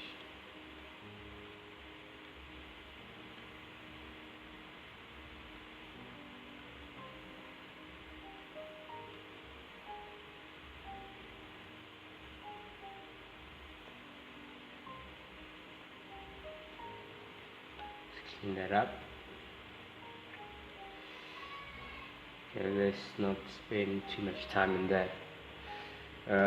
Save like that. Let's go back. Let's go back to our anatomy study.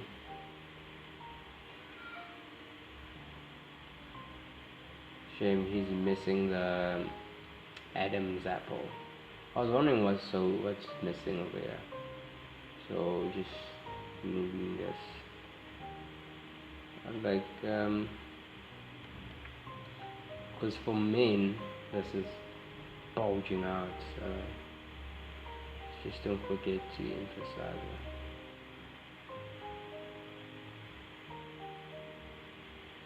Just emphasize that.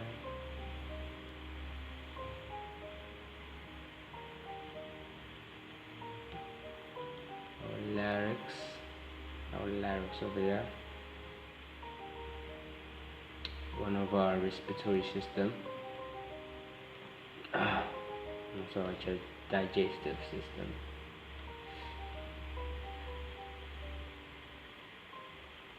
So I'm forever moving the piece, the muscle groups and stuff until I'm almost satisfied.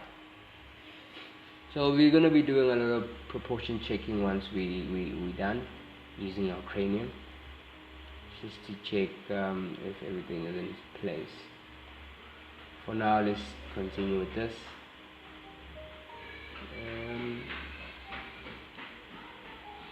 Yes.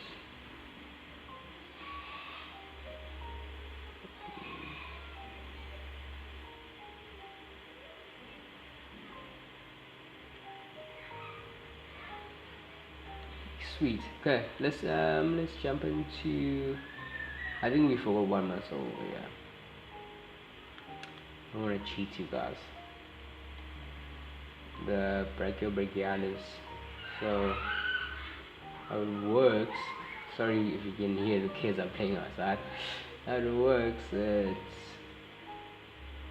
this guy, the biceps, is on top of the muscle here.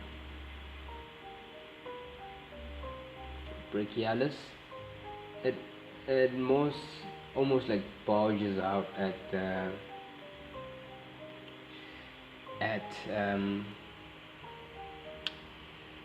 let's open this eye. This is our femur, so it's not that prominent. But if you see here, this muscle over here going right through. This is a brachialis. There's it over here. You can see, get a better view. There's it over here. Brachialis. The brachialis. So we just need to just tune that up.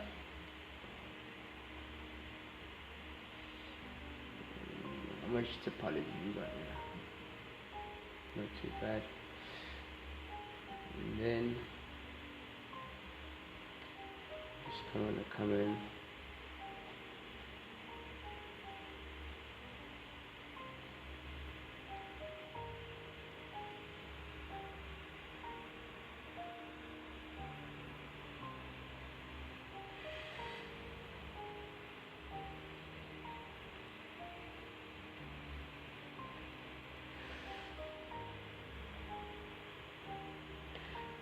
So the brachialis and the biceps brachii, they don't insert at the same bone, so that's why if you twist your arm, there's that your bicep like changes shape. If it's like if it's supinated, like it's almost straight, and then if it's pronated, it's kind of bulgy. So I don't know if it makes sense, but I believe on our deeper anatomy classes we will go through all that juice, all the fun part about anatomy. I think like if we can do like a class, we could, like a deep anatomy class, which I believe it's coming soon at the next levels, because this is still level 1 for you guys, those who just want to start sculpting, looking to build their portfolios, or looking for a job, or to increase their skills in the anatomy. This is just for them. We just want to go through that. But like for those who are going to be interested in deep anatomy, where we're going to be focusing on the thigh muscles, I think the longest class will be where we will be doing the arm. I think that's where we're going to be spending our time, because there's a lot of there's a lot of stuff that's going on underneath, so I believe it. We need to give it more time. So yeah, that's our bicep break. Yeah. Now, moving ahead before we lose time here. So we done with some of the upper muscles here, the lower limb, upper limb. I mean, let's give our time to this now. Just gonna add a bit of skin here.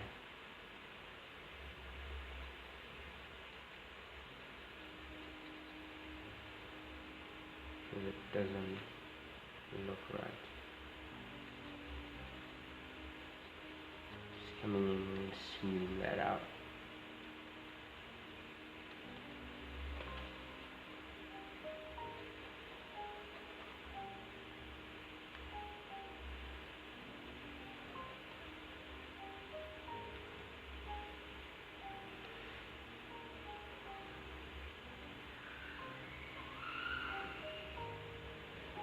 Fix those shapes.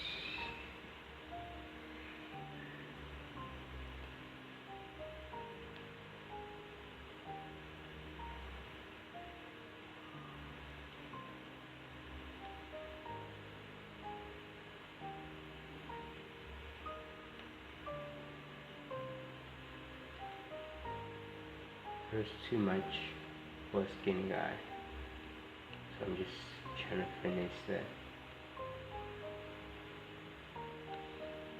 I don't know, I just can't stop sculpting buff guys. It's just in me.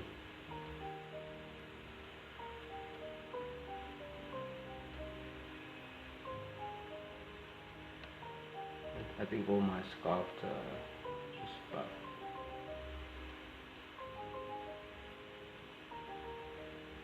As you can see, I'm turning around the model. So this way we can pick up the mistakes.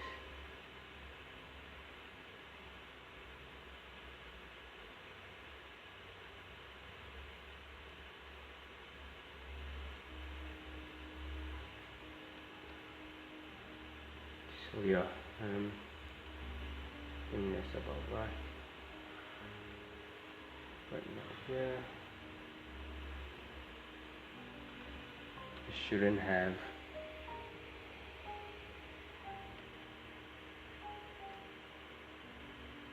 so if I grab my click and just build up our skin.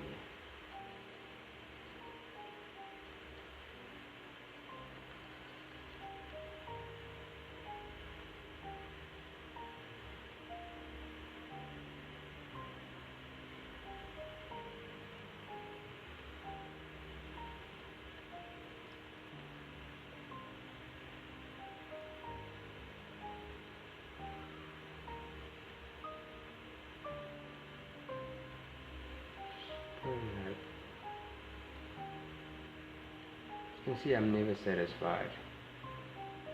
I don't know what's wrong with me.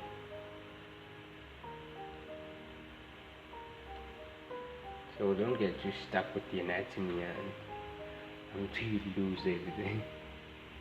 So anatomy is just the foundation of every art. So once we have that, let's go to our arms. Let's see, this is oh my god, when I turn I just see all the mistakes.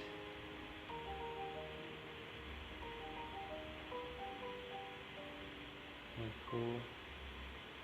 Let's see if I want to find anything there. Okay. Looks about right.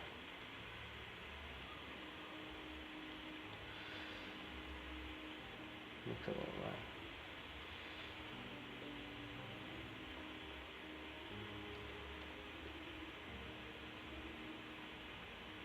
So these are my shapes. I'm just I can spend more time just to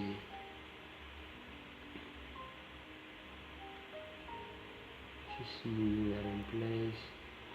Just don't forget to turn your model around. You might pick up more issues as you turn, as I've just picked up a few. Sweet.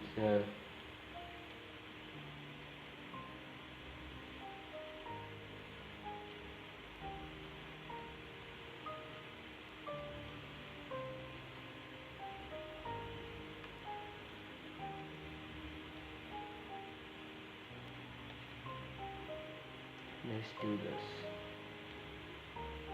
because we knew about we just spoken about our owner and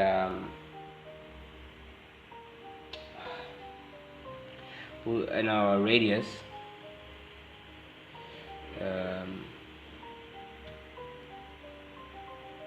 Let's dive into this.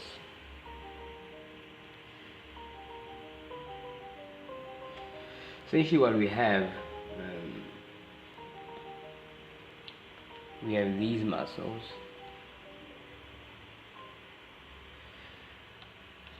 This big one, brachioradialis. You can see the origin and the assertions, I believe, but you need to know where they are. Brachioradialis, and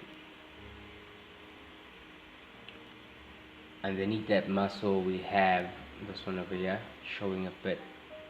It's our extensor carpi radialis longus. That's one of my favorites. I don't know why, it's just the name. It just, so brachioradialis and then extensor carpi radialis longus, and then underneath that, I think you've guessed it, it's our extensor carpi radialis brevis. Just twist. So extensor carpi radialis longus, extensor carpi radialis brevis, and then we have our, let me grab our adductor muscles, adducts the hand, adductor pollicis longus, and then the extensor, it's the extensor pollicis brevis. So if you have a longus, there is a adductor pollicis brevis also on the palm. So I think we're gonna go through that also. Okay, cool. Now going back to this view.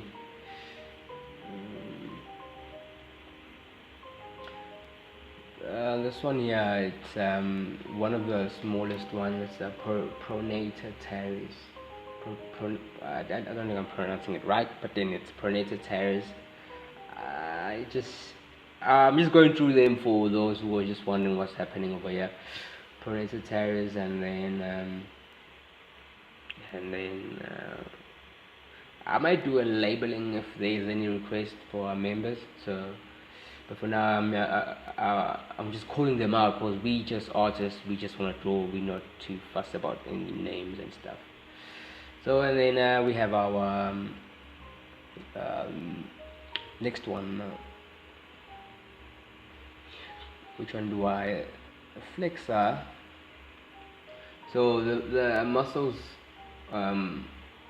which are anterior to us right now, these muscles of here, those are flexors.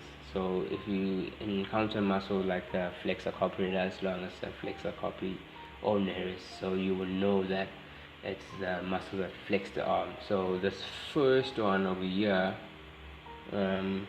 it's a flexor muscle, so it's a flexor carpi radialis. So radialis meaning it goes through with the radius. And then there's this tiny one over here also. It's the one with the long tenon that supplies to the palm. So it's the palmaris longus, this guy over here, and this one hiding underneath there. Let me just twist this on. I don't know if you can see from here now. This guy. Now it's kind of hard to see, so let's sculpt it.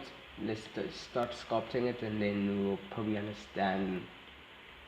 Probably you guys will understand once we dive into it. So just gonna build up my. As I said, it's very hard to satisfy me. It's kind of very odd. So I'm just coming in, fixing where I can. Just want to be happy. I'm obviously sharing this with you guys, so I want you guys to get like pretty much useless project files. So these need to be anatomically correct, but then because we're not focusing mainly on the anatomy, we're just going through how to sculpt a character base in ZBrush.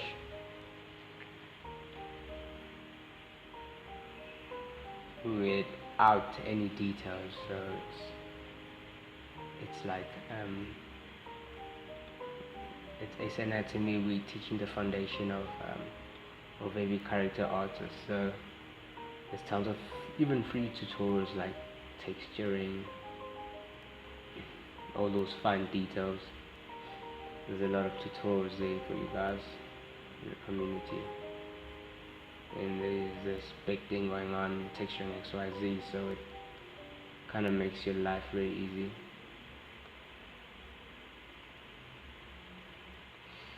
So yeah, we're here to assist with the foundations.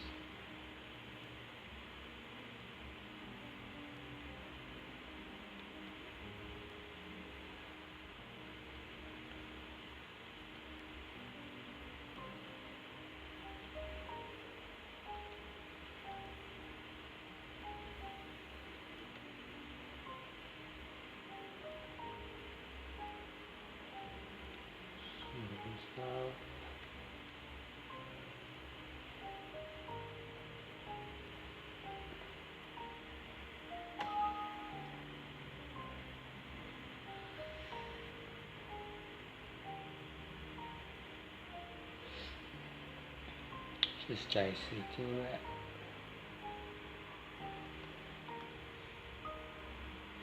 Okay, cool. So let me just refresh my system here. Yes. Okay, cool. Let's dive into that now.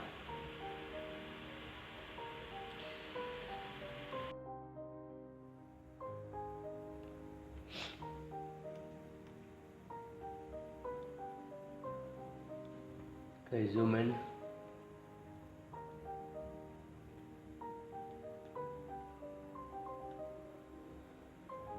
What an ugly guy.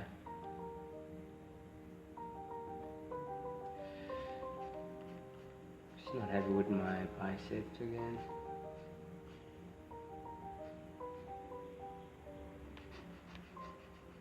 I don't know why. Something doesn't add up. Okay, let's leave that for now.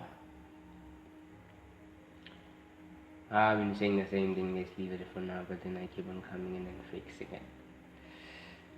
Forgive me, guys.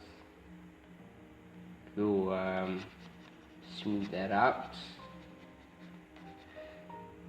And then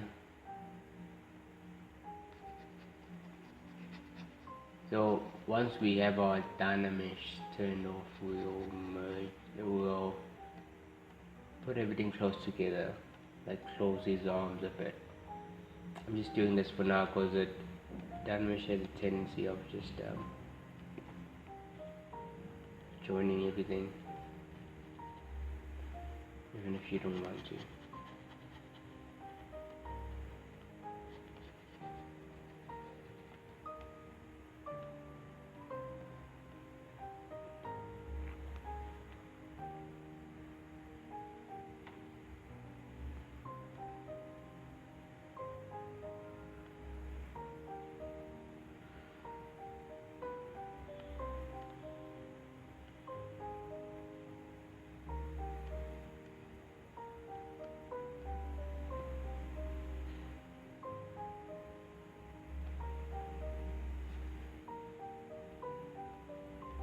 wondering what's going on there.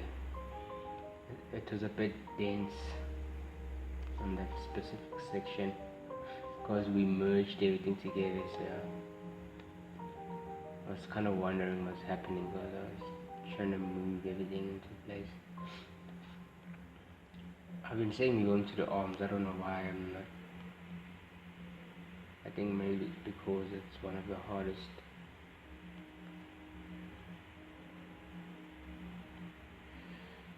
Just don't wanna mess it up.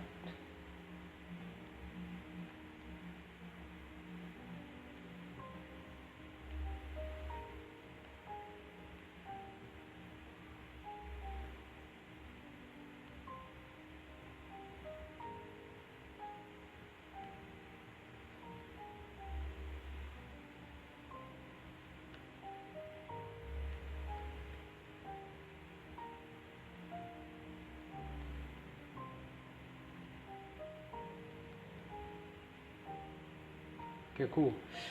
Going back to that, let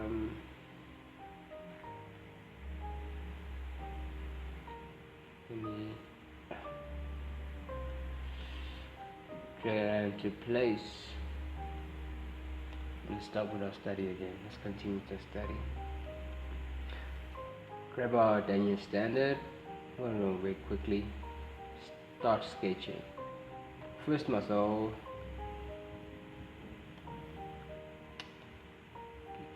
Take a guess. Our first muscle.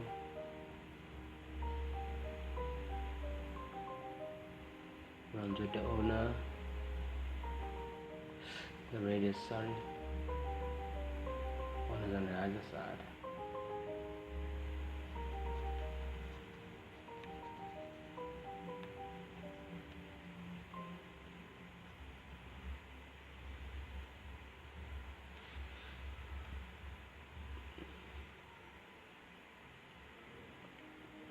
It's a little bit laggy now. So as it comes, just gonna do a rough sketch of it. So here we have, I think you've already guessed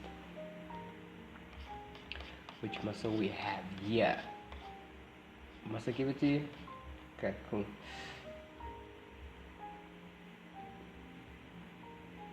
Close this guy. Oh, my system is very laggy. Let's close this. Okay.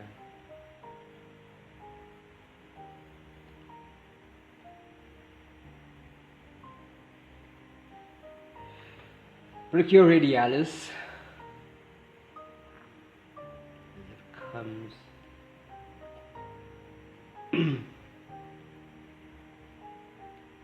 Just doing that sketch. I'm just gonna do sketches, and then once we have everything in place, and then we'll be all good to go. And then behind it, let's go to the other side. One muscle.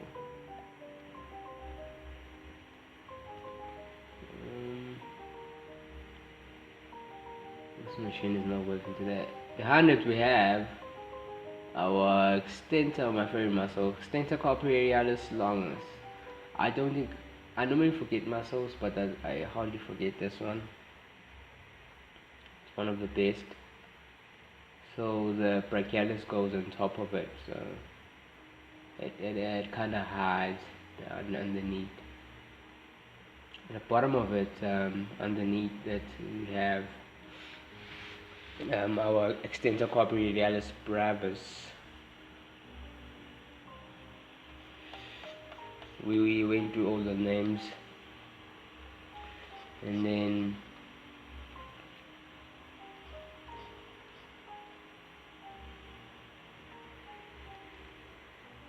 we have two muscles, adductor, pollicis longus, extensor, pollicis brevis. So these go and feed the thumb.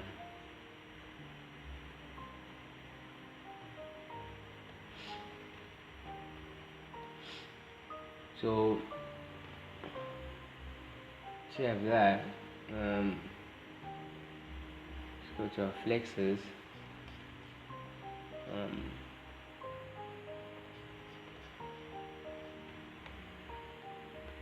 Come on, flexor copy radialis. Remember we have our brachialis over here, and then our pronator teres as it goes through. So this is the owner, by the way.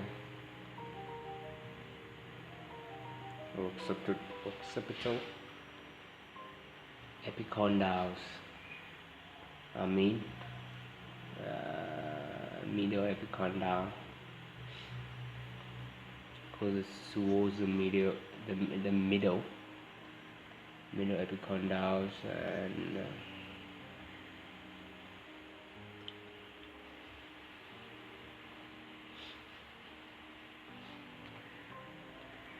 come on, this is laggy.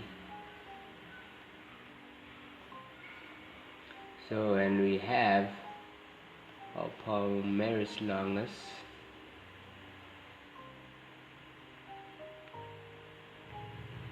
I'm sweating all over the shoulder. Palmaris longus that feeds the palm, so all the digits in the palm side. That's why it's called the palmaris longus. Sends like a long tendon to feed the palm.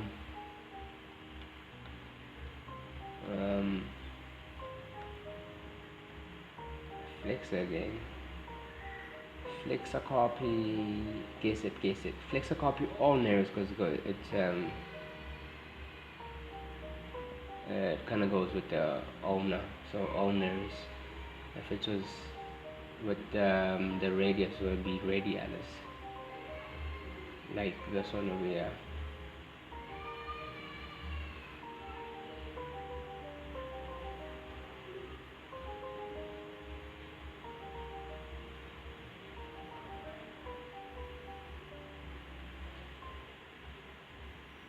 Let me just build these because we're losing shape.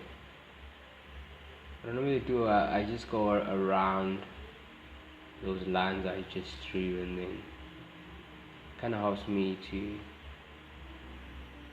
understand all my shapes. So that's how I build form.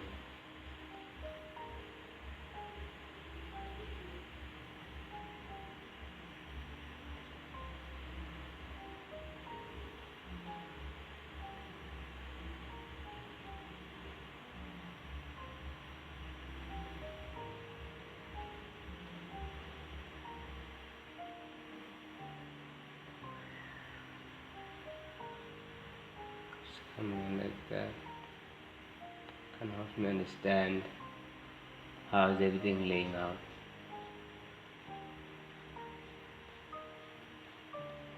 Palmaris longus, flexor copy ulnaris, extensor copy, flexor copy, excuse me.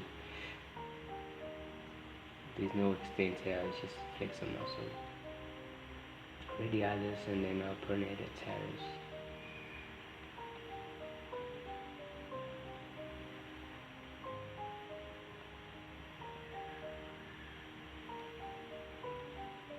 See, there's a lot of muscle. What about the shapes? We'll fix everything once we get there.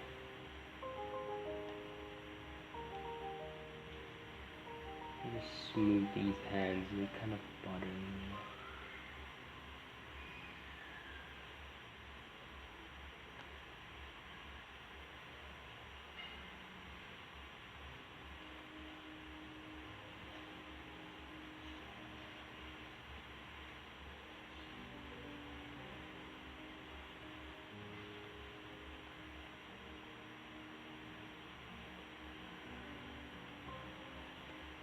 Okay, I'm just gonna save this.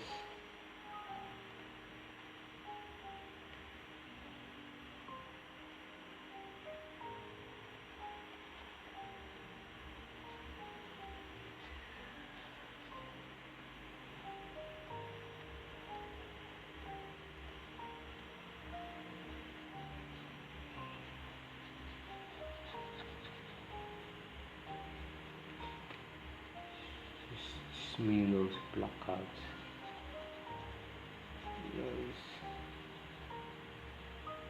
Those details. We'll probably edit ourselves, but I doubt we'll be going through the palm in this class. So it's going to be strictly anatomy. Because yeah, there's hardly any muscles. It's mostly bones. It's just tendons that come from the lower arm that feed the palm. So tendons, they come, and then that's all you have actually. That's essentially all you have. Getting back to this, we have our fix of our pioneers.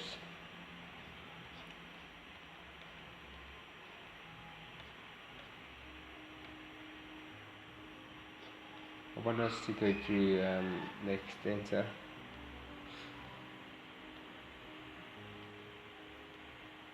Extensor that feeds the digits.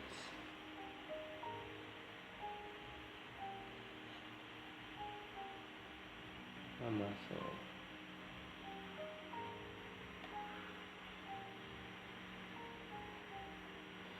So hold on.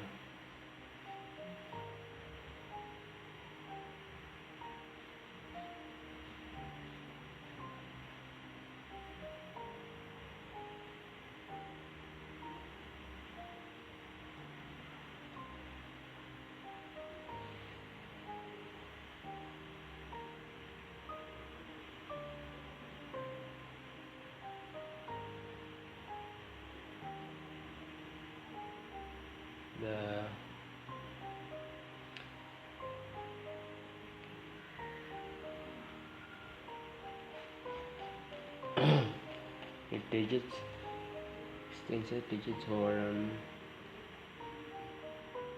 kind of like splits and then feeds.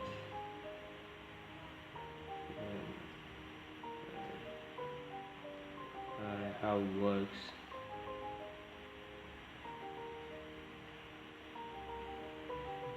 And then there's a small one.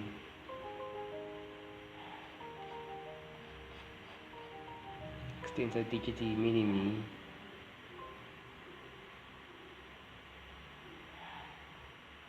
And the feed, these supplies, I don't know if I'm using the right term, supply. But then these give action to the pinky finger. Extensor digiti minimi. And lastly, an extensor. We have an extensor copy owners.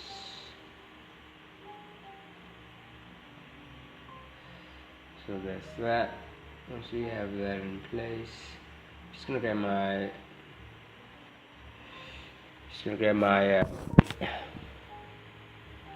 clipboard up, and then I'm gonna just come in and do those forms again.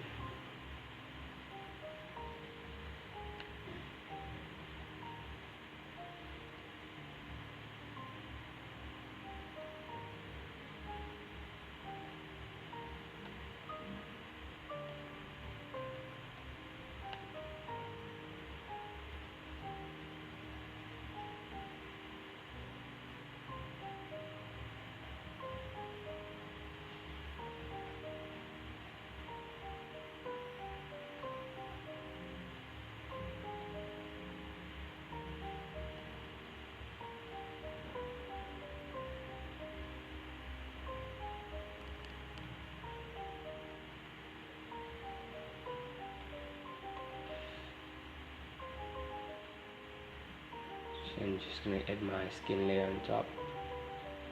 Once we happy with the muscle forms,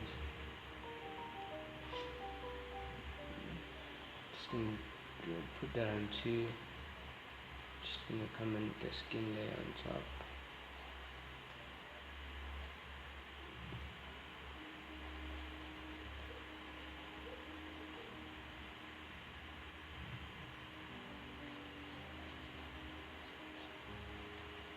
Fascia.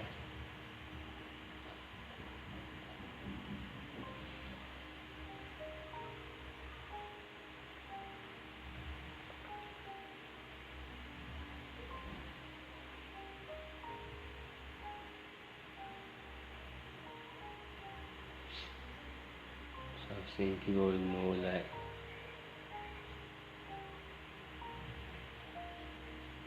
it's kind of what speaks for you, kind of how it serves your piece.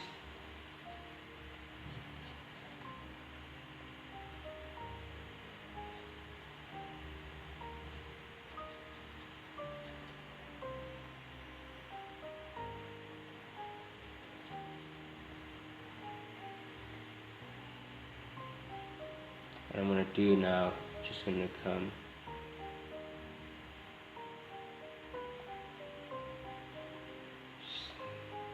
massaging those forms.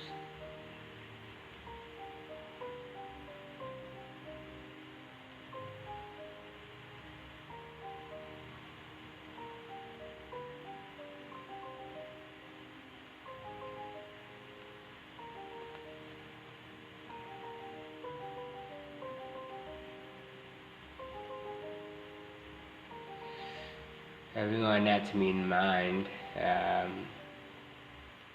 kind of helps us to create a good foundation for our sculpt.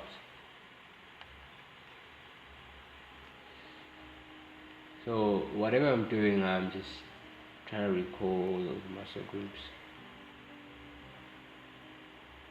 Just come and smooth that.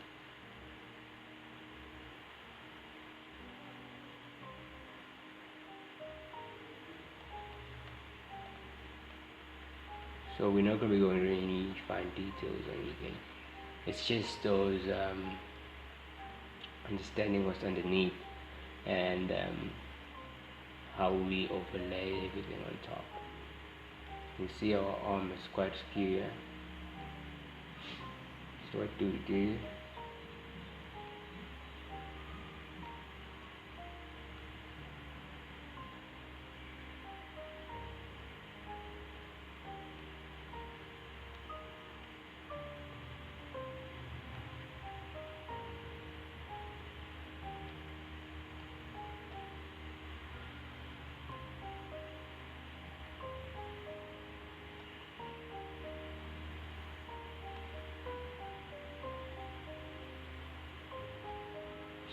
Come in like that.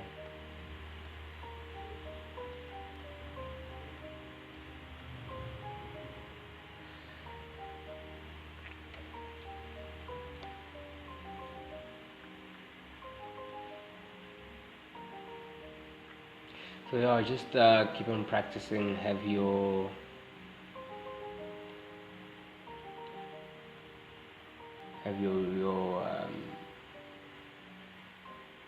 reference on the side, and then just gonna add a bit of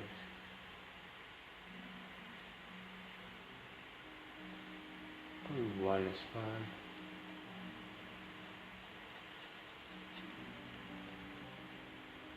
Just gonna add a bit of skin there, because I'm having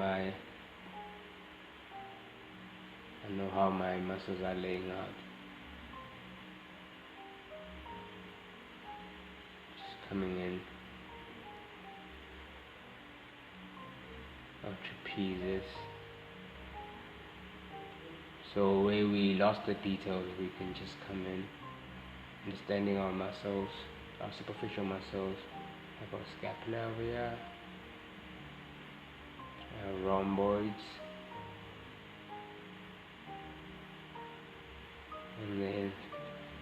teres major.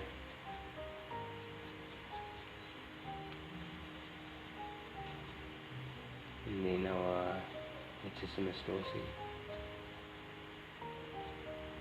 So don't be afraid to just come in and build that up for yourself. If you lost a lot of details when we were doing clay polish, or when we were smoothing out everything, don't be afraid to just come in and look at your reference, look where's your muscle lying underneath, and then just come in there and just finesse everything. If I grab this guy, it's supposed to be like anything. Okay, not you. Coming from this side. Now we know what you do.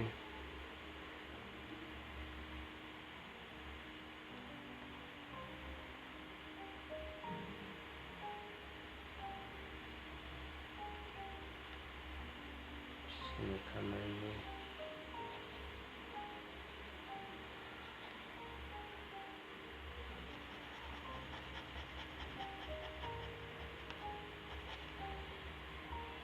Okay, I'm just gonna come in and smooth that out for ourselves.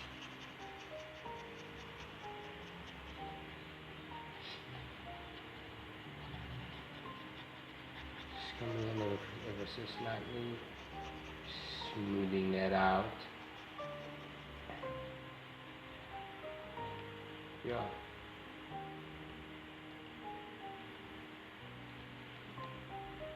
Just gonna come and add some skin there on top of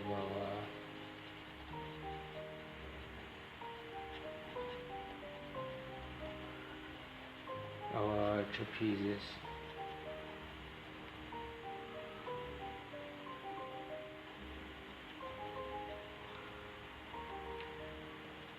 So now you can have like your own male image on the side, a real image of a male, and then because we now kind of confident with our enhancement underneath, you can just come in there and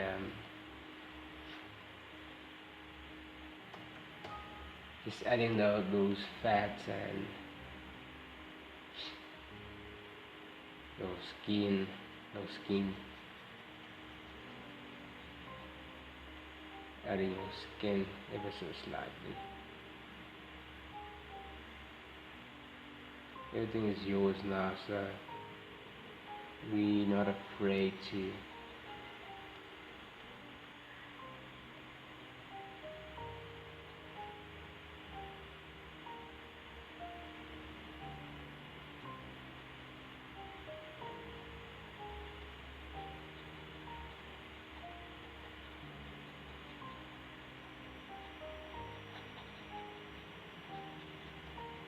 and cleaning that up. Sweet. Okay, cool. Once we have that, obviously looks like but you can come and smooth that out until you're entirely happy with everything. Just gonna leave that now for now. Just checking everything.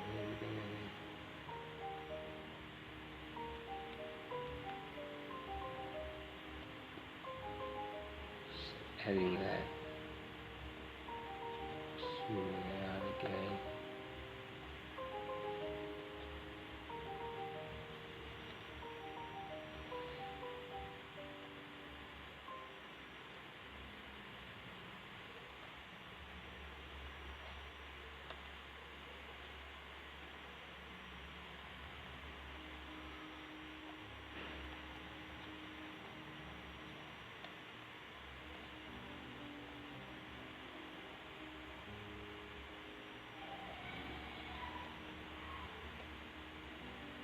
Not that I'm happy with everything, but I think it works for now. Can leave for the next part. So yeah, I'm just gonna come in.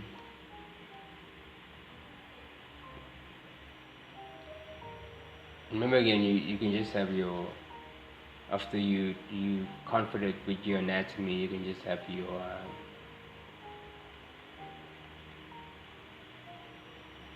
any image of a male now,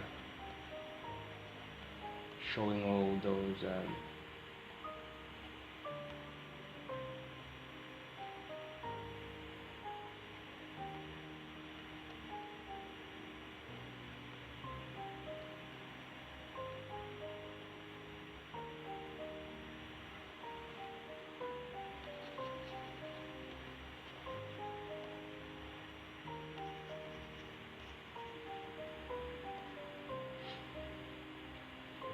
details.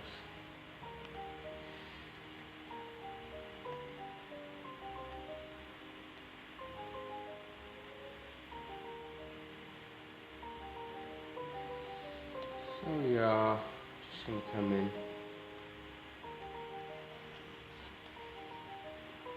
looking at everything.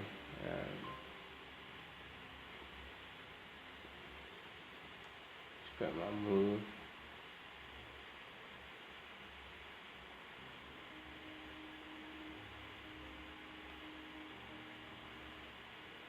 Yes.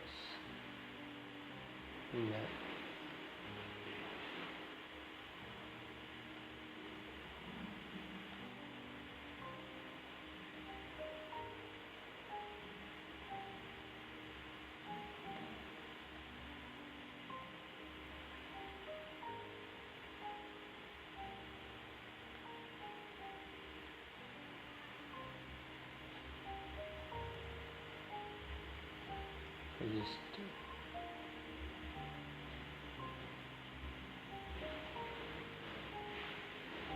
I know my serratus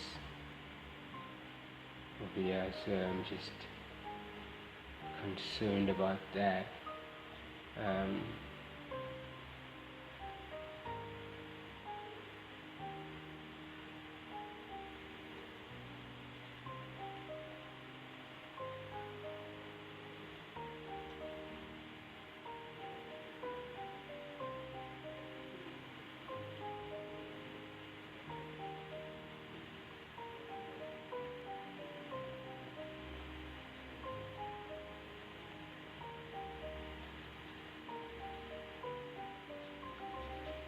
Gonna come in.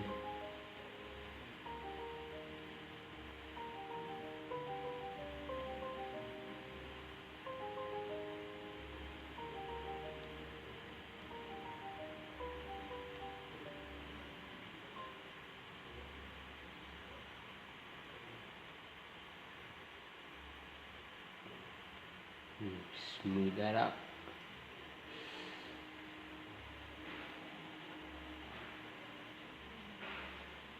So like, why are you creating stuff? Why are you building stuff and then smoothing and then just showing it over again? So these are primary forms, not tertiary details. So I'm not actually killing the primary forms, but the tertiary details, which we're not going to be focusing on. Now classes.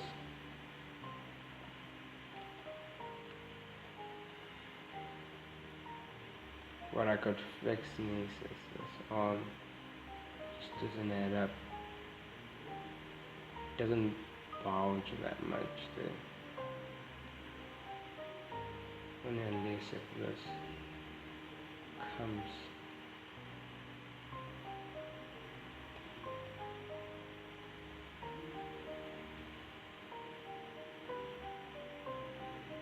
And still what I can do, I can just add my skin or fascia, whatever you want to call it.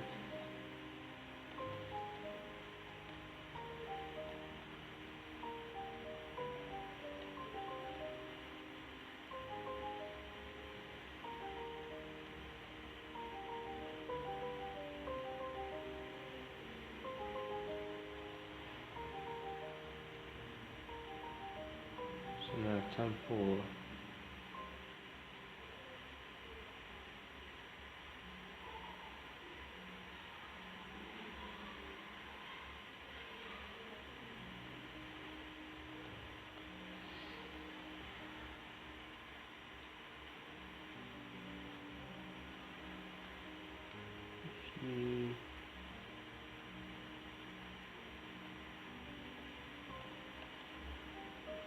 in the mail.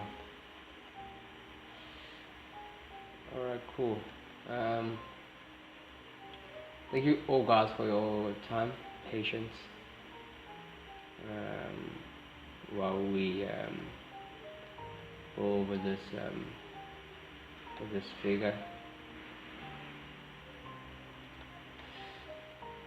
Not actually done yet, but then so it's we starting primary forms, understanding the bones, and a bit of we rushing, like we're not like mainly focusing on each muscle groups and each skeleton, each bone and stuff, but again it's I could call it like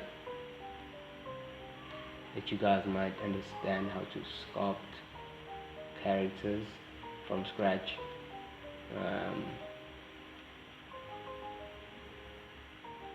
You hardly be sculpting it from scratch, but then if they require it, so you won't have any problems because you know your anatomy.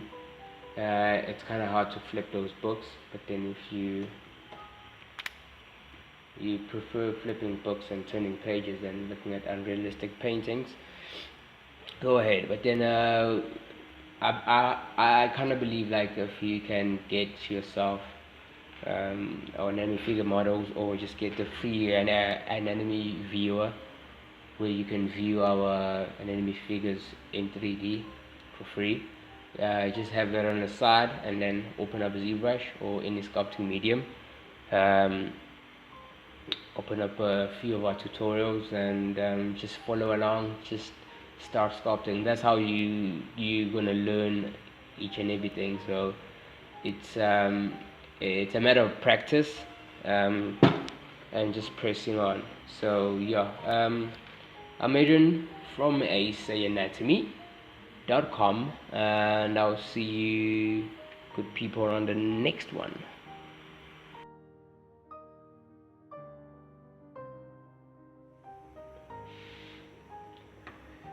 Okay, the lower limb. Let's dive into this. Cool. Breathe. See if we have anything lower here. Oh yeah, I think we no. What's this? Oh, leg, femur leg. Grab a femur leg. Drag this out. Okay, cool. Thank you guys. I'll see you guys on the next class. I know, checking that will never work. It wasn't that. So what I'm noticing here, we have the only the legs. So I'm gonna undo. What I'm gonna do is I'm gonna start building our, not you guys, our gluteus muscle structure. So basically our pelvic girdle and all those goodies. So it's gonna be easy for us to just connect once we have that. So I'm just gonna come in and too sure it's gonna work out, but I'm not gonna do the. I'm gonna keep it PG.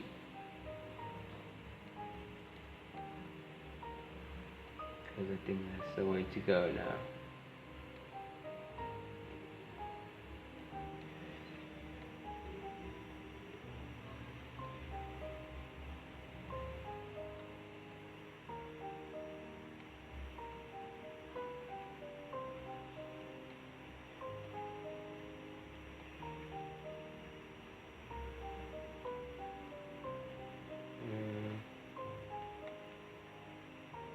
Men don't have that much of bigger gluteal muscle, the gluteus maximus, the bums. So not all of them are like for this specific. Some do have. I'm just for a specific character. He's a bit skinny, so this character will have a lot going on there.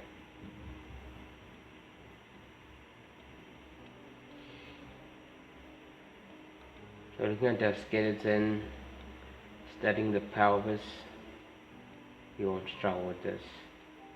So once we have this, I can just come in now, just zoom out and hold on B. Let's try it again. And make them skinny. Okay, cool. He like he's driving. That's cool. I'll click. And then in place, I'll click.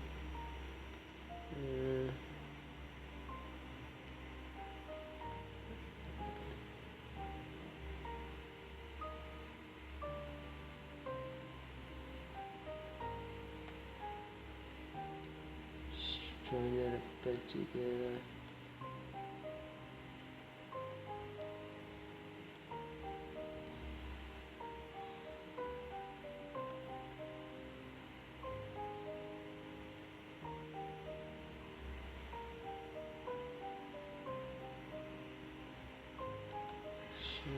Side, just making sure everything is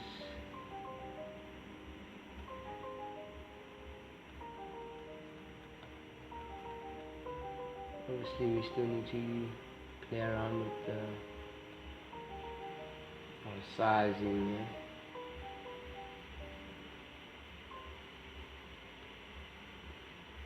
As everything is kind of rough.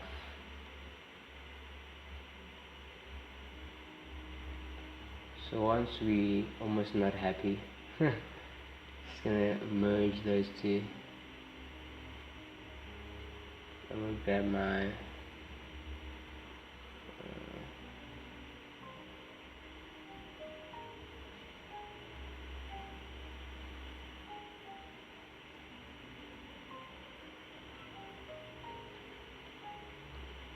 don't know what I've done here. Just to merge them together. Cool. Once we unhappy with everything, I'm gonna merge them together. Then we smooth out. Put on tab. I just want to see something here. Resolution 600. I think that's why we're getting all these. So what I'm gonna do is I'm gonna grab my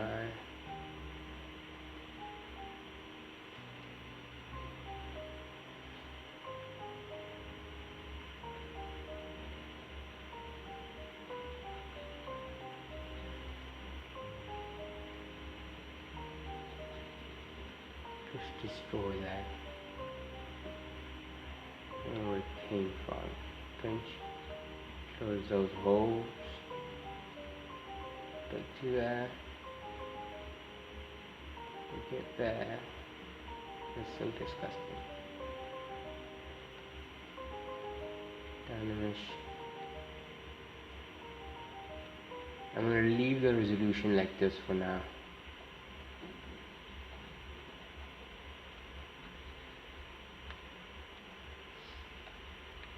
Probably, if I can't smooth that much, then I'll probably need to play around with the resolution.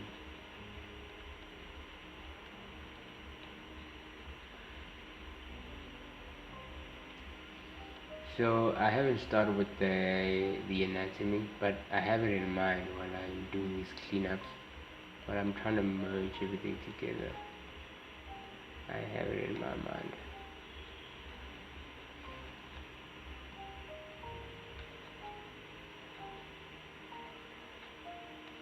Go.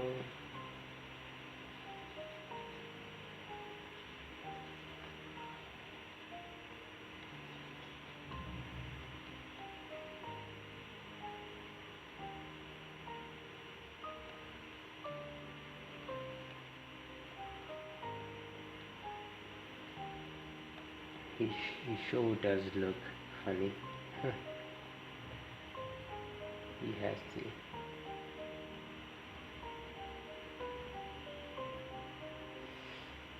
So this is a stage where we now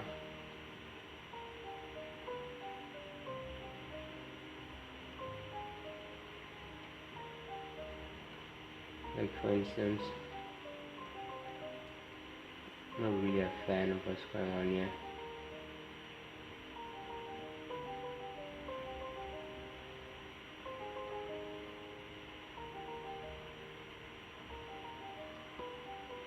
So I'm just gonna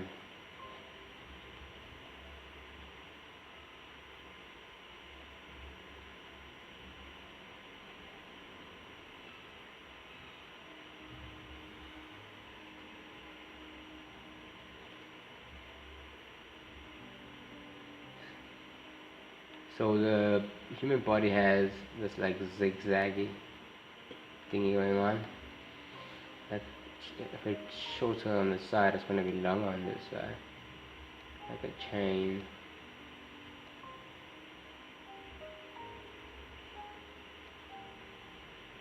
And men,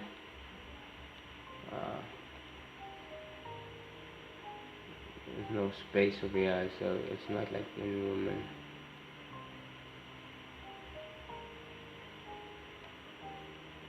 It's not like in women. So I would need to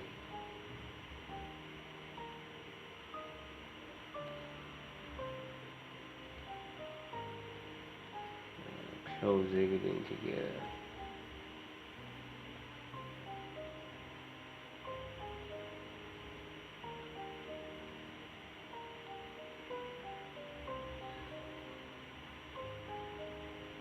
As you can see, I'm destroying everything, like those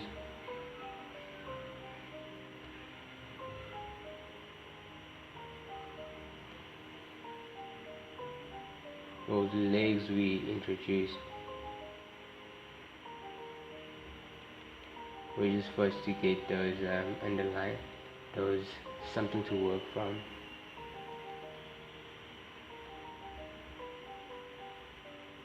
Okay, let's do this.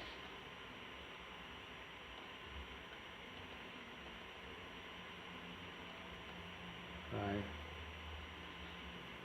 like so.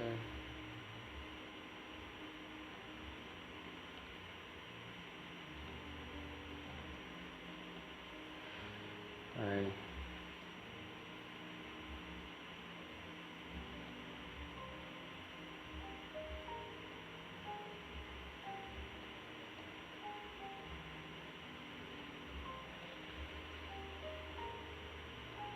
And then this guy.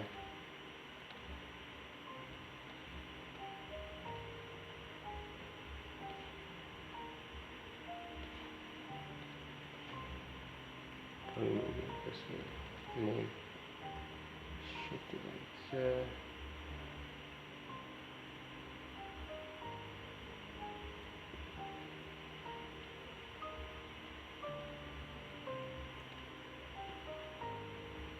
And smooth that into place again. Just making that straight. Okay, cool.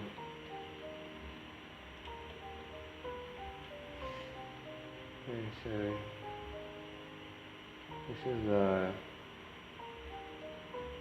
I think this is the hardest part for me when we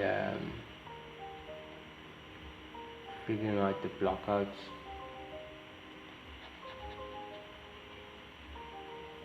I've seen many pieces like we tend to leave everything like this, like not knowing the anatomy. It's kind of hard because this is all wrong. So if your piece is looking like this, you just need to study your anatomy even further, because it's not supposed to be like this.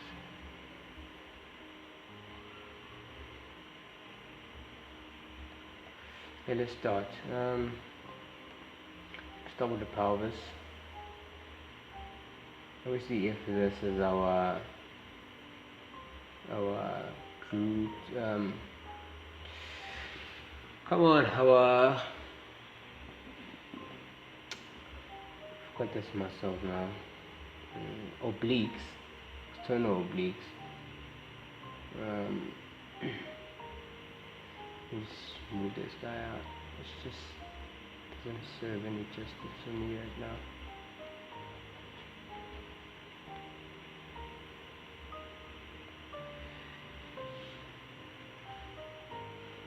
So this is our obliques. Then our, here's our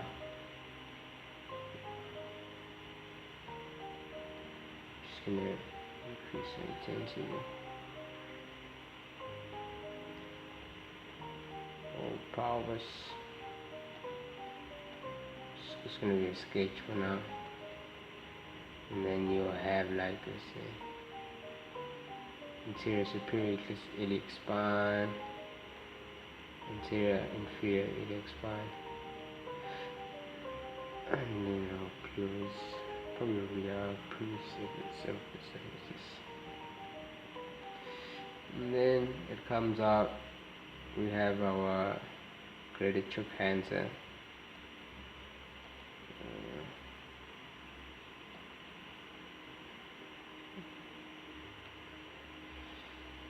And then yeah, let's try that.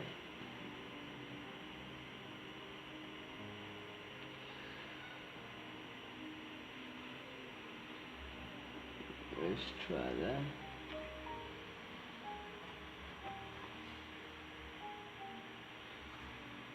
Save everything.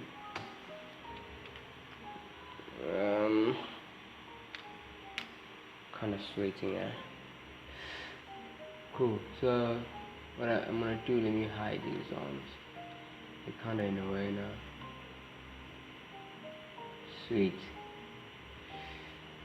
So we have our first muscle.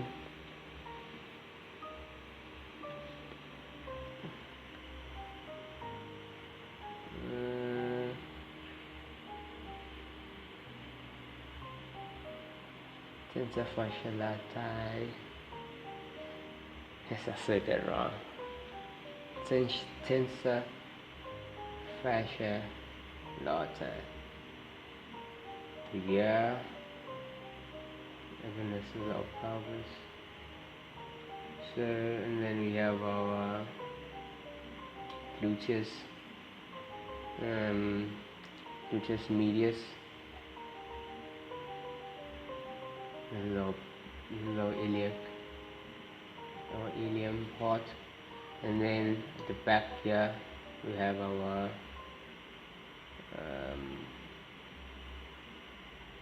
gluteus medius. So there's this band over here which the muscles insert. It's the iliotibial band. So it runs through like this. The iliotibial band.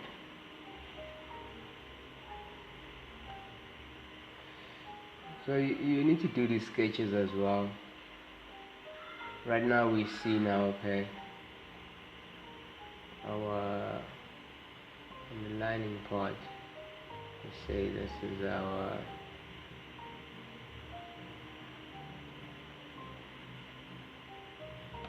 so what we want to do,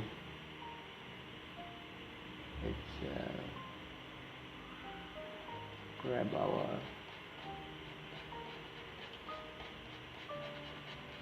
clipboard up and then start building those. Obviously it doesn't go this slow.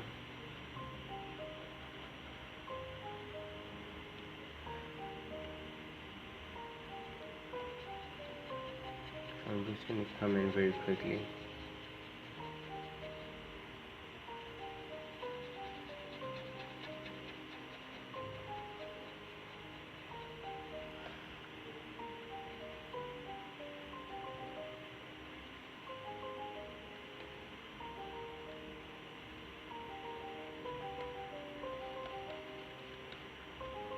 gluteus maximus,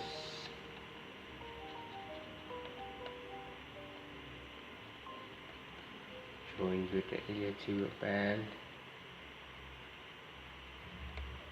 There's our pretty trochanter.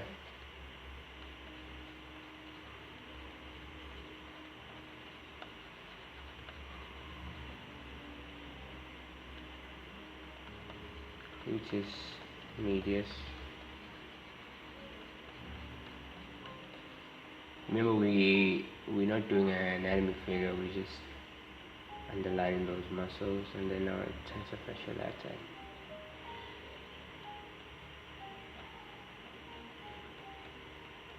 And we'll just come in and emphasize our iliotibial band.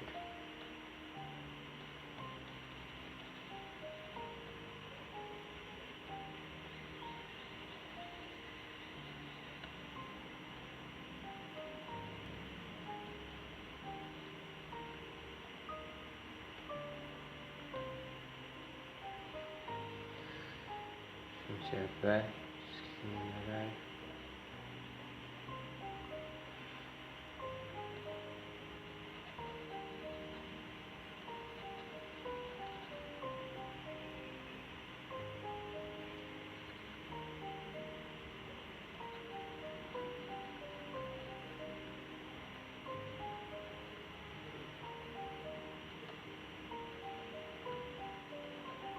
Looks like a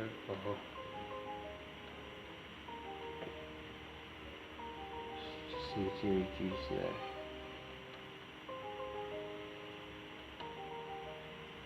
Don't move brush,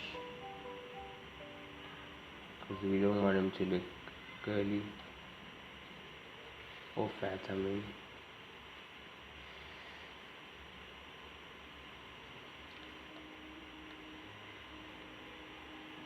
So nothing against any fat people and stuff, but it's just the character we chose.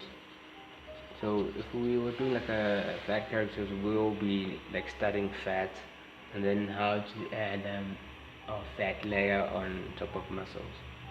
So that's another study itself, which is very interesting.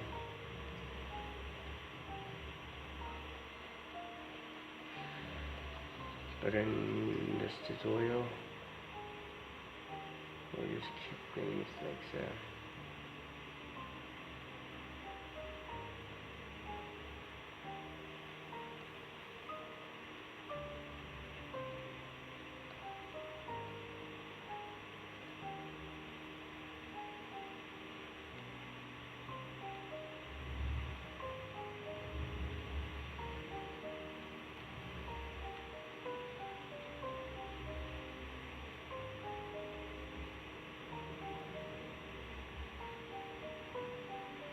Coming in ever so slightly, intensity very low.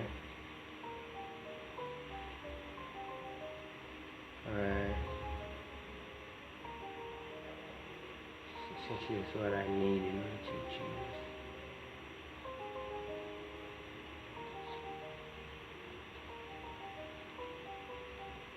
And then just grab my standard brush.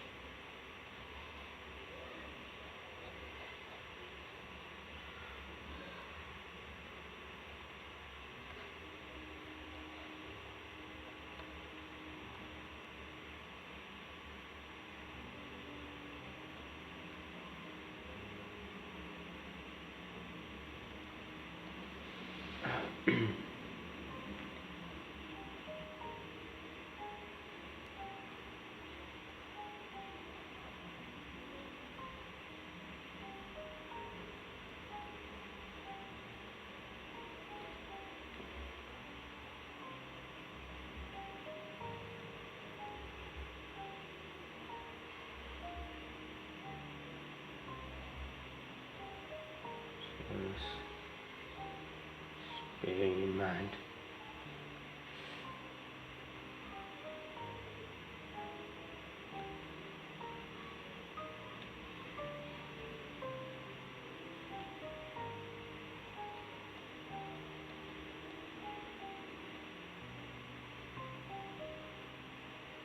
very important.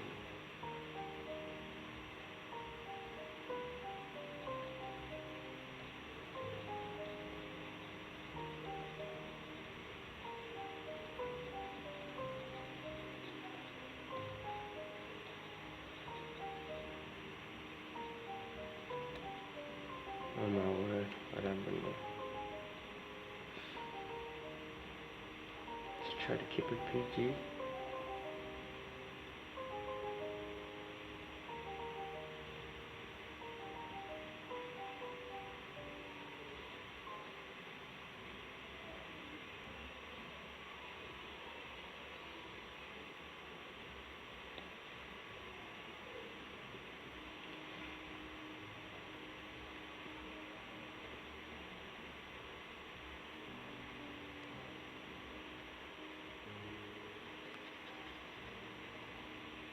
So yeah, I think I'll leave this here for now, because I can barely even talk. I'm trying to focus. Hope you guys can see like everything. Technique is pretty much the same, moving where I can't. Build up the forms. So what you want to do next is let's say you're happy with this, which we're not, because it doesn't add up yet.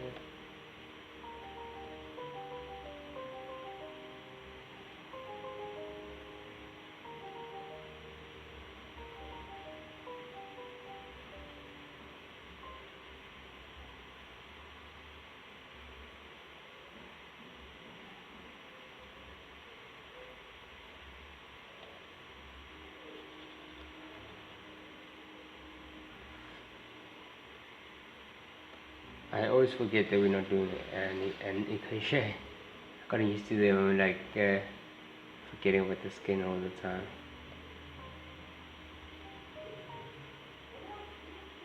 I tend to forget about the skin all the time. That's sweet. Anyway, I just want to see something. Still gonna have to stretch our figure, not like this. Probably like this.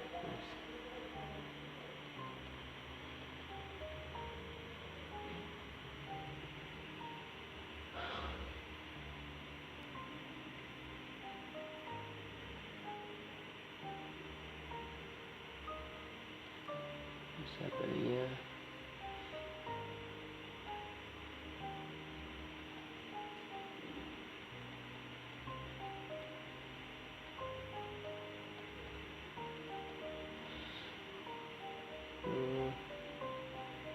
And that's about right. Essentially what we want to do. Swing this a bit longer. It's a bit short. But obviously we, in our last chapter, we're going to be doing proportions. I think it's my favorite part. Proportions is my favorite chapter. And it's every student's worst chapter.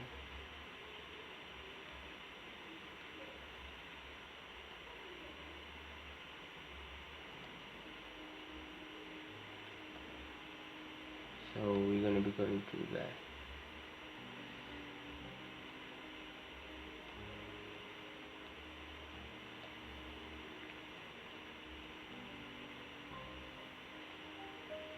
So we'll split everything into chapters so you guys can digest everything. It's pretty much easier. Okay, cool. What we're gonna do now is the lower limb, and then everything doesn't make sense just now, but then you guys will get an understanding what's going on pretty much soon. So yeah, stick around. Let's see each other on the next class. Take care.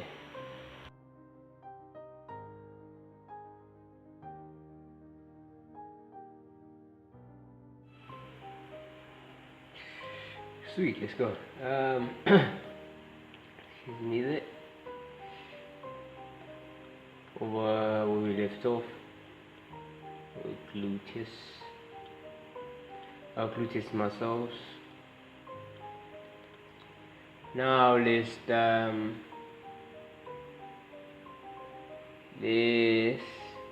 block out our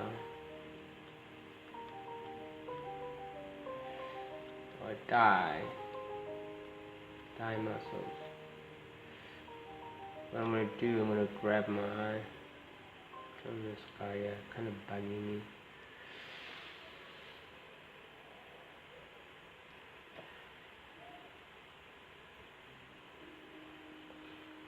System is very laggy. Close this guy. Share, and then shooting this down.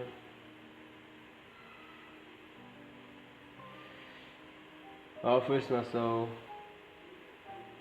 it's called the sartorius, kind of small and thin, which curves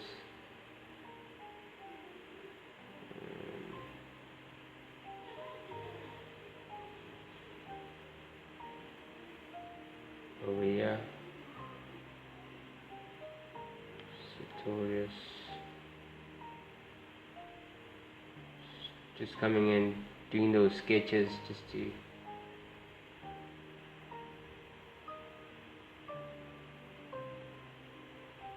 trying to identify that muscle.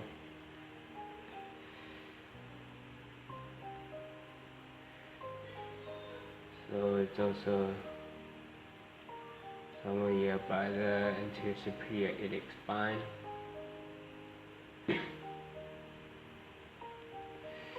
So with our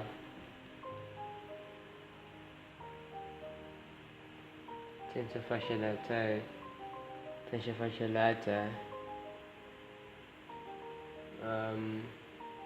on top we have our,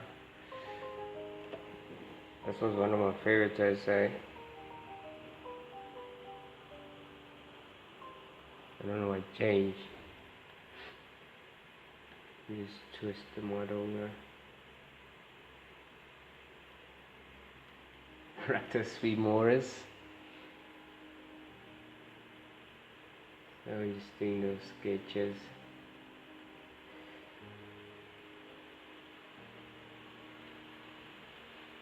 Rectus femoris.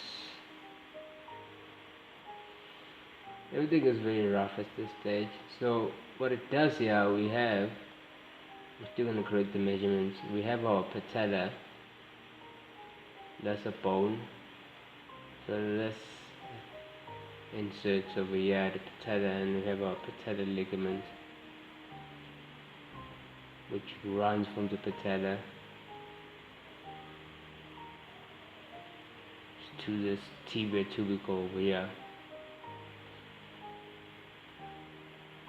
So you just need to have that in mind. So on each side, let's say your iliotibial band, and then you, cause this, so in order to remember these muscles, these two muscles we have left, the other one is lateral, the other one is medial, so medial is towards the middle, the lateral is away from the from the center.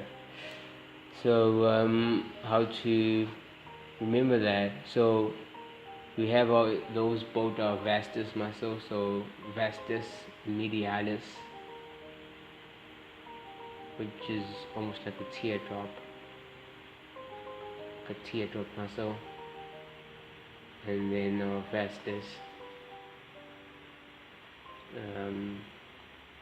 lateralis. Grabbing my clay border brush.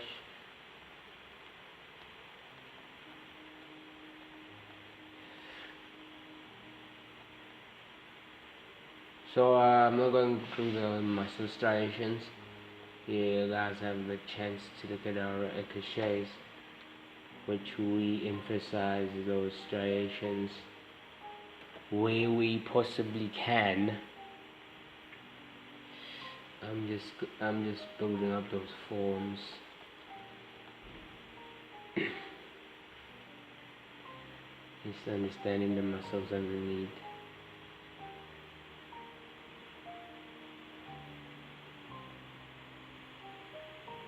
So I'm not using a Cintiq at this stage, but I think I'm gonna switch screens and use the Cintiq because I'm using a mouse now.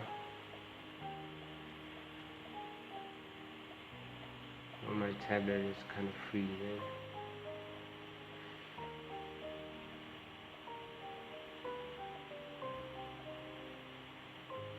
Just building the forms around those lines irrespectively.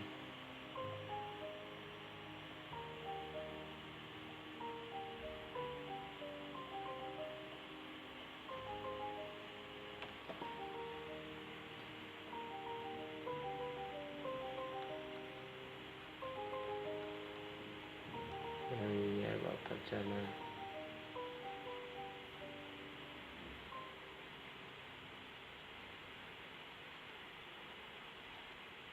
Oh, excuse me. Okay. I don't know what happened there. I just dragged down the entire window.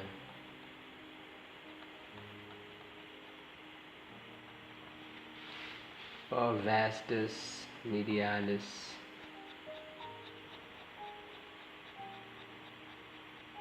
I just merged them together where I can.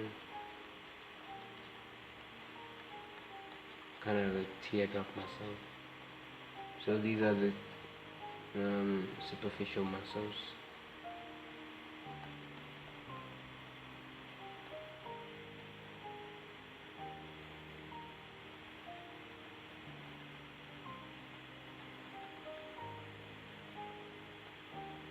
And here we have our adductors. Not too important. Just coming in, just fixing that up.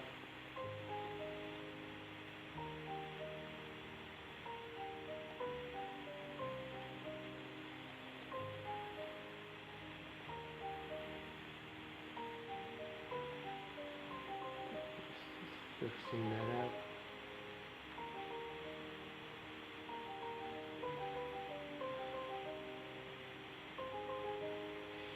Go to the back.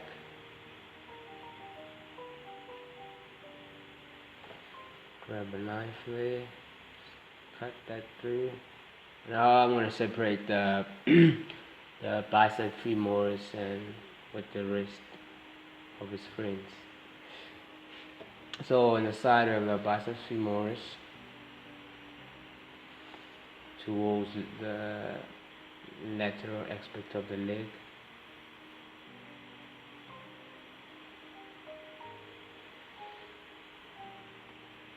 So this muscle, the vastus lateralis, also comes a bit on the back, so it feels like almost the entire side. And then we have the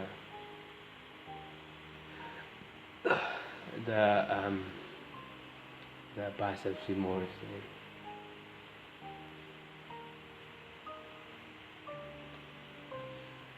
And from there we have our semi-membranosus, semi-tendinosus. So the semi-membranosus underneath, which is the larger one, and then the semi-tendinosus, which is a smaller one. That's how I think I remember them.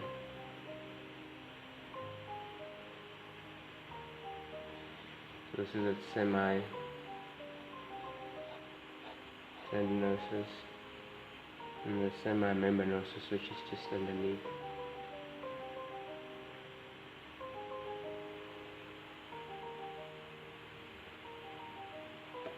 Having that,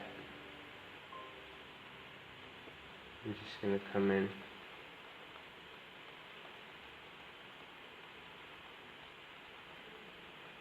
semi-tendinosus and our basa femoris.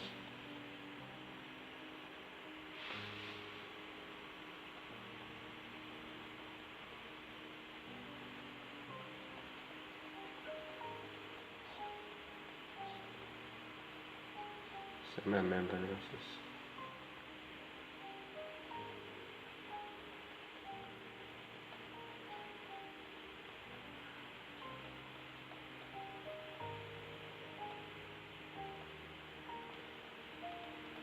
And then our vastus.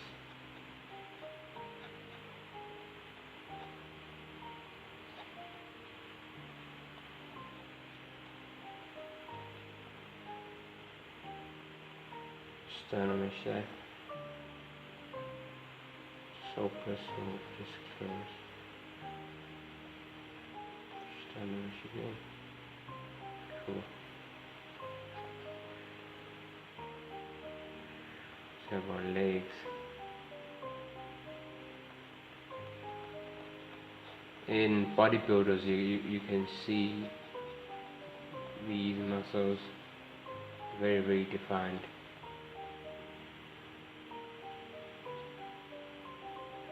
So we have our femur here, we have our tibia.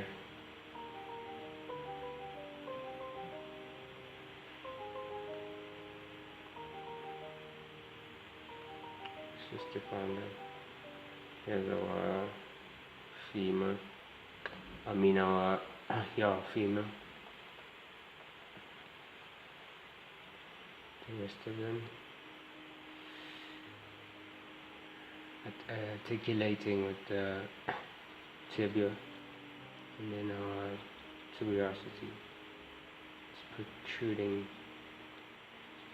and then our tendon, and then our patella. So we have those two. You even get the tibia, femur on the side, and our tibia is coming in there.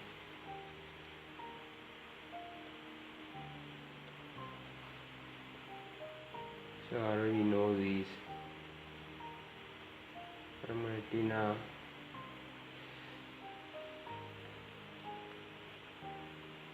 because I'm unhappy with everything. Excuse me. Just gonna come in and try and move these muscles.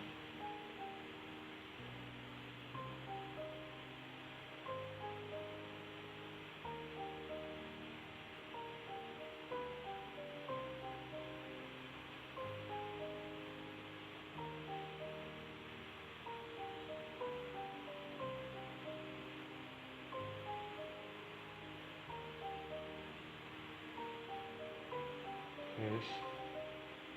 Let's try something. What do I want to do?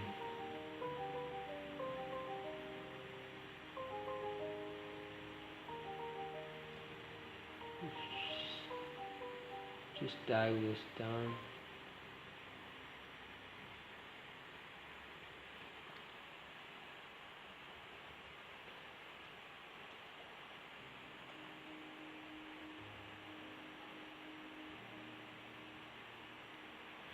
Just hold down control and tap.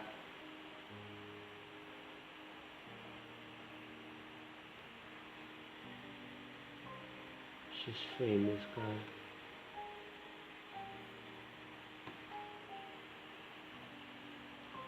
There you go, right there. Just zooming in there,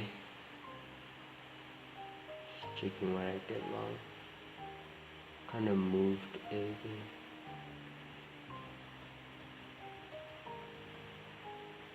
Okay, so just getting that down. Control click tab to inverse, and then shift, so turn those legs.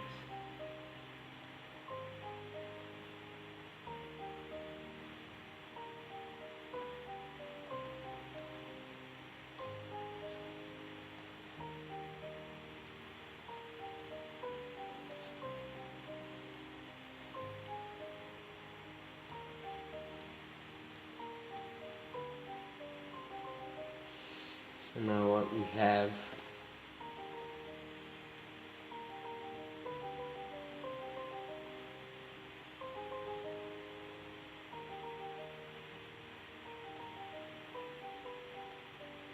just fixing the shapes.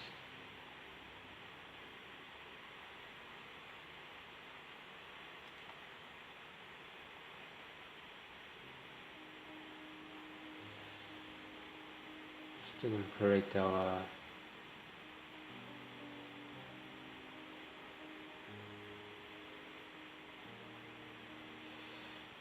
measurements.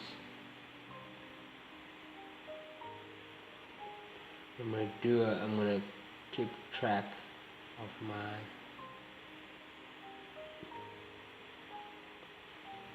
tibia, so I'm just gonna grab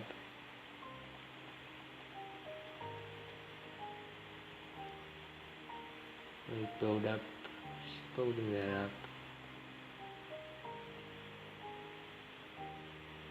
And I'll feed it over here.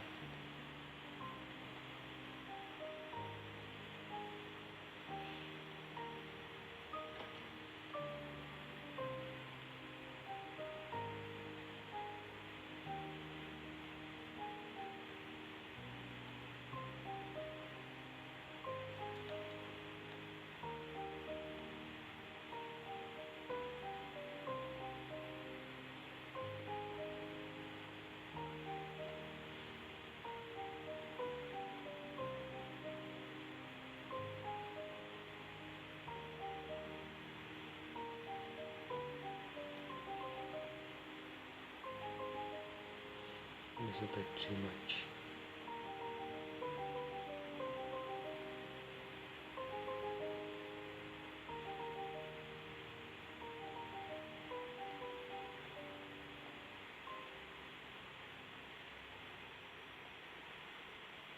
Save that up. No, don't know what I'm saving it. Sure, just delete that one. Just go back to our sculpts. Use those into ZBrush protocols, and then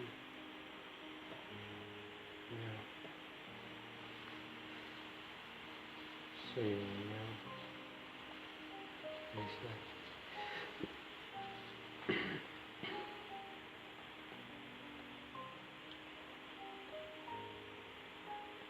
So we need your zigzag going on the skeleton. So let's shading number 5 to switch.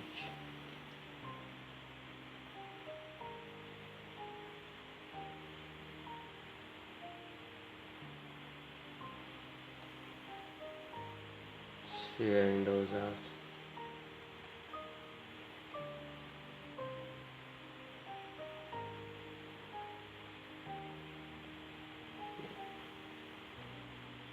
That's about it.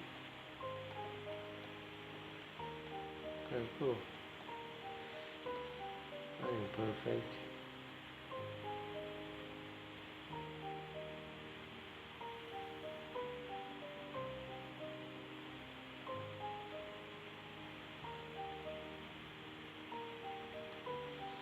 What I'm going to do now is I'm come in with smooth brush,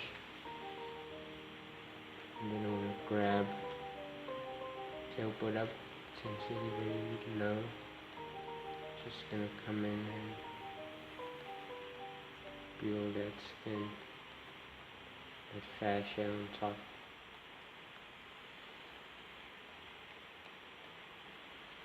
Gives that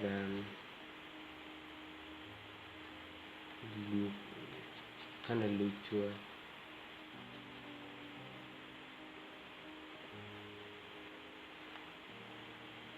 Kill those lines.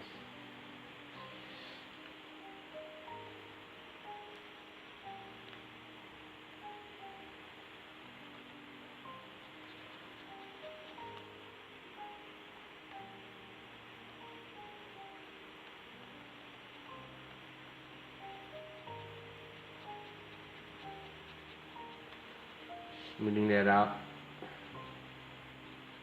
ever so slightly. Obviously we don't want to kill everything, but then those muscles mustn't be that prominent because we have our skin layer on top. Just I'm still not happy with his back. Let's try to give him something here. No, he's not gifted, but at least this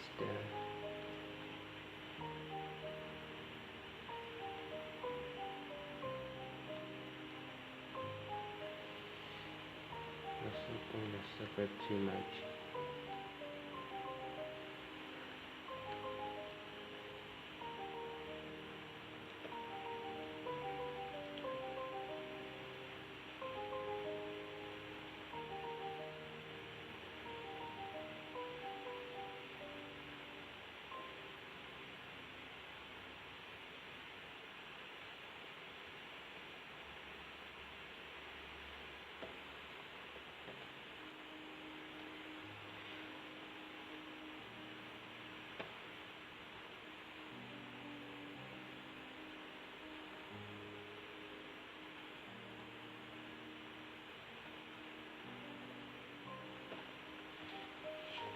Everything.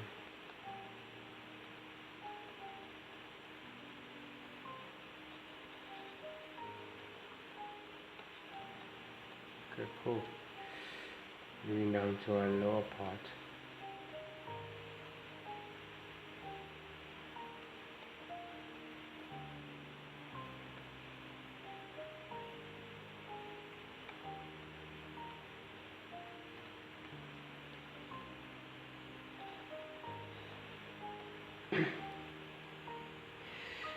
Let's study the lower leg, the lower limb. That's what they say. Just gonna fix the right tibia, tad. So it kind of turns here.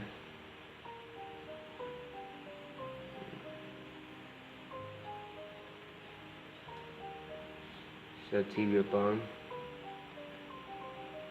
So from there,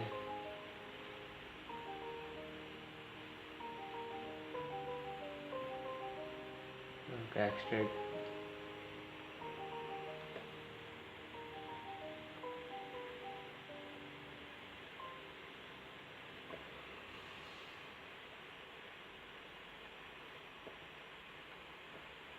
Gastrocnemius. I'm just gonna fix this good. This is not good.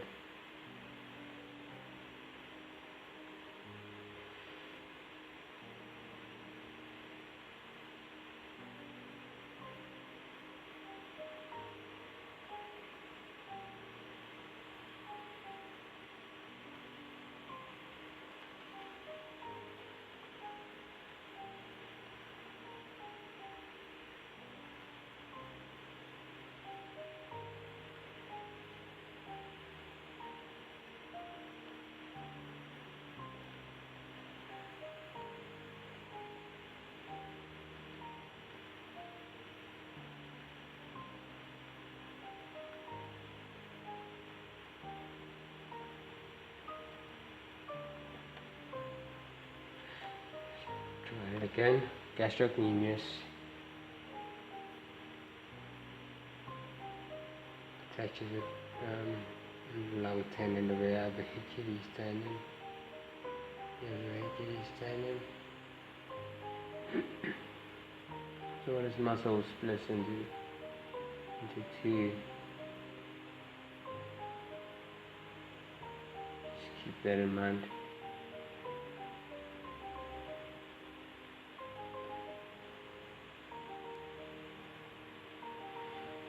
Okay, sweet.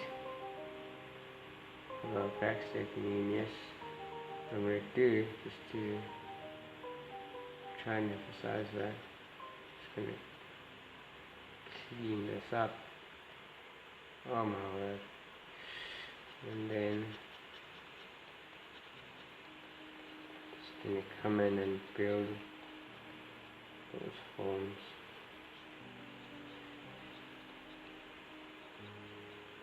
So just look at our reference and understanding those shapes. It'll help a lot. It'll help you a lot.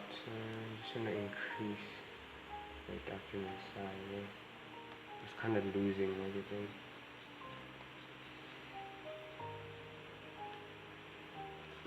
This is a bit soft.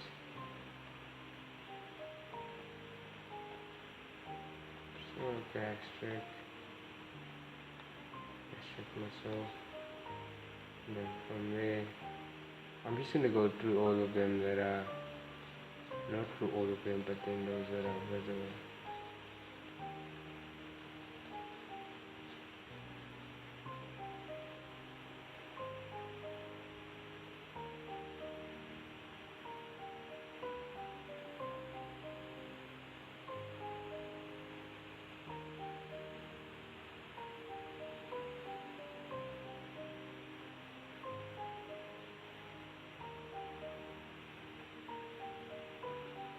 Smoothing that out.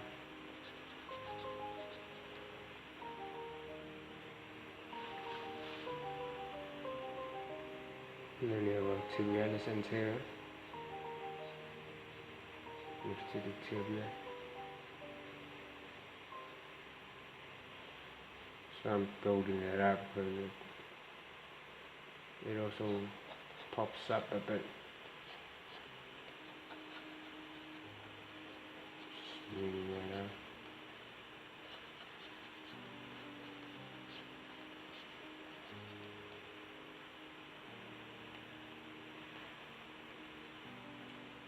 There are muscles underneath, yeah. So I'm not going to go through all of them. I'm going to go through all of those that you guys might need, those superficial ones. So underneath the gastrocnemius, we have our our soleus. I think I remember that right. Our soleus muscle.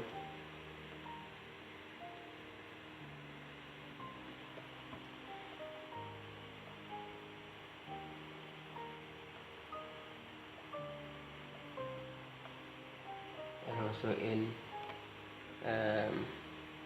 touches with the Achilles tendon. Those are your back muscles, and then we have a long one,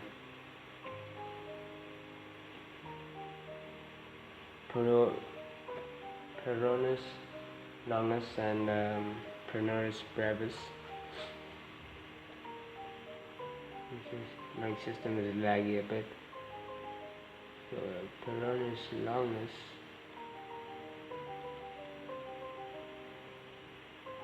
goes around the ankle. Peroneus brevis.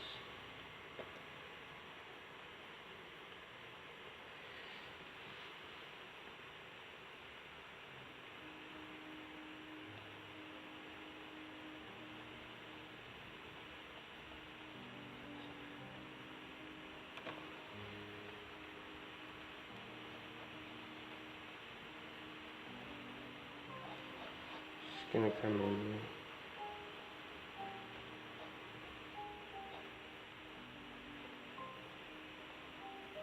Yes.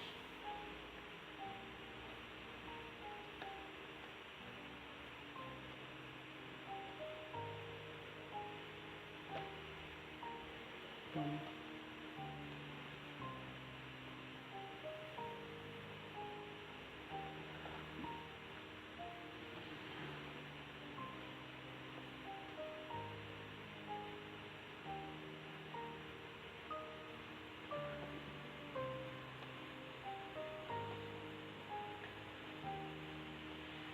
So those are those we went through this one, tibialis interior. So those are the superficial muscles we have there, and there's one small one, extensor digitorum, the one that supplies the digits. So that's on the side, right next side. And then it comes down, and then it supplies the digits respectively. Okay, cool. So once you have that in place, just come in with a smooth brush.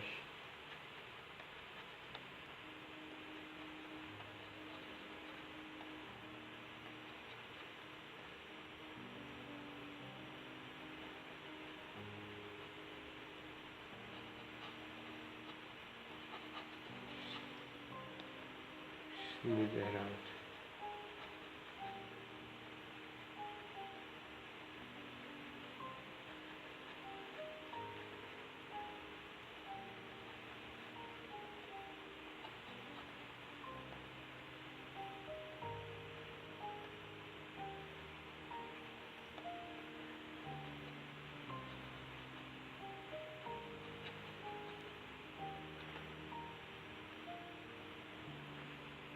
Some of them are barely visible, it's just for you to know them, because just say you're doing like a character in pose and stuff, or you're doing animations,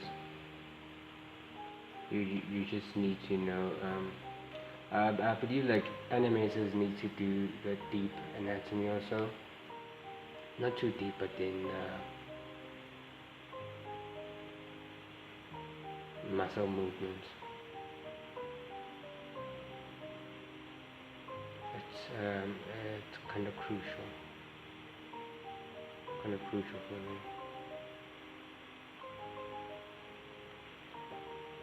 Being an artist, you can kind of get away with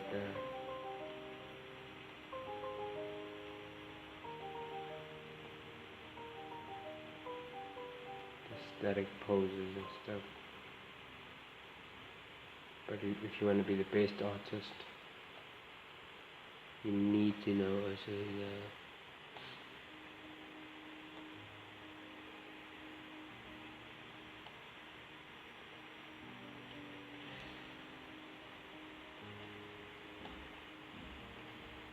okay, cool. And then again, we're now going through the legs and arms, as if you want to understand very clearly.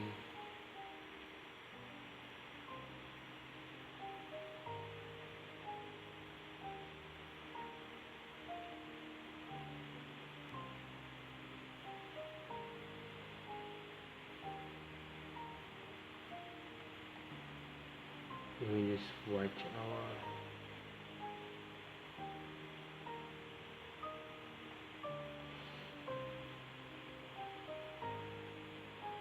our figures and probably might have an understanding of how everything is laying out.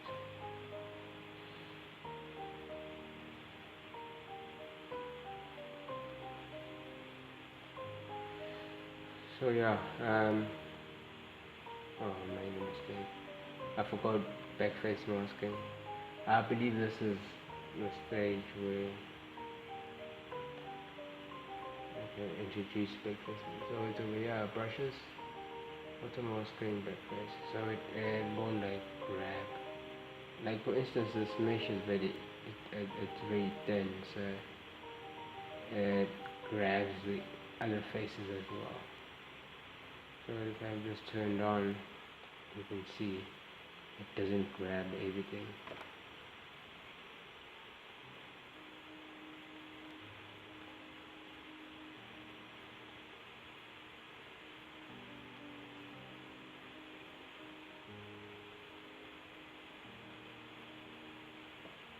Surely no one has such feet.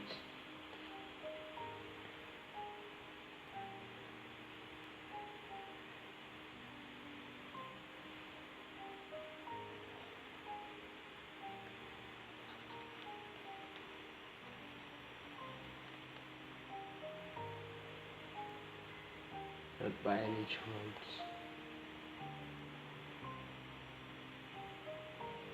Just fixing that up.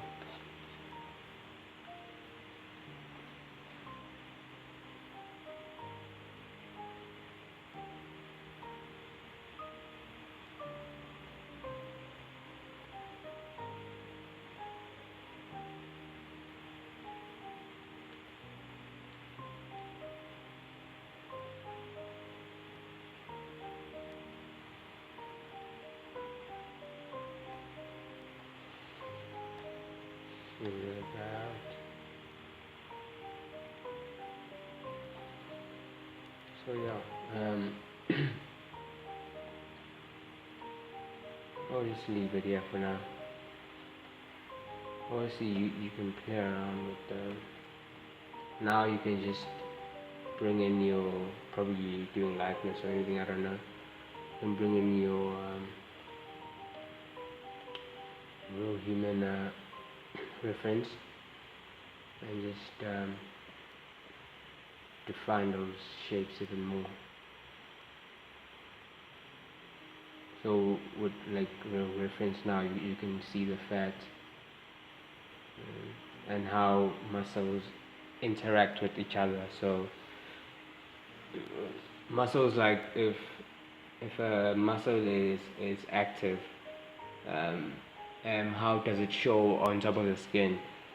Or like if both muscles are active, how does it show on top of the skin? So it's a matter of, so in order for you to understand that, you need to do a lot of dissections. So like just grab any image and do sketch on top, probably like buff people, showing muscles, probably like in motion, also probably twisting his arm or twisting his leg or running, or like a picture in motion. So studying that kind of helps you to dissect and understand active muscles and muscles that are resting. So that's how you practice your so it doesn't end here just watching these tutorials and following along and looking at our reference. It doesn't end there, like seriously. You won't learn your anatomy that way. You need also to open up dissections and start tackling any pictures. So I believe on the last class, what we're going to do, we're going to be doing a proportion check. That's how we want to finalize everything that is correct, so that everything might be anatomically correct. So yeah, thank you guys for your time, and again, keep on practicing. And yeah, it's Adrian here from saanatomy.com, bringing you anatomy tutorials, digital sculpting in ZBrush, primary, secondary forms, and tertiary details. Hopefully you guys grab something out of this class and from our entire courses which are available in our library. So enjoy, keep on practicing, and happy sculpting.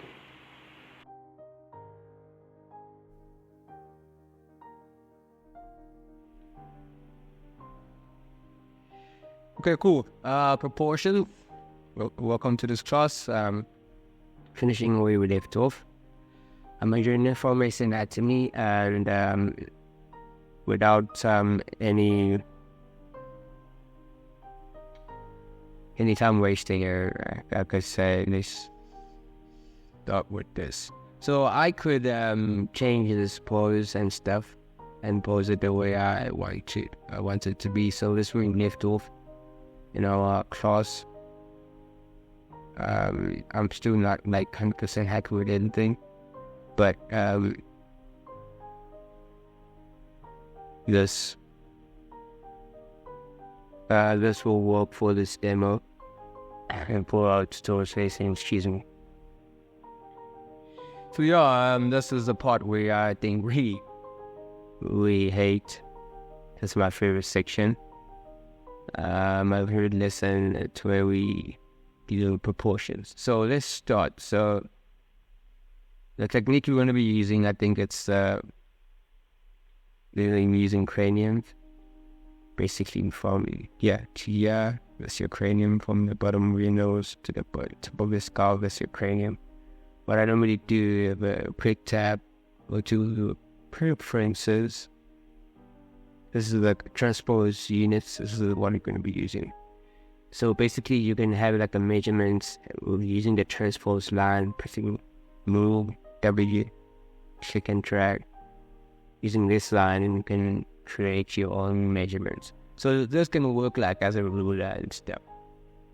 So it's very handy. So if I click here on top, P, turn off perspective. I just want to get the bottom of my nose. Now I got one cranium out. What I want to do now, actually, you want to just go to preferences, calibration distance here. Set this to 1.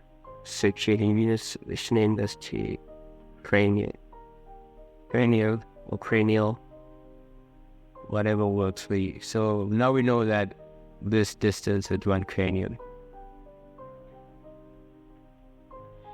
Sweet. So look at our sheet. I've shared this sheet, these measuring sheet before. Probably I'm going to share it again. So from it's 1 cranium. Now we arm ourselves. So from the bottom of our nose to our sternum has to be 1 cranium. So we need to move this up. So we should move this guy up. So what you do, you have to move brush when you're moving this up.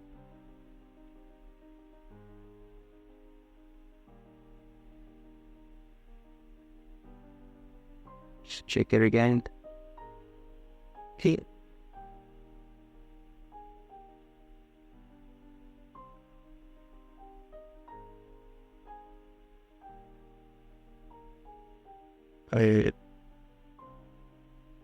Yeah.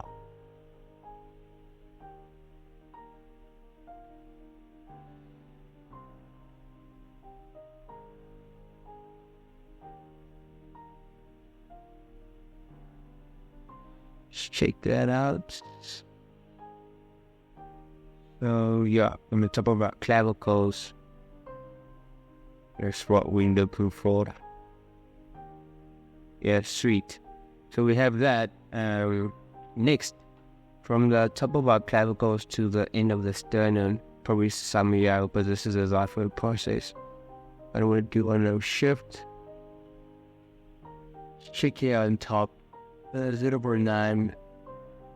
Let's see. I can put it. Yeah, I think that's about it, because I even took the xiphoid process. So you should keep one cranium over there. So let's measure the side, the shoulder girdle.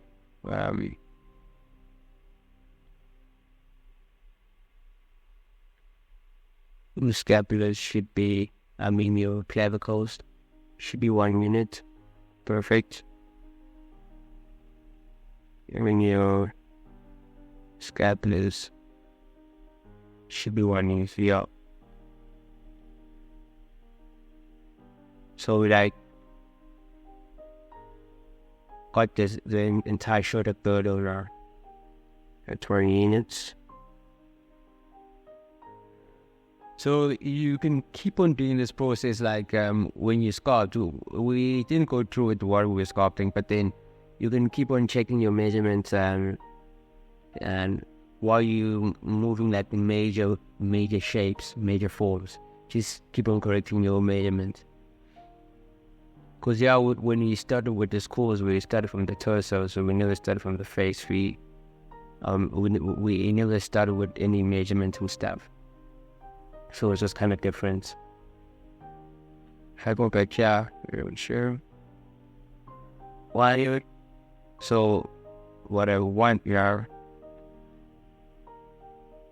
is the end of the rib, somewhere over here. Okay, cool. That's one.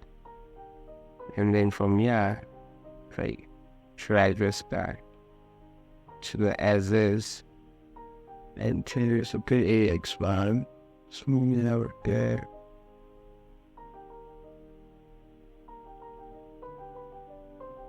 Over here, yes, perfect. So, this is where I'm looking at it, this red dot. Here's our as is. Anterior superior iliac spine.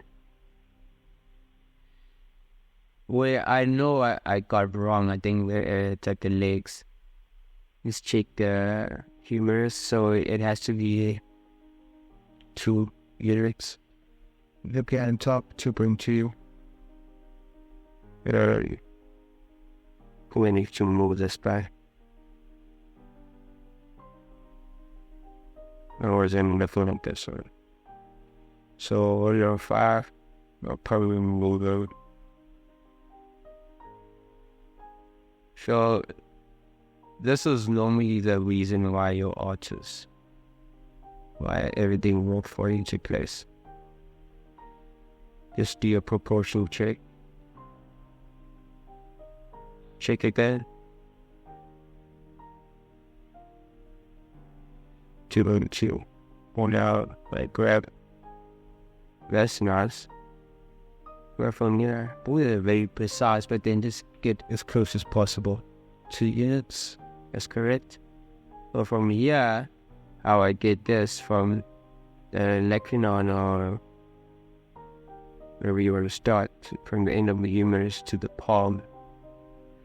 It has to be 2 units. Whatever it did.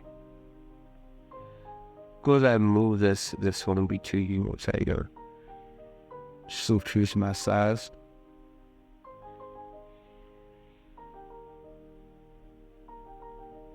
Oh no, Lord.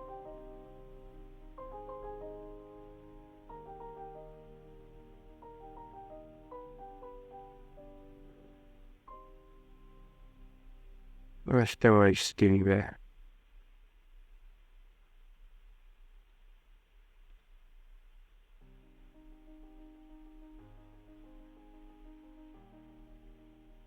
Look to go.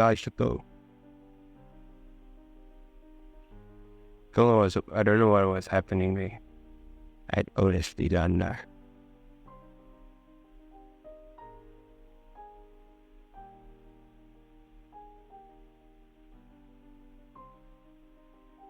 Cool that up.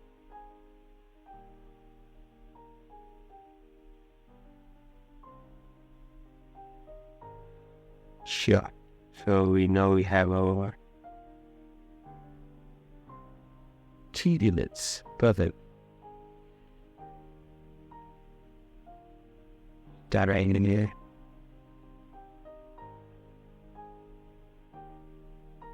Chose type I need to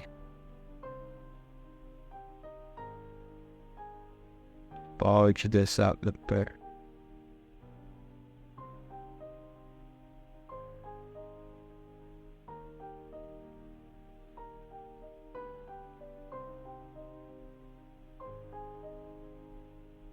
Okay, cool. Now what we do, oh, the legs are messy. I can see from here. Just save this. So we happy with our upper body. Most proximal end. We are moving destiny. Let's style. Whatever do. So we have our as is. To superior iliac spine. Ray. You need to have 1 unit. Yes. That's our pelvis. So halfway there, which is somewhere here, it's going to be where our the top of our greater trochanter is. Somewhere here.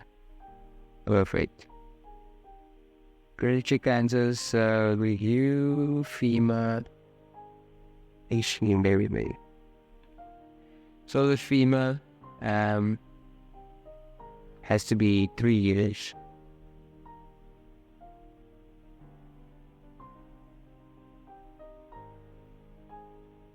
For your shoulder. Somewhere here. Cool.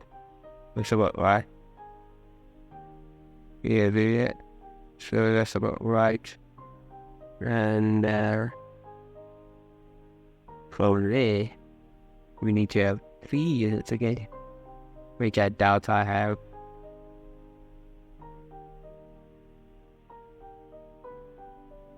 Okay, let's start. Smooth this up because we still got to stretch this. We get our 3 units. Well, yeah, so you already see why I say this wrong. So what we do, Q 5 should go in one of these guys.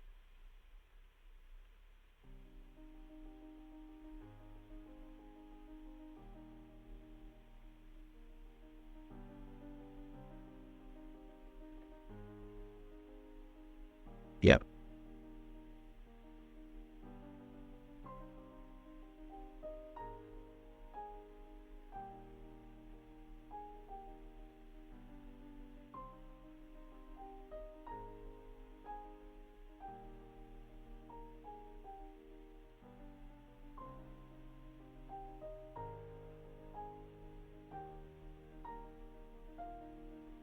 Okay, cool. What would I do? Just fix my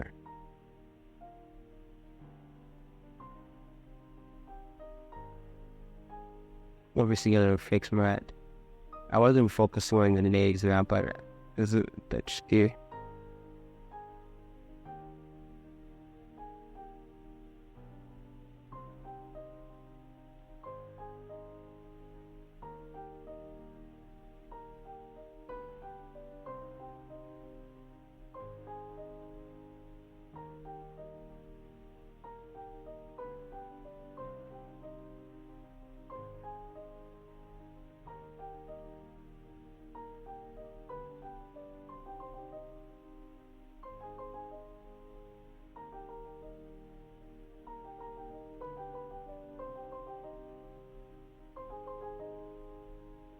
Just getting that.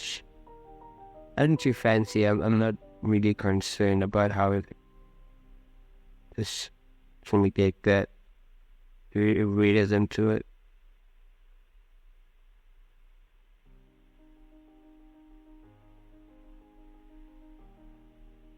So let's check our measurements.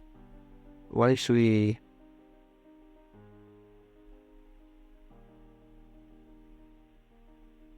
what's the pushing our W? Yeah.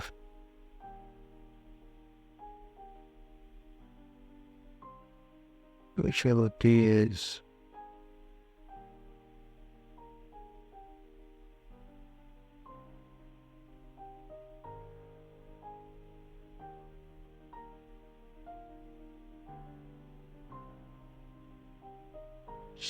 do that checking work.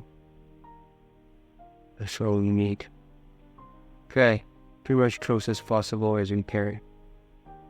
What I then do is, I'm not too happy about the side view, like how his face is leaning towards the other day. I think I might change that. Or I can leave it for you guys. So these assets were available for free with Project 5. So you guys want to tweak it and play around as your hot create tape. So feel free to edit this, and I'm looking forward to seeing what you guys will come up with. So, I'm gonna leave this for now, and I'm very excited to see you guys in the next semester, where we study anatomy in ZBrush, digital sculpting, human anatomy anatomy. I'm looking forward to see you guys, right? So, of course I can't stop tweaking this. You guys will do a great job in what I'm doing here. I'm sure.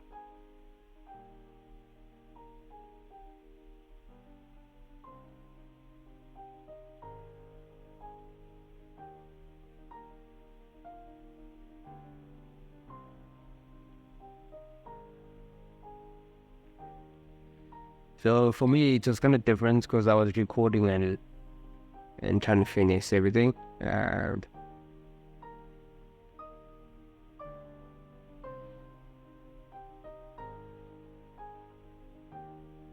So yeah, well done if you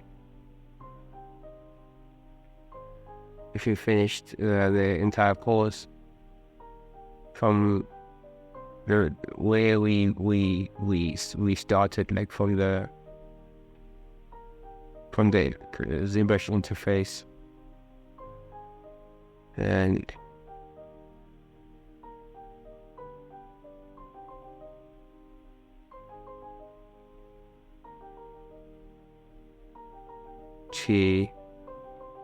from a sphere to all that to this. So I don't know, I still need to work on this. So yeah, I think I'll leave this for now, and if you're on a basic plan, you can upgrade to a pro or premium plan to get these supporting files.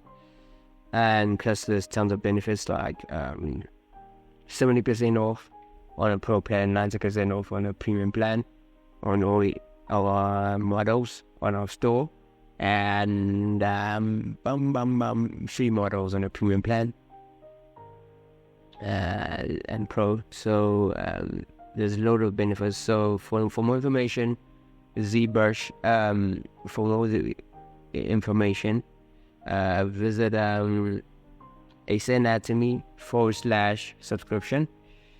If you're watching this on YouTube, you're very lucky. So don't forget to subscribe, like, and share. And for more information, just check the description. I posted all the information regarding everything you guys need to know. So thank you guys for your time. It's been a long semester, so basically it has nothing like related to fine details. If we look at the amount of points we have, like 600 points, so it's still a bit of low risk. So there's no details or anything going on in this model. It's just for us to understand how to do characters very quickly. Using Dynamesh, using ZBrush, Dynamesh, and training our anatomy knowledge, like studying the skeleton underneath and then adding those muscles on top. So basically, this is for artists. And so I'm Adrian again from saanatomy.com. I'll see you guys on the next semester.